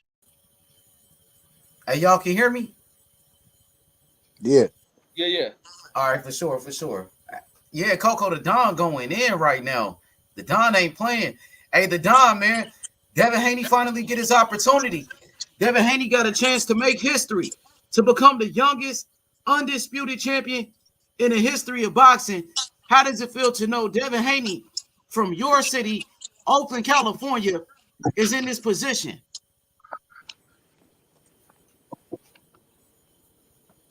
I see you, Don. I see you, man. Hey, so y'all gonna ask that same question to Cassidy. Yo, Don, you heard my question? Yeah, I heard it. Yeah, so what you think about Devin Haney being in this position right here, a chance to make history? He has to take it by. He has to take the trophy, the horn, take the bull by 2 horns and fucking run with it. Got a chance to be. He's got a chance to be. Set himself up for Hall of Fame status. Look, this is how I feel about it. Look, man, this is how I feel about it. You know, boxing my life, right? I'm from Oakland, right? Hey, this shit right here, bro. This shit can be so big for the town. This shit can be so big for the town. Just like right now, like this is gonna be big for the Super Bowl. On the promoter line, like we got more time here for Devin Haney. And you know how Jordan like he's doing it for race. And y'all remember when the we was the most turned. You know what I'm saying? So you start thinking about the Oakland A's when we turned up, we the most turned up. So you talk about the Oakland A's, when the Oakland A's, we the most turned up. You know, I used to go to the place, bro. I'm telling you, we the most up. Hanging out with the OGs doing cocaine, baby. I'm telling you. You know, with the big dogs with money.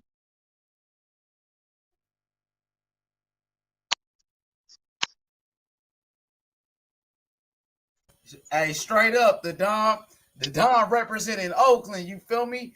I already know what time it is. Yo, Cassidy. So, what you think about Devin Haney being right here in this position to make history, Cassidy, in the sport of boxing by becoming the youngest undisputed champion in the history of boxing? Yeah, I think he's doing it. I think he's an excellent role model, man. I think he's an excellent role model of the young fighters of today, man. They should take a leaf out of Devin Haney's book from now, man. He's doing what all the young fighters, even the older fighters, should be doing today. You get me? Taking a page out of his book, representing America, obviously the USA, trying to take all them belts back to the hometown. You get me? Well, it's not. It's going to be a tough feat, though. It's going to be a tough feat. It's going to be a hard little mountain to climb, man. You get me? But Devin Haney can do it, man. He's got the skills, he's got the talent. You get me? He's got the brain, the boxing ability. He's got the engine behind him. He's got his family. You feel me? Alhamdulillah. You get me? He's Muslim and that. You feel me? And he's going through it right now as well. He's going through it, man. Shout out to Devin Haney, fam, man, because he's fasting right now. I swear you're fasting right now as well, H Money. Yep, Man, absolutely, brother. Yes, sir. Ramadan. Salute to all my Dons that are sacrificing right now, that are going without for their religion. 100%. You feel me? 100%. Salute to all my Dons that are dedicated out there. You feel me? I'm out here, brother. I'm out here like I don't give a fuck, bro. You know, I never go without, bro. I couldn't even make a sacrifice, bro. The only time I make a sacrifice is when I feed the kids. You feel me? Yeah, I'm telling you, bro. It's bigger than that. It's bigger. And like when I think about stuff, sometimes I'll be like, damn, bro, we gonna make it to heaven or hell? And then I start thinking about all shit, bro, and I'll be like, damn, I don't know. But anyways, hopefully one day, well, we meet that judgment day anyways. Either heaven or hell, bro. Let's go. Don't give a fuck. Hey, Coco, you at home, right? You ain't driving, are you? No, I already made it home. I'm in my I got my own little like my side spot. You feel me? When I get too fucked up, I can't go to the house. Cause my wife is getting really mad. I got hella spots, bro. I got hella spots. All right, yeah. Don't be out there drinking, man. Don't be drinking. I mean, drinking and driving. Don't be driving. Been drinking. Been done made it home. I actually had a driver. I had a driver the whole night, but then the motherfucking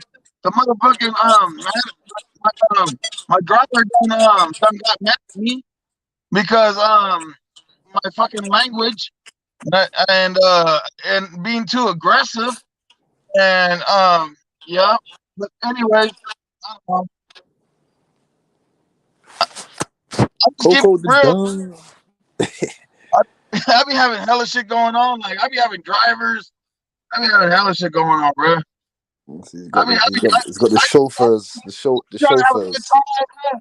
Like I try to have a good time, but then sometimes like certain vibes piss me off, and then like if I don't feel your vibe, like all of a sudden I feel like you're a little like you're just acting up like a little bitch or something. I just start like if I feel like even if I smell a little bit of like a little bit of something, I'll be like.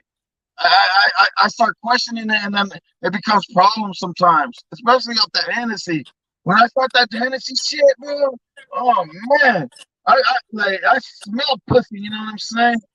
You know, so I be running people off, bro. I be running people off, especially when I be drinking all day. I be drinking every day, all day, right? But then all of a sudden, I start drinking a little bit of Hennessy, and then I be running people off, and then you catch me all alone, fucking in the car, and can't go home because fucking next thing you know, I'm gonna start a fight somewhere else. You feel me? And I don't even want to start a fight. You feel me? It just happens. Haney. Henny, Hey,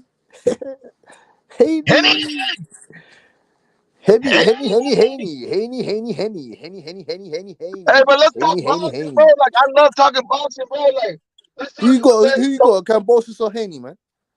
And I got Haney, bro, in the town, bro. Okay. Look, man, the most beautiful thing that I have. Hey, LeDon, let's talk boxing though. What's up with Canelo, man? A lot of people feel like Canelo been out here cherry picking. I mean, guys like Method. Shout outs to Method. You know, I've been hearing some of the things Method says. You know, so even shout outs to Reggie Owens. Some people feel like Reggie, Canelo, you hating too, Reggie? Don't tell me Reggie hating. Hey, know Reggie, what? you hating? Hey, know what? Hey, man, just tell me you hating. I mean, I don't know, bro. Just you mad at Canelo or what? I think hey, Reggie, after Canelo beat Caleb Plant and became undisputed, what you think about Canelo now? Do you still feel like he cherry picking fights? Do you like that? Do you like that Bivol fight, or you wanted him to fight Charlo and Benavidez? My thing with Canelo is love and hate, because I gotta respect him for what the fuck he does in the ring.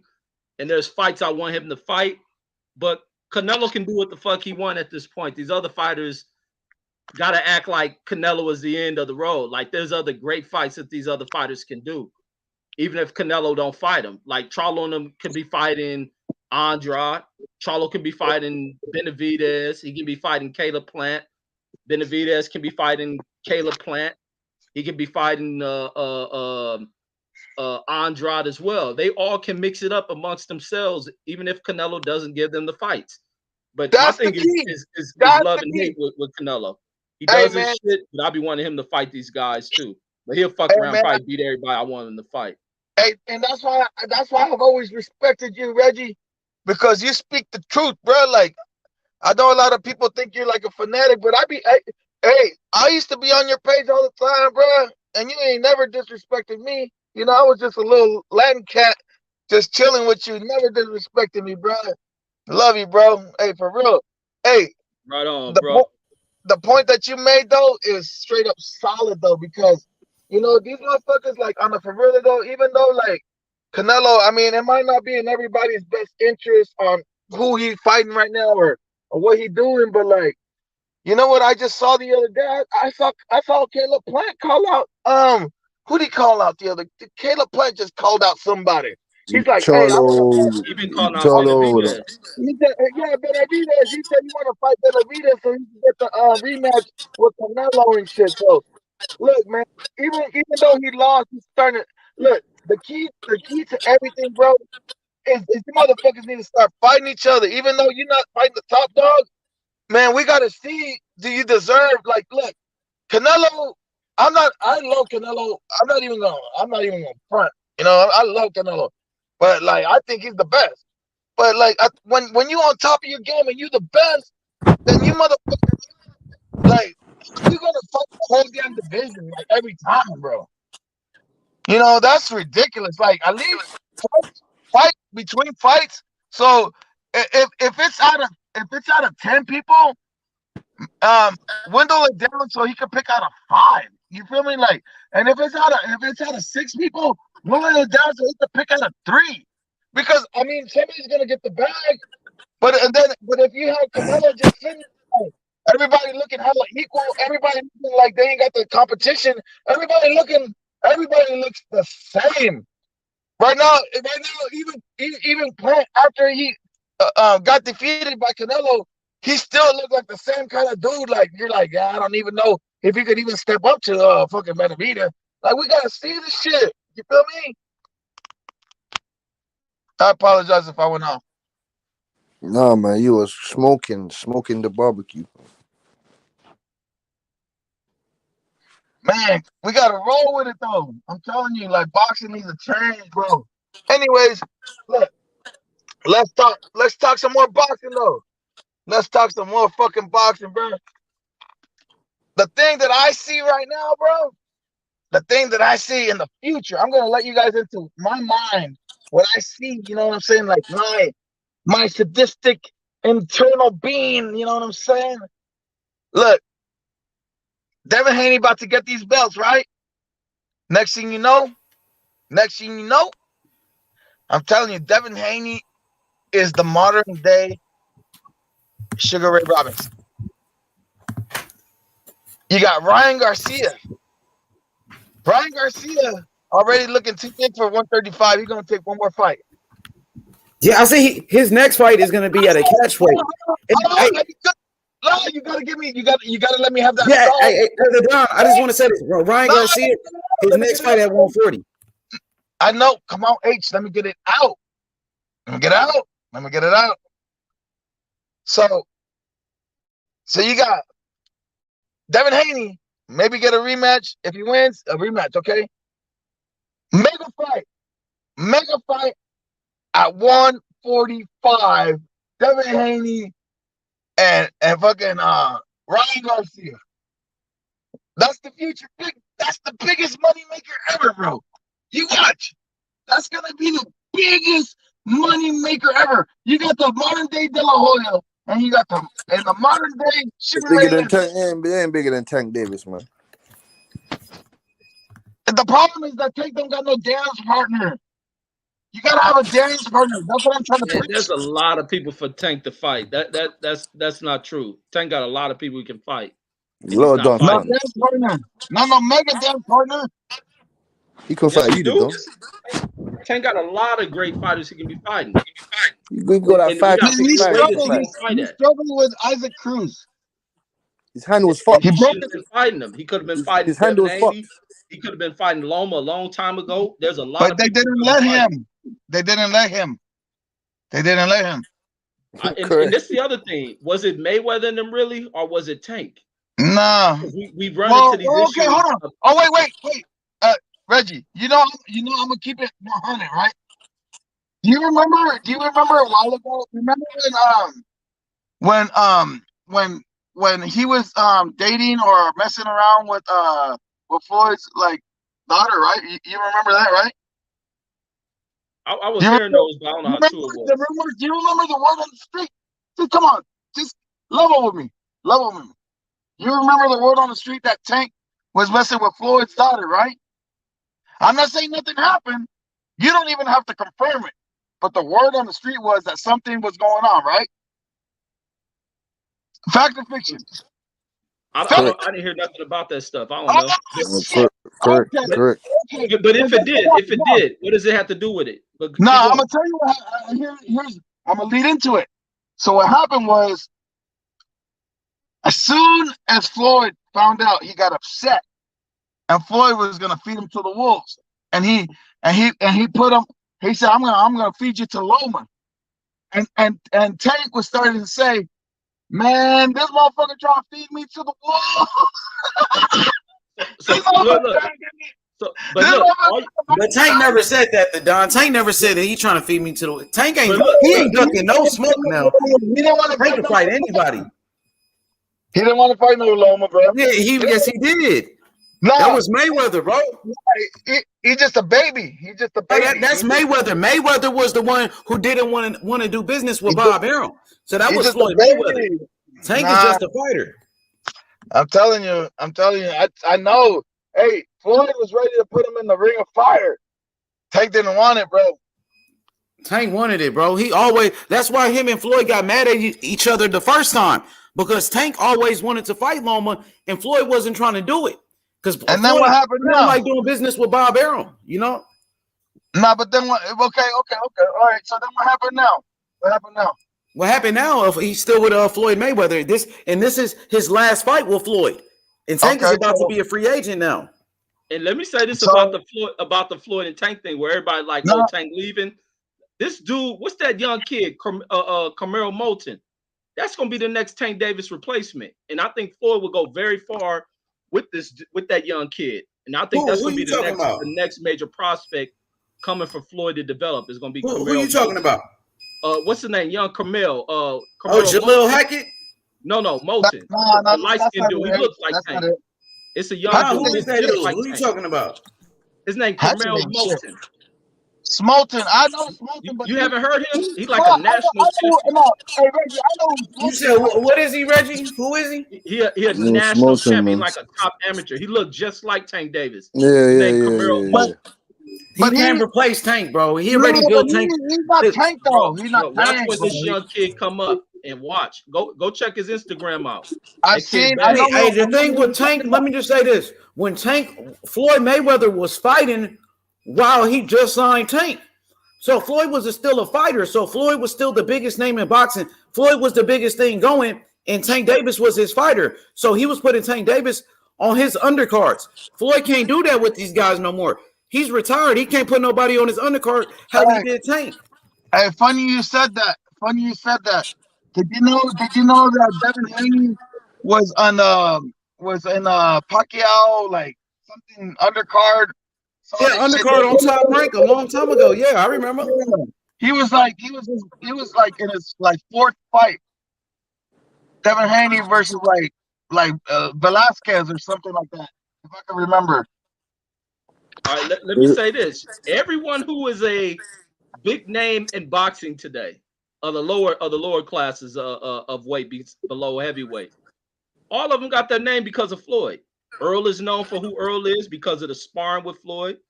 Canelo is who he is because of his matchup with Floyd. Man, this Hennessy got is who he is because of the announcement of Floyd Mayweather. So Floyd just announcing a kid being behind Canelo can have a fan base before like Floyd. He had the Mexican fan base. Canelo was a star in Mexico. They were there, but they pushed you. He got pushed over. That's true.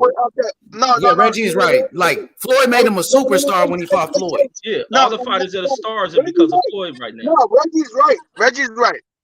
Because look, the Mexican fan base was there, but it wasn't really like pushing them like that because the hype on let me just say this to Don real quick, because remember Canelo before he fought Floyd Mayweather.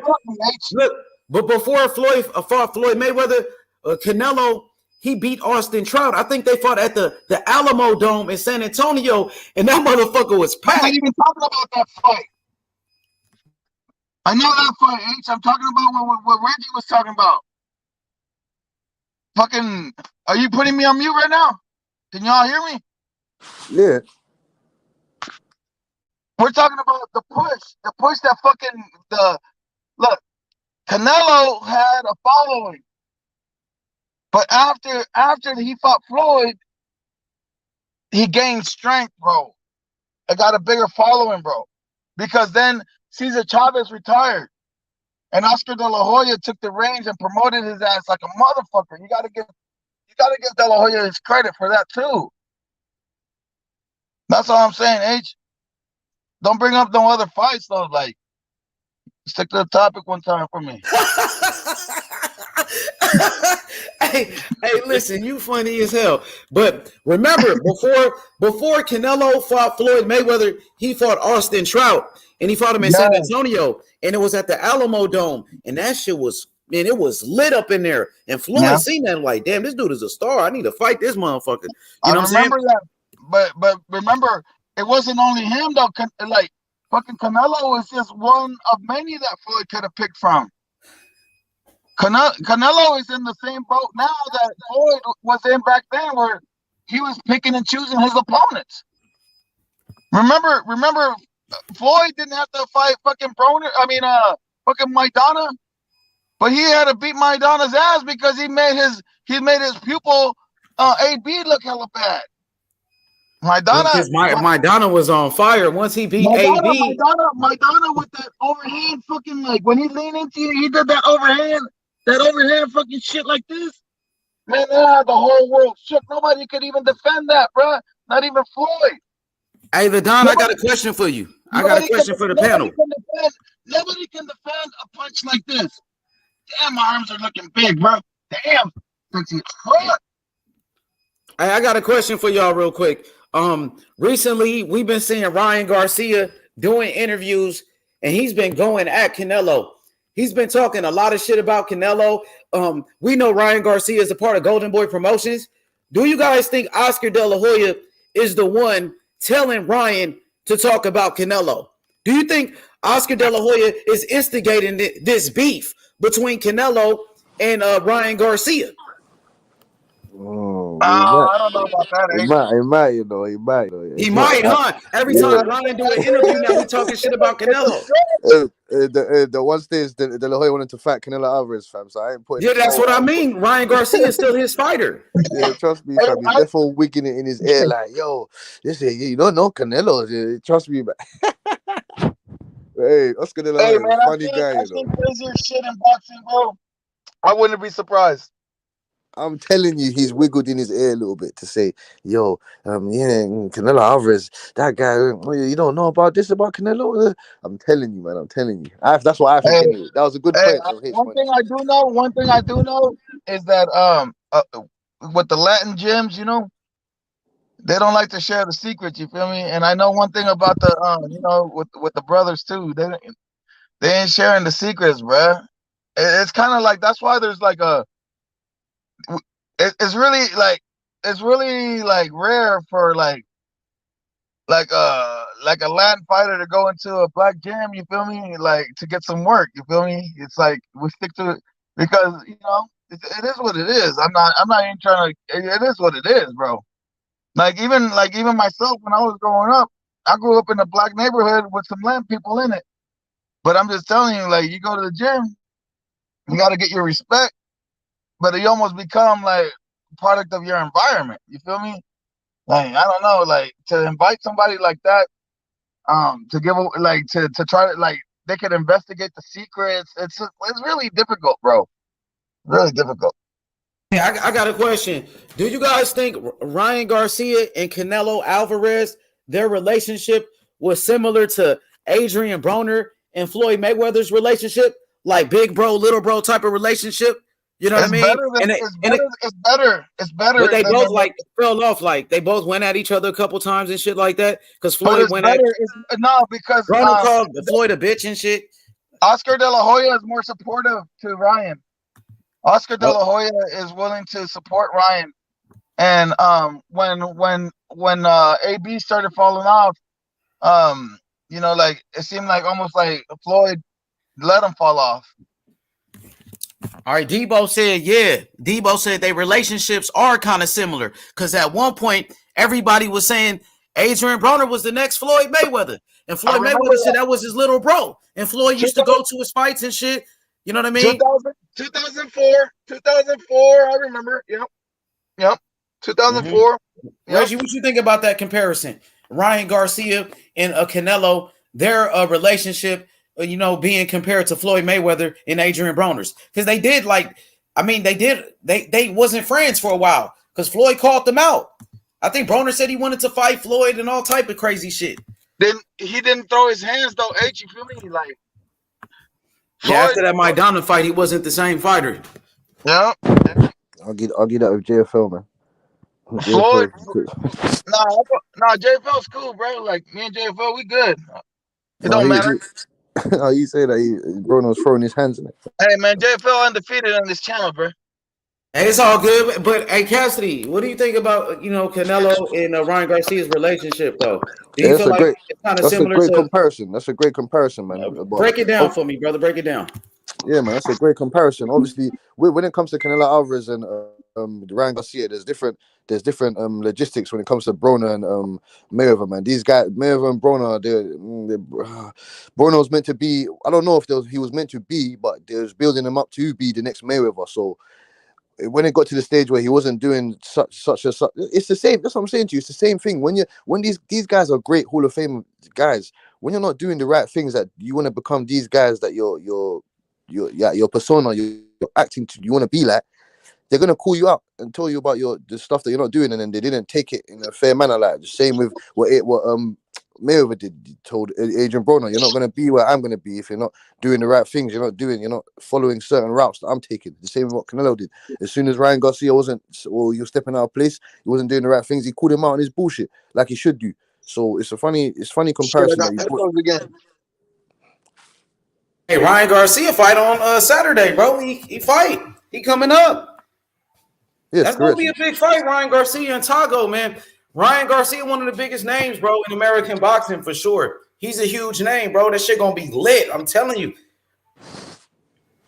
Ryan Garcia fights be, man, it be entertaining too.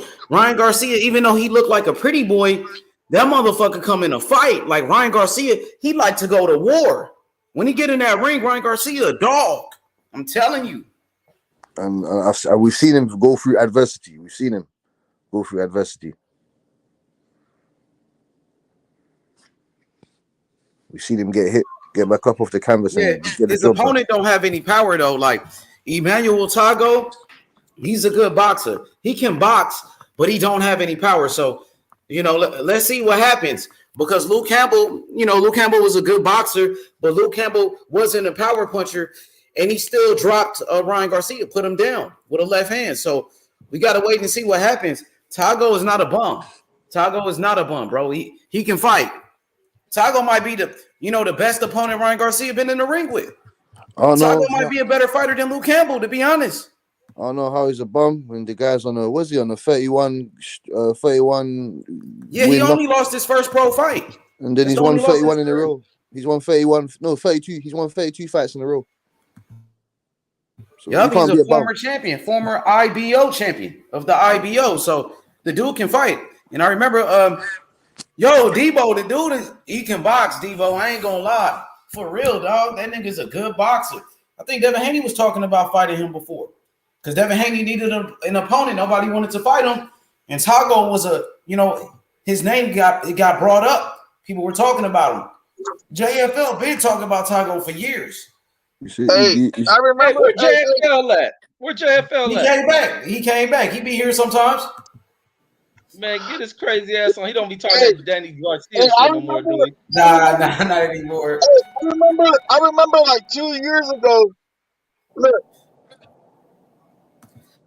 I remember like 2 years ago, fucking JFL was talking about Tago like he was the dude. I swear to God, on everything. I didn't even know who Tago was. After JFL talked about him, I had to look him up. And I was like, okay, he nice. And then JFL been talking about Tago for years as a good opponent. I think a lot of people is actually sleeping on Tago going into this fight, bro.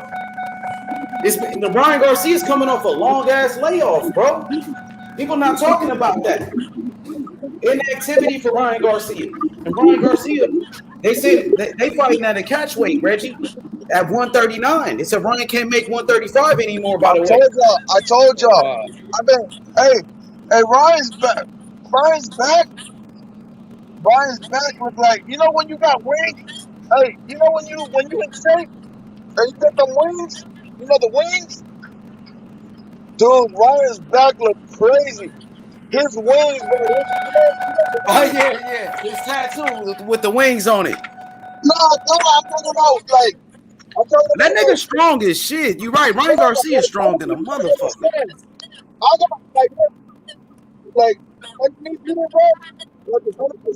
I just hope Ryan Garcia don't lose this fight, man. I'm hoping he don't lose, man. It's a dangerous fight with Tago. The best thing that ever happened to Ryan was not fighting and taking care of himself. He's gonna. I definitely think he's gonna smoke Tago, man. Tago ain't seen that.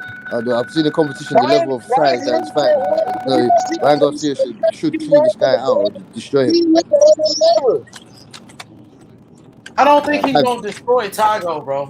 But if I don't anybody think thinks that he might, Tago bro. against Ryan, Tago ain't no go bum. ahead and DM me, No, and he's I'll not a bet you bum. He's not a $100. bum. He's not a bum. Tago He's ain't fighting no bums, bum, bro.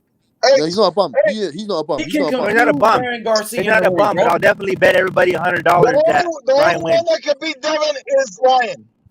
The only one that could beat Devin is Ryan. I think Tank.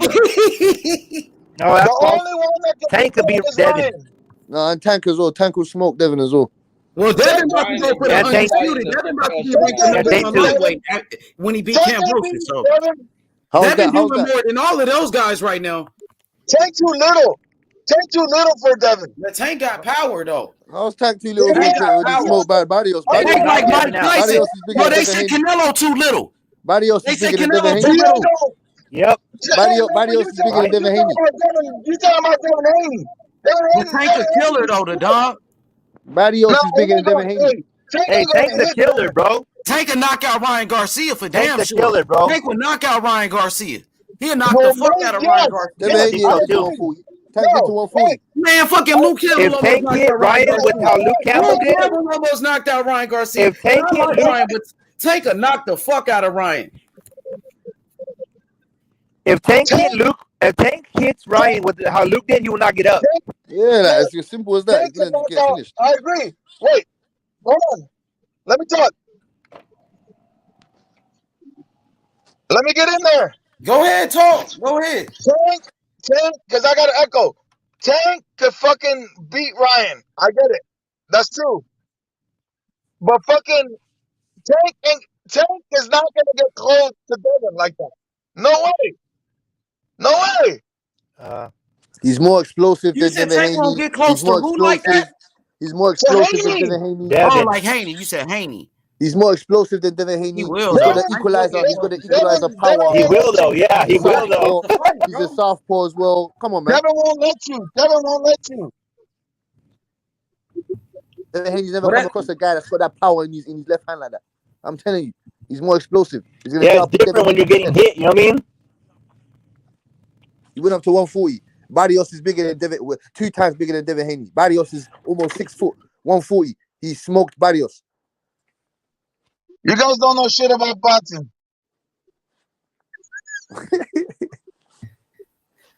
You guys don't know shit about boxing.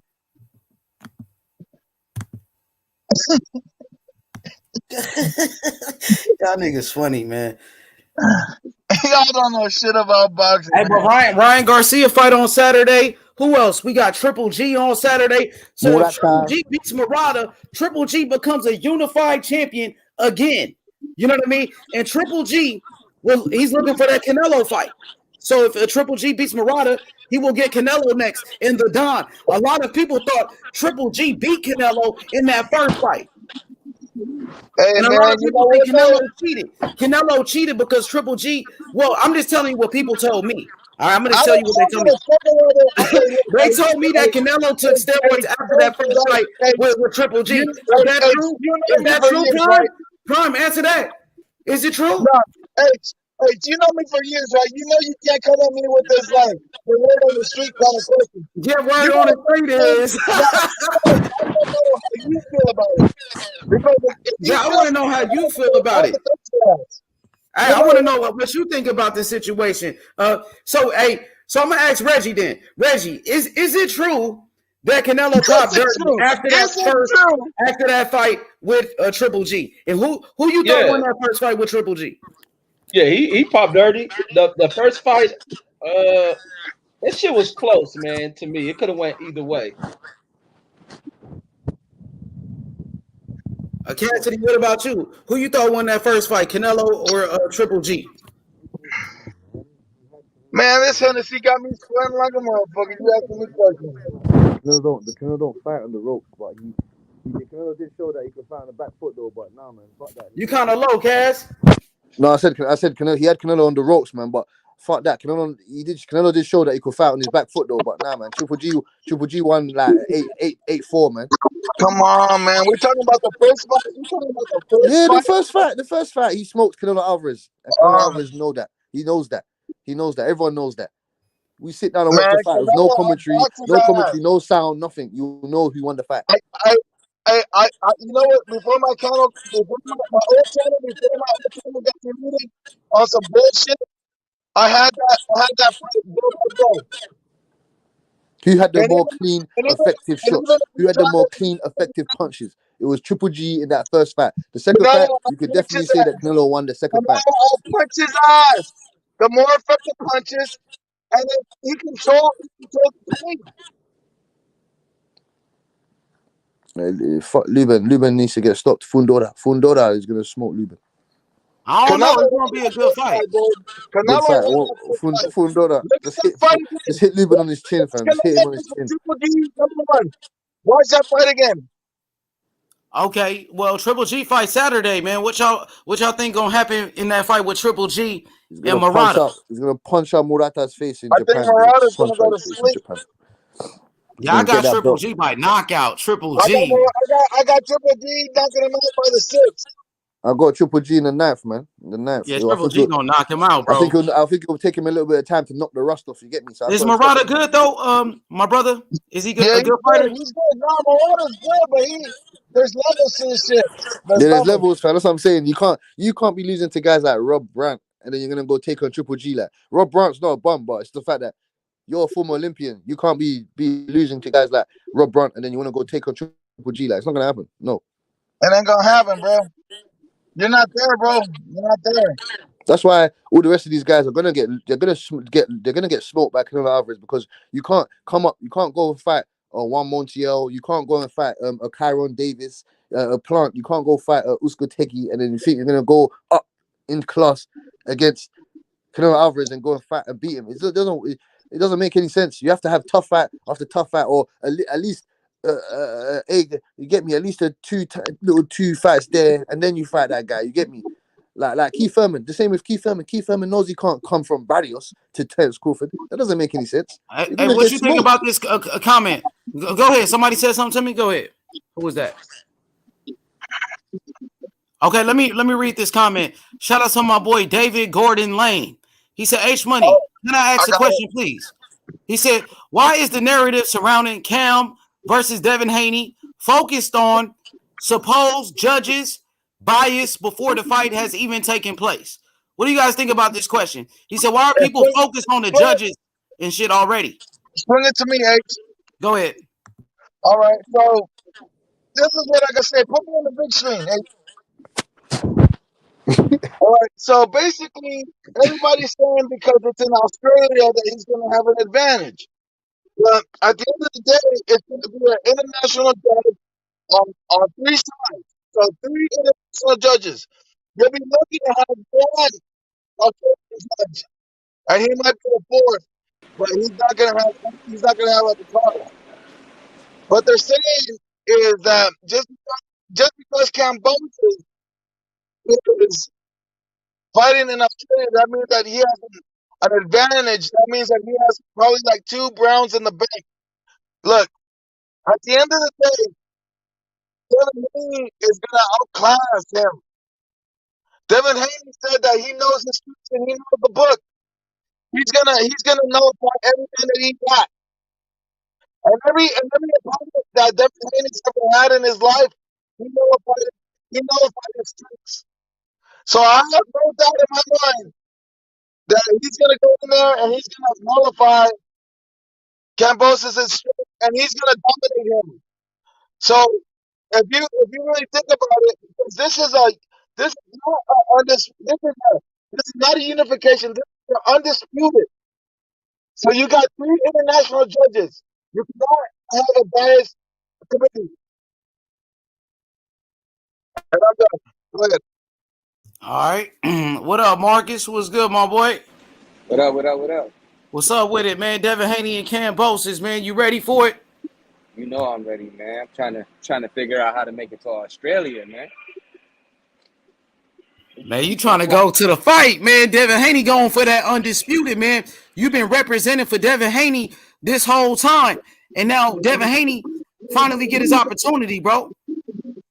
Yeah, this big time, and all the fuss about the contract he signed and all of that, it don't matter to me because he getting the opportunity to display his talents on ESPN live on ESPN in front of millions in a foreign country with the whole America on his back. So it sounds like a blessing to me. Yeah, that's what it is. And Bill Haney and Devin Haney, they very excited for this fight. This is what they've been asking for, and they finally Hey, got I'ma it. holler at y'all. All I gotta right, do my man. my brother, the Dom. Coco. Hey, I looked at the clock. I looked at the clock and said 12 midnight. I love it. I love every single one of y'all. But I gotta go. For sure. Yeah, no doubt. Yeah, man. So, man, the fight, man, it's gonna happen, man. We got some big fights, matter of fact. This Saturday, like I said, Triple G versus Murata in a unification at 160 pounds. Sebastian Fundora versus Erickson Lubin in a title eliminator, 154 pounds. I can't wait for that one. That's going to be a great fight. Two young fighters in their primes. Sebastian Fundora, Erickson Lubin, two southpaws, bro. That's going to be a great fight. I'm ready for that one. And also, we got another big fight coming up, man. Ryan Garcia versus Emmanuel Tago. It's the return of Ryan Garcia. I'm excited, man. Which fight you want to see the most, man, Reggie? Which fight y'all want to see the most? My boy Cassidy, go ahead. Fundora and Lubin, man. You get me? It's gonna be You a want to see bomb. that more than Triple G and Murata? A unification? Yeah, man. Because they're both fighters in their primes right now. You get me? They're both trying to fight for something. The winner of that moves on to something even better and greater. With Triple G, there's only one target in that. Well, he's looking for punch out Murata. Then you go see Canelo or Murata. What's he gonna do if he wins? What's he gonna do if he beats Triple G? Is he gonna go fight Canelo Alvarez? What's he gonna fucking do? Yeah, he's gonna fight Canelo. That's the fight. Murata. No. I don't think so. I'm saying if he wins, what's he gonna do? Because I don't see. I don't think so. I don't see him winning that fight. That's what I'm saying to you. That's what I'm saying. We have a good idea, 70 to 80%, or even 90%, that Triple G is gonna win this fight. With Fundora and Lubin, we have no fucking idea. Ryan Garcia, he should smoke Tago out of there. They cherry picked Tago. But what we're gonna see is the cherry pick was correct. For sure. Yeah, so I got Triple G, man. I don't see Triple G losing this fight to Murata, bro. That's what I'm saying to you. With Lubin and Fundora, we don't know. We have no idea. That's a 50-50 fight. Yeah, that's a good fight right there. That's a bad motherfucker right there, bro. That's going to be a competitive fight. Yeah. I like Sebastian Fundora. He's a good fighter. Sebastian Fundora, southpaw, Mexican fighter, tall, 6'6". He's a freak of nature, bro. Sebastian Fundora, he has potential. But I seen in the past, Sebastian Fundora was in a very close fight. He got a draw on his resume where a lot of people thought he lost that fight, Cassidy. A lot of people thought he lost that fight. So, but he's young. He was young. You know what I mean? I think he's been getting better. Erickson Lubin, very good fighter. He got a lot of skills. Erickson Lubin, he can box. He's a southpaw too. Two southpaws. You know what I mean? Erickson Lubin, only one loss to Jermell Charlo, and Jermell Charlo is considered to be the best in the weight class. So he only got one loss to the best. He got knocked out, and he was young. He was a very young fighter at the time.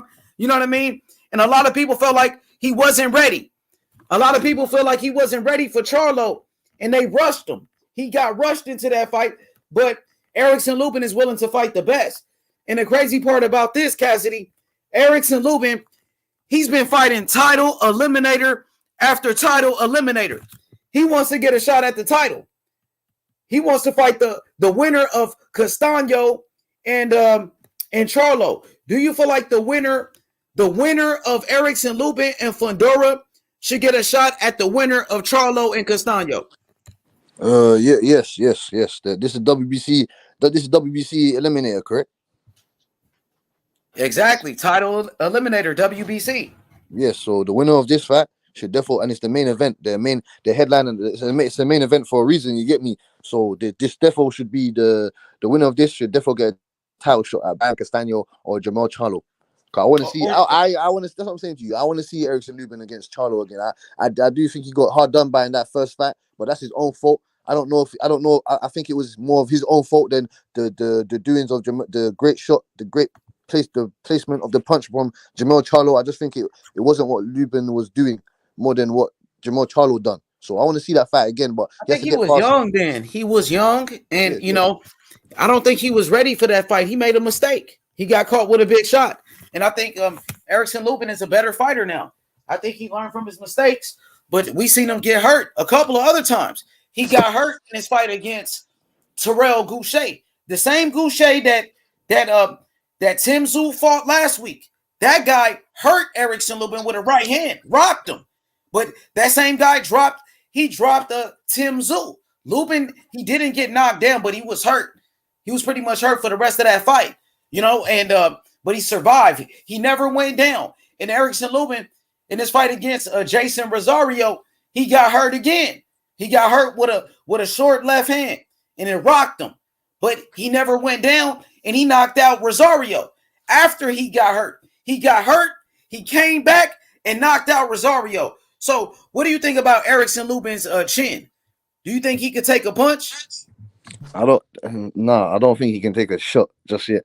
That's what I'm saying to you. You can't work on your chin. It's either you got a granite chin or you don't. You get what I'm saying? Like he ain't got a chin like to like. Oh, it's hard to explain, man. Did Amir Khan have a chin to you? No way. He got a glass. His chin ain't even made out of glass. He's dead. Do you think Lubin his chin is like Amir Khan? No, because we've only seen Lubin get knocked out once by the guy in the weight division. But you seen him get hurt though, so you don't feel like it's that bad. You don't think it's that bad. But Amir Khan, even though Amir Khan got knocked out by Breedis Prescott, didn't Amir Khan come back and beat Zab Judah?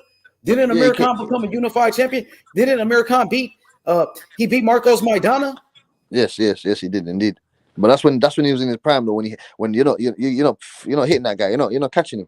He's like lightning. You get me? That's when he had the. That's when he had the box. That's what I mean. Even though Lubin his chin is not that good, but what if his defense his defense is good, his skills are good. If he can box and protect his chin with his defense, do you think he can win a world title, become a champion? It depends, man, because he has to change his style of fight when it comes to these type of fighters. Look at this fight now. I think he's gonna be he can't keep going through grueling fight after grueling fight. With this fight with Fundora, he has to fight on the inside. There's no way on this planet that he's going to fight on the outside and beat Fundora. He has to go on the inside in his chest and fight this guy. So that's gonna be another grueling fight because Fundora loves to fight on the inside. Well, Fundora got outboxed before, bro. No, Fundora's an inside fighter. Fundora tall, but he gives up that shit to fight inside. Yeah, he'll give that up. No problem. I'll tower over you with my 6'6" frame, with my almost 80 whatever inch reach, and I'm going to eat you up on the inside. So I don't know if Lubin can take all those body shots, or he's gonna get caught in the inside. I bet you any money he gets dropped by an uppercut in the inside. But Lubin can outbox him from the outside. I don't think so. Why would Lubin fight him on the inside if that's what Fundora wants to do? I don't think Lubin's ever fought a guy that's 6'6" on the outside in my life. But what's the name? What Lubin? What's the name? The crazy shit is everything is so inverted when it comes to goddamn Fundora. Everything is opposite with him. He ain't a good outside fighter. Lubin can sit on the outside and outbox him. I don't see that happening because I see him just getting caught, getting too lazy. I just see him getting too lazy. Lazy. Like what's the word? He's too lazy on the outside and just getting caught with something stupid.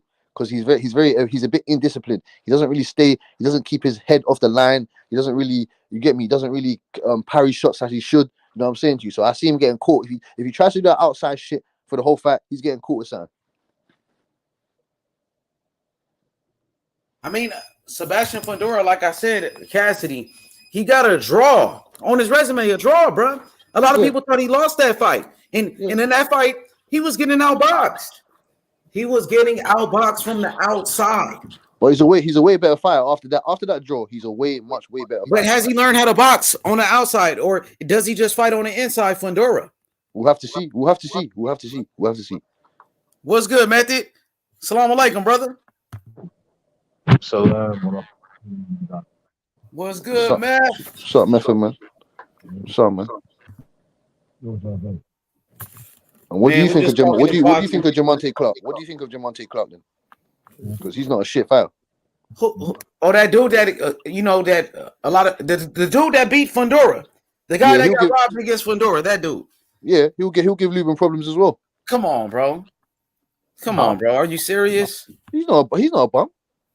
No, I'm not saying he's a bum. It's just fun stuff, big fights. You know, I ain't gonna put the draw too much ahead of him. You get what I'm saying? Because we've seen Lubin get knocked out, unconscious. But yeah, that's what I'm saying. When it comes to styles, style wise, Lubin's style is better than Fundora's. You know, he's gonna be there for Lubin to hit. I got Lubin stopping him. You know, that dude Fundora throw a lot of punches too. His work rate is crazy, dog. You know what I mean? They got common opponents too. They both fought against what's his name? Oh boy, Nathaniel Gallimore. So Lubin, he outboxed Gallimore for 12 rounds and beat him up, but Fundora knocked him out. Right? Knocked him out in the 6th round. Fundora throw a lot of punches, bro. Half that shit. He knocked him out in the 6th round. Lubin went fucking 12. Fundora be letting his hands go for sure. So I'm saying Lubin's going to get hit. He could be outboxed though, bro. I seen it. But Lubin's going to get hit. He's going to get hit, and I want to know how he's going to react once he gets hit. Because Goucher smacked him. Goucher. So when the 6'6" Fundora hits Lubin on his chin, I want to see how he's going to react. He didn't go down. No, he didn't. He didn't. He's been down, I think, one time against Charlo. But we've seen him been injured multiple times. Yeah, he got rocked. He got rocked against Rosario, but he came back and knocked out Rosario. Bro, we ain't seen Fundora been hurt multiple times. Fundora get hit a lot. His defense is not that good. But he doesn't get rocked though. That's what I'm saying to you. Jamel and Rosario. Like Golovkin. Look at Golovkin eats hella shots, but we have not seen Golovkin get hurt. Only once. Only once we've seen him get hurt to the body once. Apart from that, but Lubin's gonna be the best puncher that Fundora's been in the ring with. So we gotta wait to see what happens the moment they get in the ring. Because Lubin's gonna touch him, he's gonna touch Lubin, but you gotta see how well Fundora reacts to the punches. And there's a lot of body for Lubin to work on. There's a lot of body for Lubin to punch on. The problem in today's fighting, a lot of people headhunt too much. You don't see people target the body as much as they should in boxing. Lubin, I don't think he's a great body puncher either. You're giving Fundora too much credit, Butch Cassidy. You know, you getting him a little bit too much credit because we've seen what he is and what he ain't. I'm not giving him. When you're saying credit method, I'm not giving him his dues. Like he's done something in the weight division already. I'm just saying to you that he's a specimen. Like there's a lot to work with. Like he is a specimen. Like he is a monster. Whether you like it or not, he is 6'6". He's got the same reach as the heavyweights. He is a monster. You understand what I'm saying to you? It don't really mean nothing when you're down in 154. You get what I'm saying? If he was at heavyweight, he'd be at heavyweight. You get what I'm saying? He had that thing. If his trainer saw that he could fight a heavyweight, he'll fight a heavyweight. You get what I'm saying? No, he can't fight on heavyweights. He has a height of Anthony Joshua, reach, all those things, right? But he doesn't have the power yet alone the chin. It's somewhere along the lines that we haven't seen yet. I believe Lubin, it'll come out. You get what I'm saying? That the chin, the resistance, and his endurance. You know, he threw a lot of arm punches as well. He threw a lot of punches, but as time go on, those punches turn to arm punches. You know, I just don't believe that he's gonna be able to sustain for over like 8 rounds with Erickson Lubin. I think Lubin's punches will take a toll. And Lubin can catch him as well, you know. Lubin can catch him because Lubin's got he got some fucking long arms as well. He got 74-inch reach, he like 5'9". So he could catch him. But I just don't see it happening. I've seen him being injured multiple times. Yeah, Goucher injured him. Big punches. I mean, Goucher, he about his shelves up, but he's a huge puncher. You get what I'm saying? We seen when he hit Tim Tszyu. He ain't got that many knockouts though. Goucher got like 11 knockouts or something out of 20-something fights. Yeah, I've seen Tim Zoo fold up on the canvas. I mean, he got back up. The difference between Tim Zoo and Lubin didn't hit the canvas. No, but I think that's but if you go back and look at that Tim Zoo knockdown, that's just poor foot placement from Tim Zoo. That's more off balance. That's poor foot placement. Do you know what I'm saying to you? Lubin was when Lubin got caught, he made a punch. Shane knocked him down. He made him do a little dance, but he ain't knock him down. But when he hit Tim Zoo, he hit the canvas, took a second, got back. You know what I'm saying? So it's a tip for tat. You know, he hasn't fought anyone. Rosario. He hasn't fought anyone. Jamel Charlo. I mean, Jamel Charlo. Lubin would do the same thing. Fix your audio, Matthew. Well, he smoked Sergio Garcia. Sergio Garcia is a fucking contender in that division. He's not a waste man.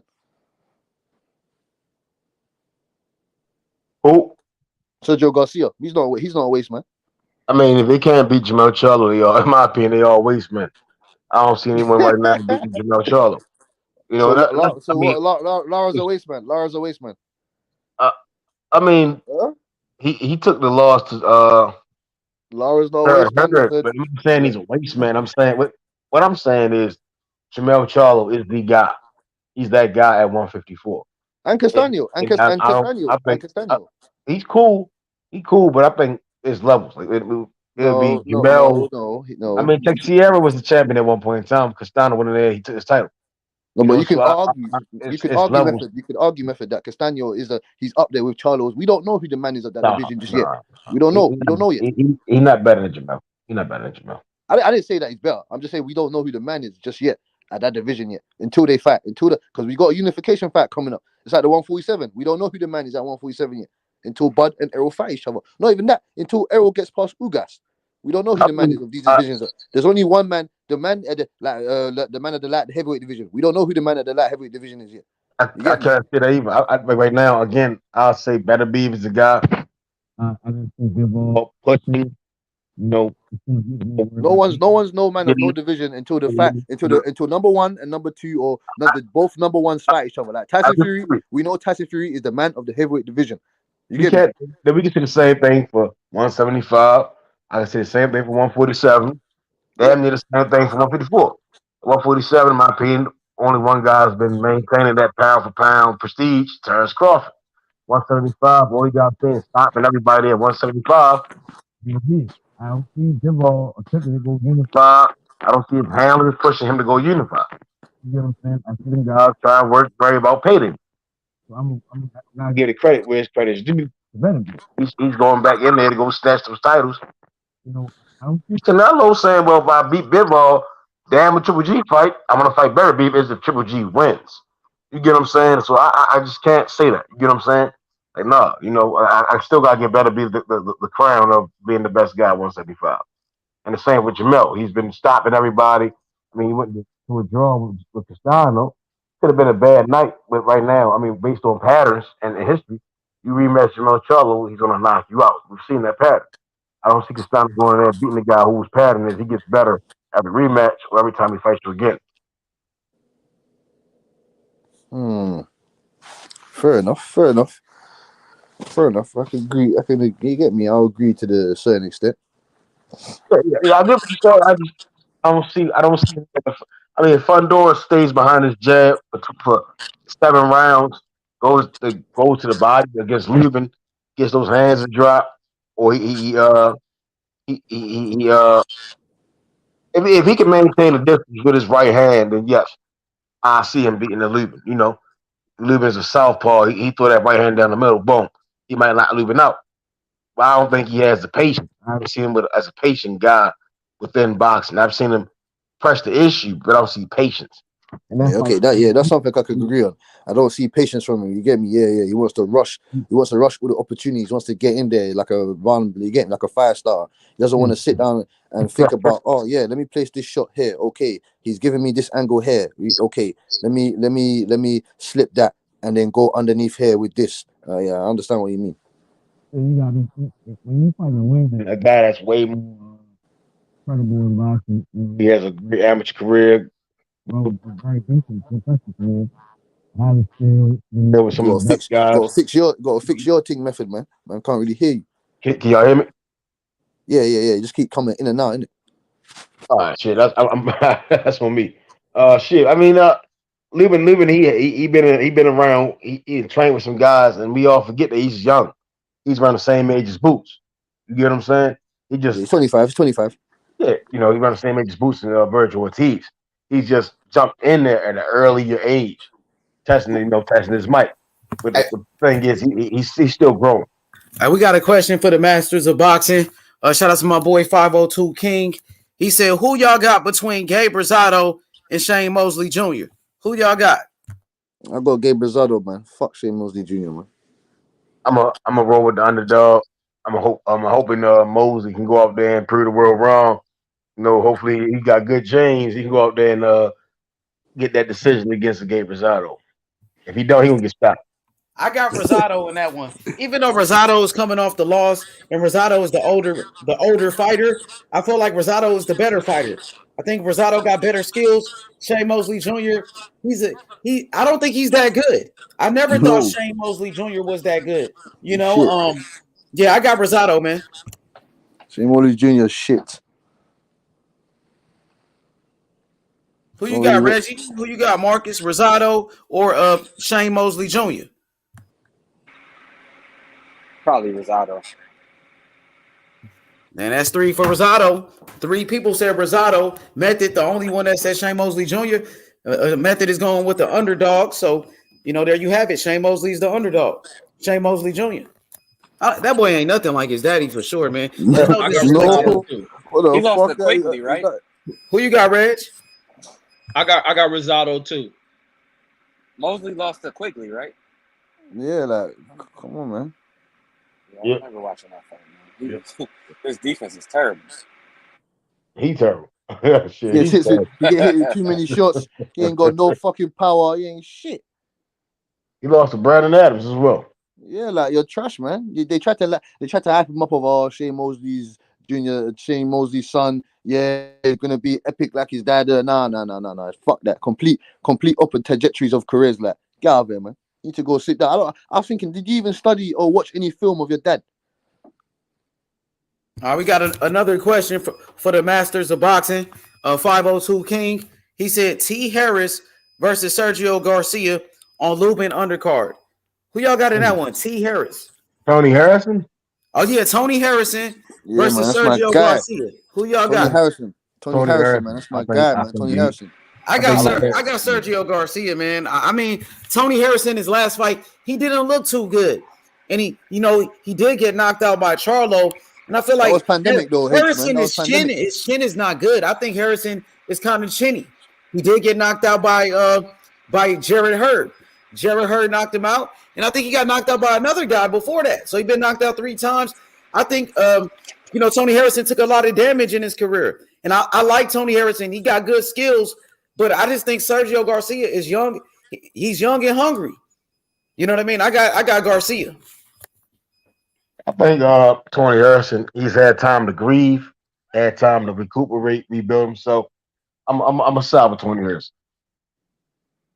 Yeah, I don't know about Tony no more. I think Tony's reached that point where he's long in the tooth in the career now. And I don't know too much about that Sergio dude, but Tony did lose that last fight he was in. He was gifted. He was gifted like a motherfucker in that fight. I think there's something missing as far as Tony. He has been in grueling fights in his career, and he may just reach that point. But we got to see in this fight if it really is a point where he has to hang it up. That was during the pandemic, though, man. You get me? There was no crowd there, and that you get me. He was coming off that Jamal Charlo loss. There's a lot of excuses, bro. What does I know his father passed away and all. I understand, bro, but he got in the ring, man. Go ahead, Reggie. You said what that mean, right? Yeah, I'm about to say what does that mean? The pandemic. A lot of fighters fought through the pandemic. Yeah, that means that some fighters fight differently, innit? Maybe there's a crowd now. He might be performing. That's what I'm saying. It should be more focused. Then ain't no crowd shit. It make it easier, right? I don't. I'm not making. I don't make no excuses for no fighters. I don't put no fighters in any witness Garcia protection. 33-1. Sergio Garcia 33 only wins, only 1 loss. 40 knockouts. He only got 40 knockouts. 14 knockouts. Then he ain't got the power. Exactly. He did shit. He ain't got no power. No power. There's a reason why they put him in there. Harrison. Oh, he from Spain. He from Spain. I'll give Tony Harrison. He might get him. Go ahead, Method. I'll give Tony Harrison and Jared Hurd that excuse of them both losing their fathers previously to their latest fights. You get what I'm saying? Like when you lose your father, he's in your corner, he's part of your team. That takes a toll. You know, so yeah, I think that plays a part. You know, it's a different realm when you lose your father. You know, especially when in boxing. You know, I mean, Buster Douglas did lose his mother and then went on to beat Mike Tyson. Well, when it comes, it's a different. Khabib losing his father. Yeah, I think again with boxing, it's a little different. Yeah, I'm gonna change my pick, man. I got Tony Harrison, man. Just looking at it right now, I'm gonna go with Tony because I'm looking at Sergio what's his name, Garcia, and Garcia he's a boxer. He got 33 wins with 14 knockouts, only 1 loss to Sebastian Fundora. But from what I see, he's a boxer too. So it's boxer versus boxer, skills versus skills. I think Tony Harrison got better skills than this guy. I don't think this guy can knock out Tony Harrison. So I'm gonna go with Tony. No. I'm gonna go with Tony Harrison. Tony Harrison, the bigger guy. You can't guy. outbox Tony Harrison, dog. 6'1", 60, 76-inch reach. That Sergio Garcia guy ain't got nothing for Tony Harrison. What you're gonna see that guy get his head snapped back all night. Young though, yeah. I mean, he's a young fighter. Like, I mean, shit. You never know. You never know, bro. He might be in better shape than Tony. He might want it more than Tony. You know, but Tony coming back after that bad performance, Tony gonna have to make a statement because you can't have 2 bad fights back to back. You know, I think he got got knocked out, right? I think he got a tune up in. He got knocked out by Willie Nelson as well. Like, you get me? Yeah, Willie Nelson, exactly. But I don't see this guy knocking him out. I don't think this dude got the power, bro. No, man, doesn't have 15 KOs. Got 30 wins. Tony gonna come back ready this time, bro. He looked bad in his last fight, and Tony knows it. Tony knows he gotta make a statement. I'm put some money on that fight as well. I'm put some money on that. I'm gonna go Tony. I'm going with Tony Harrison. Clarissa Shields and Savannah. Yeah. Yeah, you see Clarissa, she ran up in that ring on her. They didn't want Clarissa to get up in the ring first. And Clarissa's like, nah, y'all let her come to my fight and do that. So she did the same thing. Man, I can't wait, Method. And you know, if they fight again, it's gonna be an undisputed fight. So so if Clarissa beat her, Clarissa becomes a 3-time undisputed champion. That's crazy. They fight on the zone, right? Yeah. I'm not sure. I mean, her fight wasn't on the zone. Savannah Marshall, her fight. Sky Sport. Yeah, Sky Sports. I think she was boxer. Wasn't she signed to Mayweather though? She was with Mayweather. She was with Eddie Hearn too. I don't know what happened. Yeah, man. She was the first woman to sign to TMT, fam. I know. I don't know what happened with that, but she ended up going to. Nah, Floyd ain't. Floyd got too many bitches, man. Floyd ain't trying to do that, man. He ain't got no white fighting pussy. Nah. Hey, so the thing with Savannah Marshall, she was with Eddie Hearn. She was fighting on the zone, but her fight today wasn't on the zone, so that was kind of weird. So she's not with Eddie Hearn anymore. Yeah. I don't know what they're doing, especially if you say they weren't trying like Clarissa Shields in the ring. That's the page that they do over there. You know, they when that most recent encounter for the day, they let Savannah get the mic and all these other people had something to say. Just letting the fighters, you know, keep their trash talk. You know, they already kind of, in my opinion, trying to push the bill to where as though Savannah had the narrative. We fought in the amateurs. You know, it looked good when you're knocking out bums. You know, but she's tall though. I can't lie to you, bro. Hey, Method, I can't lie to you, bro. That Savannah Marshall, she's a problem, my G. She looked like she a problem though. I ain't gonna lie. She got some good head movement too. She could box. She destroyed that woman. She knocked the fuck out that girl, huh? People get mad when I see this. I think Clarissa gonna walk. She got power though. I ain't gonna lie, she do got some power. She got some skills too. Like on she my life, she's not walking through that Savannah Marshall. I swear, my life, Clarissa Shields is not walking through that Savannah. Outbox her. She'll have to just outbox her. That's what she is. Clarissa Shields is a master boxer. She's like Floyd Mayweather of women's boxing. She's the Mayweather of the women, bro. Yeah, correct. She's a box, nigga, for real. I mean, like Mayweather boxing skills, like that type shit. But then I just go with the bigger. Savannah, if she catches Clarissa Shields with one of those hooks, I don't know what's gonna happen. Clarissa defense is too good, bro. You ain't gonna be able to hit her like that.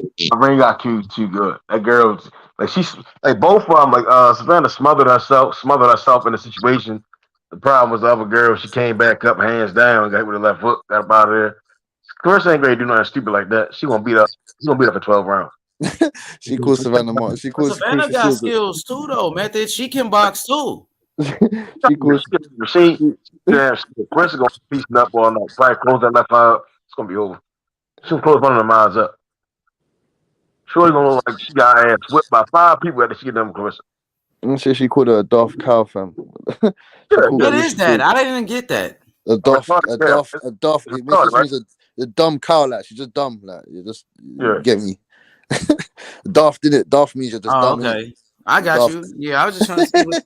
Oh shit! So she called her like a dummy or some shit. Yeah, a dumb cow, like you daft cow. retarded cow, man. Yeah, retarded cow, man. Shit. Man, you ain't worth shit. Nah, she tripping. Hey, it's just trash talking, go. I mean, trash talking. And Clarissa Shields want that smoke with her. You seen it? Yeah, she pulled up the backyard. Run up in that ring, boy. Run up in there. Get out my way. Like, you get me? I think that's gonna be the biggest fight in women's boxing history. I think that fight gonna be bigger than Katie Taylor and Amanda Serrano. To be honest with you. Of course, fam. The bigger women. This is serious. I think Clarissa Shields can punch out a couple of dunnies. To be honest, fuck that. She can box for sure, though. Fam, she punched the boxing machine thing and she got 900. She got to score. Oh, Clarissa? You know when all the boxers, Errol Spence, Danny got, you know they were punching that boxing machine thing. She got the same fucking numbers as those guys. If she know how to punch that motherfucker, then it's a certain way you got to hit that thing. Yeah, she's strong as well. So I can't wait to see that fight, man. You need to make that fight ASAP. What you thought about her performance today? It wasn't perfect, because you get me, but it was impressive. Tell me about it. You said it wasn't perfect. Why you say it wasn't perfect? She got the knockout. What happened? Because when I break down a fight, I mean as in she was getting hit, not hit with certain things, but the awkwardness of her footwork needs to be a bit better. You know what I'm saying? Like she can't be.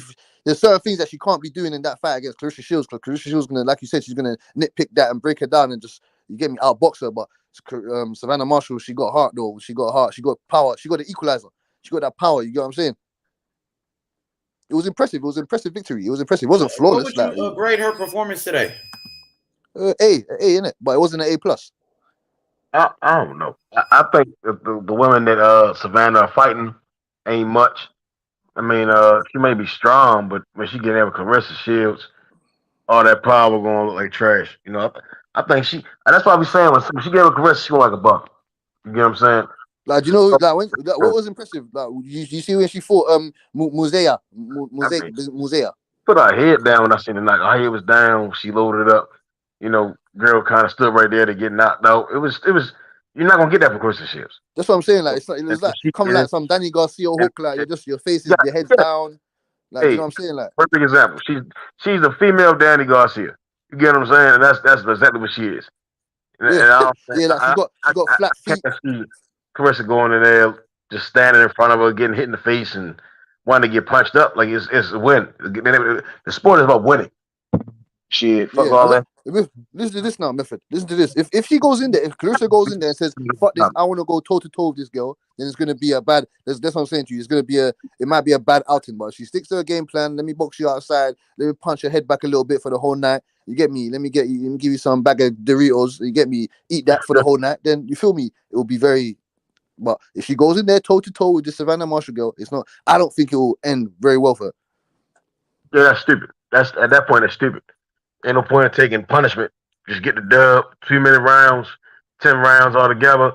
2 minutes. And that's why Savannah Marshall and them be saying, "Oh, you be running, or you're a boring fighter," because they trying to set her up to, you know what I mean, to fight the wrong fight. You know, that's why people trying to say Kambosos saying Devin Haney's gonna run. You know, so Devin Haney could fight the fight he won't.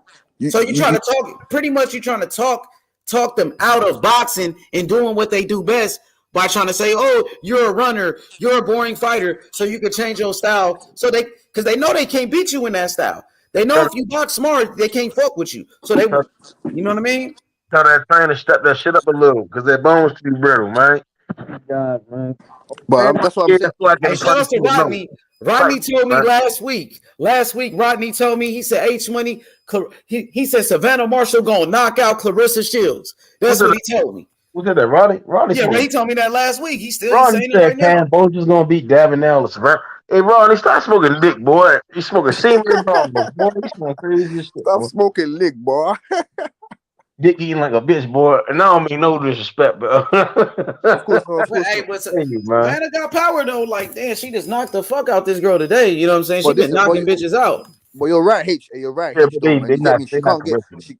She can't get dragged into the. I'm scared that because she's confronted her twice now, and it's been kind of mad aggressive, mad animosity. Like they actually don't like each other now. So I don't want Clarissa Shields to go, fuck this, man. I'm gonna go in here and I'm gonna head straight on him. We're gonna go war to war, toe to toe. No, we don't want that. Just that's what I'm saying to you. I don't want, because what I saw today is she's actually angry. Like she doesn't like her now. Like the mad animosity. Like I need to fuck you up. You beat me in the amateurs. If you're saying that you're better than me now, I need to fuck you up. So I'm gonna go in there. We're gonna go toe to toe. That's what I don't want her to do. So you get me? You're kind of right in that. Don't come to drag it to these mind games. Like you get me? Gonna walk in there with the mind games already played. I think she learning slowly but surely. She cannot mentally break Carissa's gonna slowly get in her mind before the fight even start. I don't think they're gonna take the fight. I'll be surprised if she takes that fight. Why she taking that fight, boy? Hey, bro. Clarissa Shields don't duck nobody. She don't duck nobody. Clarissa Shields, she's going to MMA. She said, "Fuck this! I punched up everyone so much. I'm going to MMA now." You get me? Like she might duck Clarissa, man. I don't know, Will. A lot of people talk that trash to they in front of Clarissa, man. And they don't really want that method. That is the Spence and Bud in that fucking women's in that women's boxing. That is the Spence and Bud. They're making that fight. They're gonna fight at the end of the year, most probably. I mean, you get me? Or summer or something. Based on how Jake Paul and Eddie Hearn talking to Randa Taylor, that's supposed to be some high octane fights right there. But I'm like, man, they both 35 years old, man. Two old ass women. Old ass women, man. That's cool, man. But I don't wildly for it. You know, I mean, there ain't no slight to women's boxing. Like Bob Burns say, you know, women's boxing is it has its lane, but it ain't comparable to the real prize fighting. Like I don't know. But Clarissa, Savannah Marshall, like yeah, that's something that I'm looking forward to. Clarissa, shutting the mouths of our naysayers and all the doubters. Yeah, they Rodney in the chat talking about Marshall. Yeah, that's what that fight's for.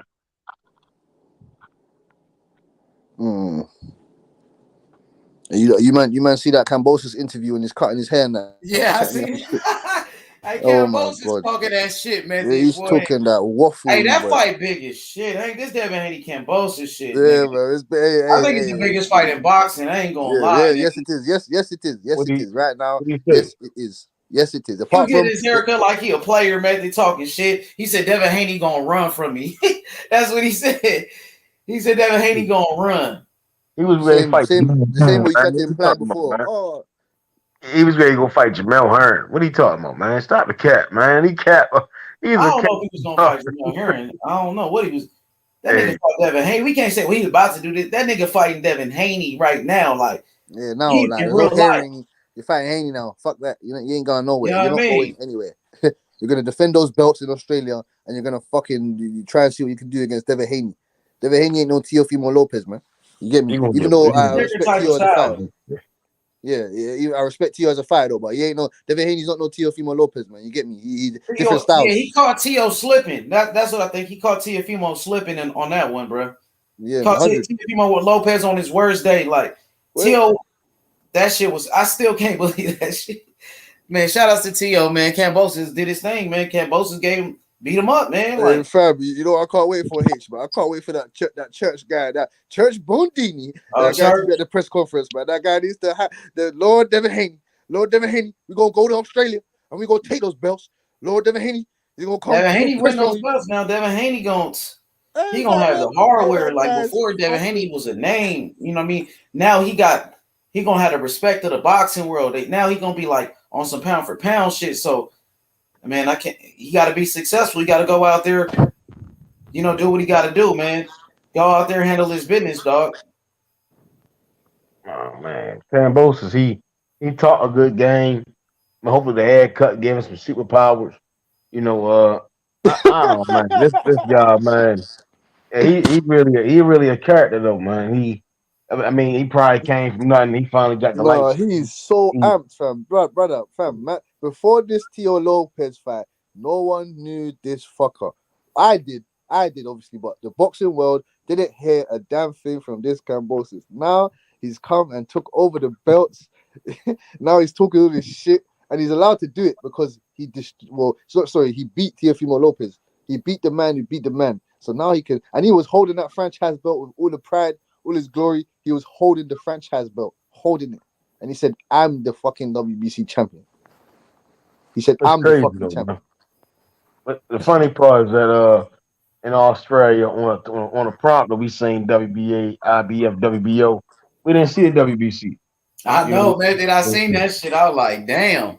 And his own people told me, hey, man, you ain't undisputed. That's when you should you gotta tighten up. I mean, when you cap for a long time, man, you're gonna be held accountable, man. He stopped saying he was undisputed. He didn't say nothing about that. I was surprised, like, damn.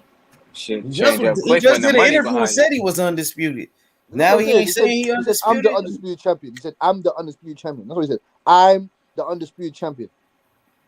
He didn't say it though. He did an interview, before that and said he was. But they promote in this fight as Devin Haney, the real WBC champion. They say Kambosos. What does it mean to you? If you could beat Devin Haney and become Australia's first undisputed champion. So they told him right there he wasn't undisputed in his own country.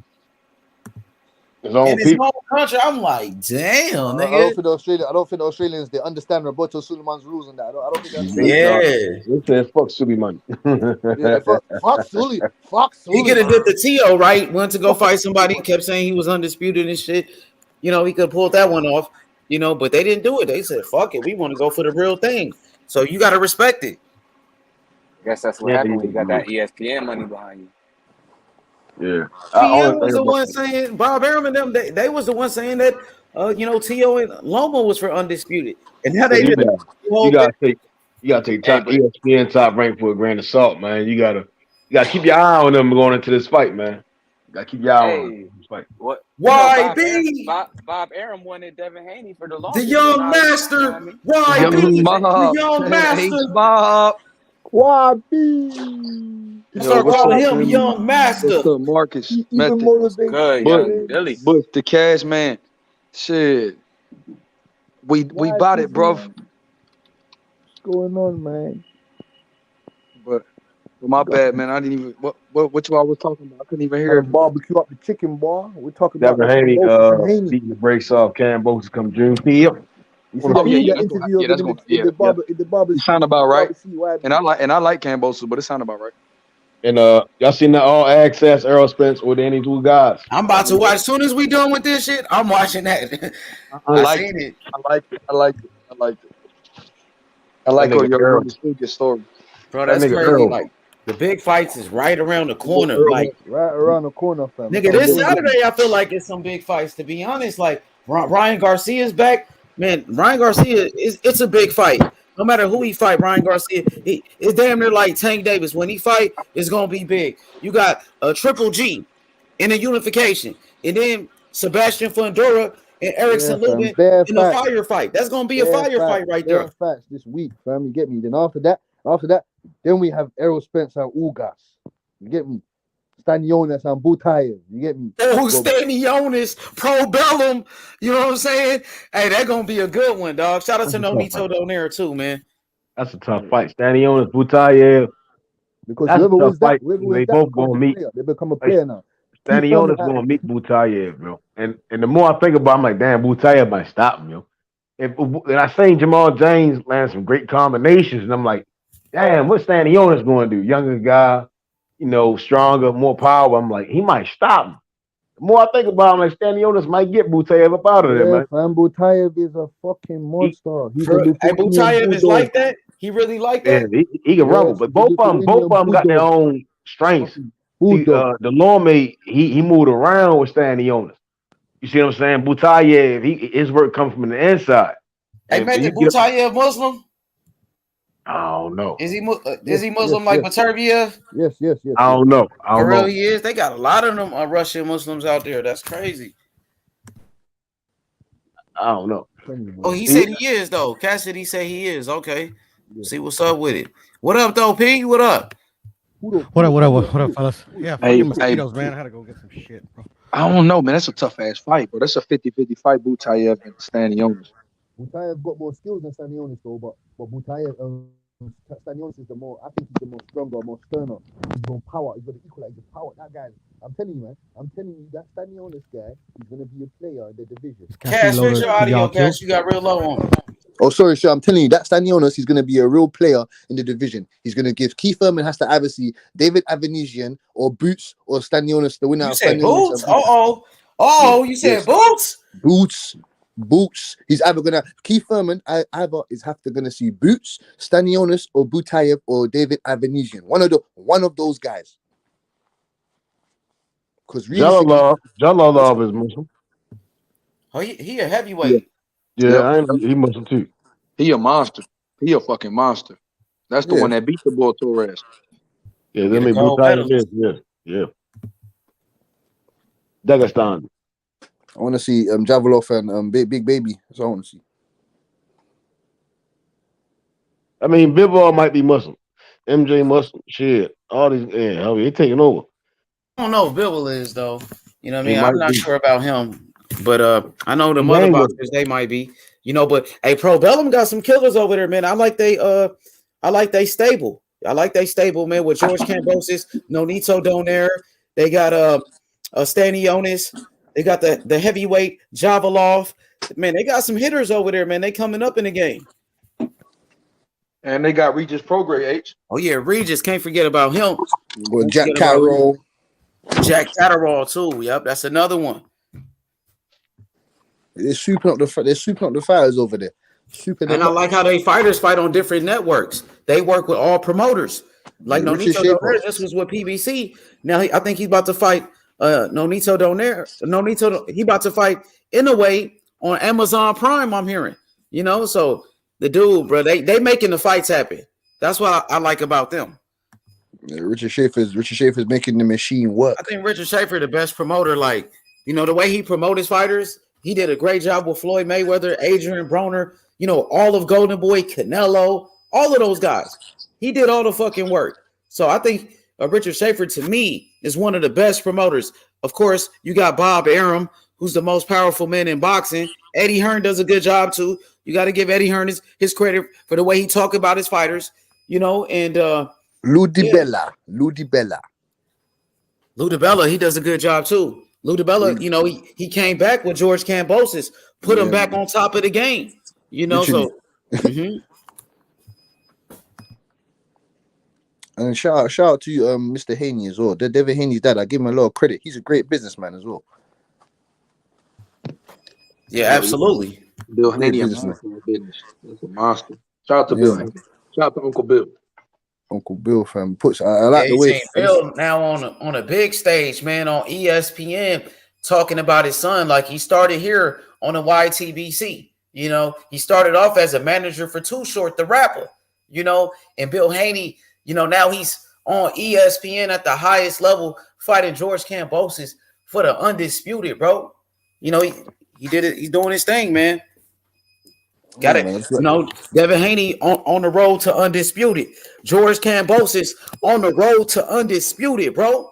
You know what I mean? Mad road.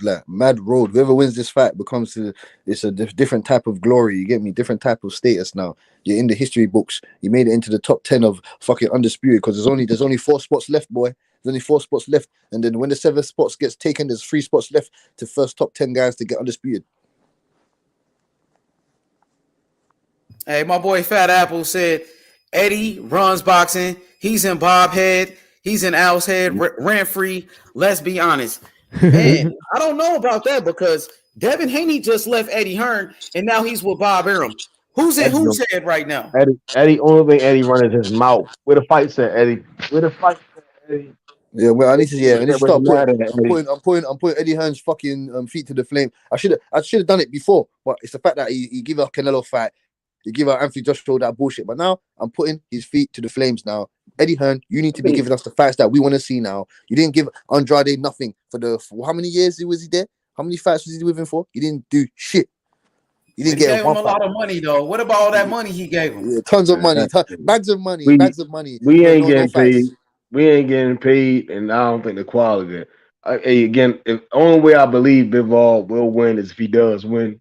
You know, like after the fight, if he wins that fight, then I'm like, all right, Bivol won the fight. But until then, you see that Bivol interview method. I don't care what Bivol is saying. I don't care what's going on.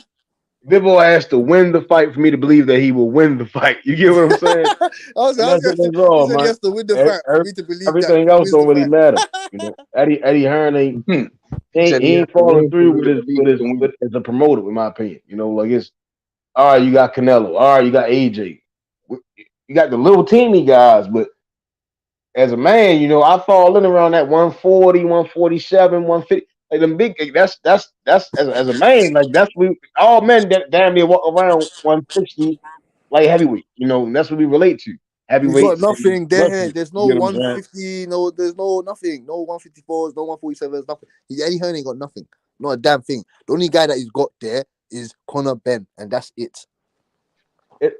I think again, it's all about relativity. You get what I'm saying? As men, we always relate to the light heavyweights, the middleweights, the welterweights. And even the lightweights, you get what I'm saying? But when you only got teeny guys, you gotta step it up. You gotta start getting up in these golden gloves, meeting these American and Cuban and all these guys, and especially the Cuban guys. I saw that All Access, and it's like they got a whole bunch of talent down there. Get your people over there, go down to Cuba, look at what's going on, help them people, bro. Like, come on, man. Like it's like you just focusing on AJ and Canelo. Like it's boxing bigger than them, bro. They on their way out. That's what pisses me off. One loss. AJ's one loss away from boxing. Canelo, he about 50 years old in boxing. You know, he's been boxing since he was 15. That can't only sustain itself for a certain amount of time. You get what I'm saying? So start focusing on these young guys, these kids that want to come up. What the fuck, get that name out there. That's fucking Dennis McKenna. What the fuck? He needs to start working on these guys, bro. Hey, Method, what you think about this comment from Fat Apples? He said, is this delusion? Hearn made the biggest fight in boxing, and AJ Fury and Bob destroyed the fight for the fans. He didn't make the fight. The fight never happened. He said, Eddie Hearn was lying. Eddie Hearn was lying. That's cap. Fat up, what you gotta do your own research. Like what planet do you guys live on? Some without Heyman and AJ Wilder, Hearn offered. What? Yeah. Fuck out here, man. Wilder told y'all that fight wasn't gonna happen. Shit, I hate to say it, the LDBC even said that fight wasn't gonna happen. And shit, you got sometimes people we can hit, sometimes they miss. Fam, Eddie Hearn if they in a court going on, Bob Arum came and headlocked Devin Haney. He headlocked him and said, "Come over to the top rank. Come over to the ESPN, man. Where's Eddie Hearn? Where he's pissed. He's gritting his teeth. Oh shit! Now, why am I not there? That's what I'm saying to you. It's bullshit. Kambosos and Devin Haney biggest fight right now, and Eddie Hearn's not involved. We don't care. Who do you want to see? Who do you want to see? Devin Haney and Kambosos or Bivol and Canelo? Who do you lot want to see? I mean, Haney and Kambosos is a bigger. It's bigger than Canelo and Bivol, right? Of course it is. And that's because they're the future. Devin Haney is possibly the future. Kambosos, he's 29. You get what I'm saying? He's still young. He could possibly go on to be go on a tear. Probably go on a 4 or 5 win streak. You get what I'm saying? He's not even 29. He's 28. He's the same age as you, He's 28. Shake up boxing. He can go on to shake up boxing. And that's what you want to get behind, is guys shaking up boxing. And it puts a good merit when your name, like, I was involved with this. You get what I'm saying? And my fighter got up in there and he was involved. Not with guys that on their way out the door. Because when they go out the door, what do you have left? Only Bob and PBC, they got young guys coming. And they got them guys just like, all right, just hold on. Just wait your turn. We won't let these guys get done with all their stuff. 'Cause it only sustain itself for a little bit of time. At the while, people be like, all right, when you gonna fight one of these young guys? Sooner or later, people gonna be like, all right, Canelo, you gotta fight David Morrell. H, All right, Canelo, you gotta fight David Benavidez. read All that right, Canelo, comment you out, gotta do H, this. man. And the Please. same, and that's how I go. And then Eddie Hearn, then with Eddie Hearn, like, you gonna make it happen. Yeah, please. Okay, shout out to my boy Fat Apples. Go ahead, YB. Hey, Sorry, Cash, I'm not trying to change the subject or nothing, but I heard you. I ain't gonna say where I heard you because I don't bring nobody else up on this shit, but I heard you and Jimmy attacking my boy Big EJ. What's up with that, Cash? Huh? What's up with that, Big Cash? I heard you attacking my boy Big EJ, bruh. I Big heard you, EJ. bruh. Yeah. You and Jimbo, the UK brethren, as you would say. Yeah. What's Oh, up with that? What's what up did with you hear? that, bro? What What's up did you with hear? that, bro? Where did you hear me? Where you hear me allegedly speak about Big I EJ, don't man? speak. Hey, I don't speak. I ain't about to get Okay, nobody else yeah, no yeah, no, publicity on King yeah, H Money channel, brother. It's my big bro. I'm yeah, just yeah, telling you, I got my ears to the streets, Big Cash. I got my ears to the ends. To You the was fuck. talking. You was Big talking. EJ about You was talking Ugas. reckless about the But truth. hey, You was talking all I reckless gotta about say the is truth, that, bro. man, I super chat PBC, man, and told these motherfuckers at all that Errol Ugas, I don't give a damn who win. All routes point to Terrence Bud Crawford, I man. just think Ugas. Hey, and I just that's think all Ugas. that man. Ugas has got This enough to fight upset the apple cool, cart. man. It's a cool Ugas fight. has got enough to I, upset the apple cart. hey, I respect these guys getting up in there, but all routes point to Terrence Bud Crawford. He's the Cool. pound for pound, been pound for pound, is the pound for pound best. Go on now. Hit y'all asses on. I don't want to hear about maybe, possibly. I I wasn't going like that too they hard on saying him, his YB, name man. now, I but wasn't going too it's hard on him, time fam. to rumble, bro. It's time for these young men, older Hey, men, these men to rumble, bro. Like this I was heard you boxing and is the all homie. about. I heard you and the homie Jimbo. I want to see Kingpin Bud versus Big EJ. It's Bud the king of the 140-pound division. He got a belt at 147. I want to see who the king is at 147. Bud is the pound for pound best in boxing, right? Hey, make sure when we speak of Bud, we always mention that he's the best of boxing. Let's see if the pound for Some pound people best opinion Canelo put is the his face of boxing, if he put but in his my name on opinion, the contract Terrence as soon Crawford as is he the face signed of up. boxing. We see the As young soon as he guys signed that gravitating to him. contract. We see You said trainers Terrence giving him Crawford his is the just face due. of boxing? Stop it. Yes. Terrence Crawford is truly the face of boxing. He No may not That's method, have, no crazy, man. he method, may method, not His method. have, own his he Canelo own may not promoters Alvarez, have don't in even Canelo buy Alvarez 2020. his went own into one promoters Hey, can't division. even buy his Yeah, hold on, shit. hold listen, on, hold on, Canelo hold on. Alvarez I'm gonna went into explain. one I'm gonna explain division why, in a right? year, Let me explain and why he Terrence smoked Crawford. everybody in that division in a year. Hold on, Cassie, man. Hold on, Cassie. Let me explain this, right?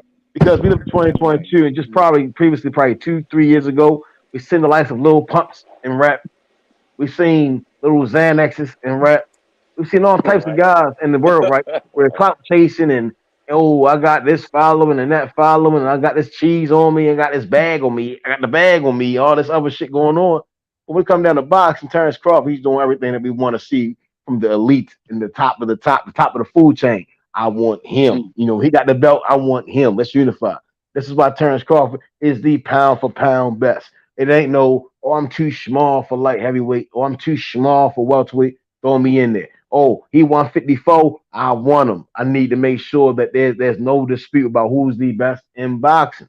And again, we live in an era where fanboys they do have some power, and I would say that power kind of deteriorates the sport of boxing. And with Terrence Crawford, although those guys, those fanboys, the haters, and all these weird subjects of boxing that's involved, they get in the way. But the truth is, Terrence Crawford will be the face of boxing. We think of You boxing, we see You gotta Shakur you're Stevenson, losing we me, see all man. these You're young losing guys, me. how they you gotta None of gravitate. that you none gotta of he that gotta proves be Arrow none of first. that He proves gotta that be he's the Arrow face of first. boxing now. Come He on. gotta be Arrow first. But do you realize we talking about he not too hold on, do you realize when we saying he not too big and he not too this and you know what you saying? You realize Canelo started his career at 140 pounds, right? Hey, I And mean, hold on. Let me finish. You had your floor. Now he's fighting at light heavyweight in his next fight. That's 35 pounds he then jumped up. You know, that's 1, 2, 3, 4, 5, 6 weight divisions he done fought in his Sheesh. career. And he might go fight at cruiserweight. So that'd be 7. So you telling me a guy that fought at 3 weight classes and Bud was killing himself to make 135 to begin with. So The dude really, I mean, he only moved up. I mean, not to compare to Canelo, half of the divisions that Canelo moved up. So if we gonna call it down the middle, and Canelo's been undisputed too. So we gonna call it down the middle. Canelo, if he beat Bivol, he's the number one, clear cut, not even close. No. I mean, again, there's never been a day when Terrence Crawford dropped the belt because he didn't feel like he was ready. There's never been a day when there was one guy to fight, Terrence Crawford said, "Oh, I don't want to fight him," or Bob Arum and them got in the way. Bud made sure he cleared all access, and I'm gonna go get up in here and whoop this guy's ass. We see that now, so there ain't no dispute about who is the best. I've seen it with Canelo. I've seen too many excuses and fanboys try to say, "Oh, I don't gotta fight this guy." We don't see that with Bud. Bud may be quiet. Let's use Boots for an example, right? Everybody nowadays, oh, Boots gonna do this, Boots gonna do that, Boots. All right, that's cool, man. Boots got his lane. You got Custio Clayton, and it's cool. Hey, man. Hey, check this out, man. Hey, undisputed 140, 147. Everybody running away. Boots, he came on the scene, and Boots, if he stay right there, he gonna get that hardware. You get what I'm saying? Gloves up, guns down. You know, hands is gonna get flown, and somebody gonna get dragged up out of there. And that's it. That's all. But we don't see Canelo doing that. That's not Canelo MO. So it's a difference. He's younger than he's way younger than Terrence Crawford. And the younger man telling him, "Boy, I gotta pick and choose." That ain't the face of boxing. That's a cash cow. That's a guy like Cheese. That's a guy the way he lived. He's not really about the sport of boxing. He's not really one of the best. And that's what it is. Terrence Crawford is the face of boxing, the pound for pound best in boxing. Ain't too many guys go that far and say he's the face of boxing. Yeah. I mean, he's one of the best fighters in the world. You know, some people think he's the best. Some people think he's the best. I don't mind saying Terrence Crawford the best in the world, but face of boxing. The face of boxing, that's deep. Yeah, that's we don't. deep. The face of boxing can't go around when you saying selling under two. When you selling under 200K pay per view, I don't want. What does face of boxing mean to you? Face of boxing will never say, "Oh, I don't want to fight this guy," or "This guy gotta do this," or they just want to see me lose, or all this other. That's not a face of boxing. That's a guy like Cheese. You know, I know. I think you need to change your definition, man. Because face of boxing, that's not what that means, brother. It's never meant that at all. Joe Louis, I mean, to Hablow's point, when I heard him speak on it, he wasn't getting paid the most money. They was robbing him clear as day. He was a face at one point. A lot of guys in boxing were getting robbed clear as day, and they were still the face. I think Canelo's the face of boxing right now, to be honest. I think he's the face of Latino boxing, but he's not the face of boxing. I think he's just the face of boxing. Like not to put got to be Latino boxing. I've only seen Latino fans. I've only seen Latino fans. He's not Latino. I've only seen Latino fans have no. I've only seen Latino fans say, boxing is a worldwide sport. With Terrence Crawford. You ask the casual. Check me out, baby. Casual who Canelo is and who Terrence Bud Crawford is. They gonna know who Canelo is. I know who Canelo is. Boxing is a worldwide sport. Worldwide. So for the whole sport of boxing, we talking about all people, not just Latino people, the black people, or like all races together. I'm thinking Canelo is the man. He's the guy right now. He's the cash cow. He's the most popular fighter in the world. He's the most decorated fighter in boxing. They facts, top dog. But nah, Bud is that guy. Shit, if you say Bud is the most is pound for pound, hell yeah. You got him number one. Shit, I have him 1A, 1B with Nello. So it don't matter who you put number one. So shit, I agree. I just the face of boxing shit is weird. I feel like he's not that a big attraction like that. Like throughout the years, the face of boxing was Floyd Mayweather. Before Floyd Mayweather, it was Oscar De La Hoya. You know what I mean? Before Oscar, it was Mike Tyson. Before Mike Tyson, it was Sugar Ray Leonard. So the face of boxing was somebody that sell a lot of tickets. Somebody that's, you know, the most popular. The people, the guy that the people talk about. The guy that the people want to see. You know, and Canelo is that guy right now. No doubt about it. Right. And H, if you bring it back that way, can't nobody be the face of boxing that's doing under 200,000 pay-per-view. And I love Bud, but come on, man. That's crazy. Hey man, y'all gotta stop that cap. Again, pound for pound, face of boxing. Don't never talk about who I don't gotta fight, who I do gotta fight.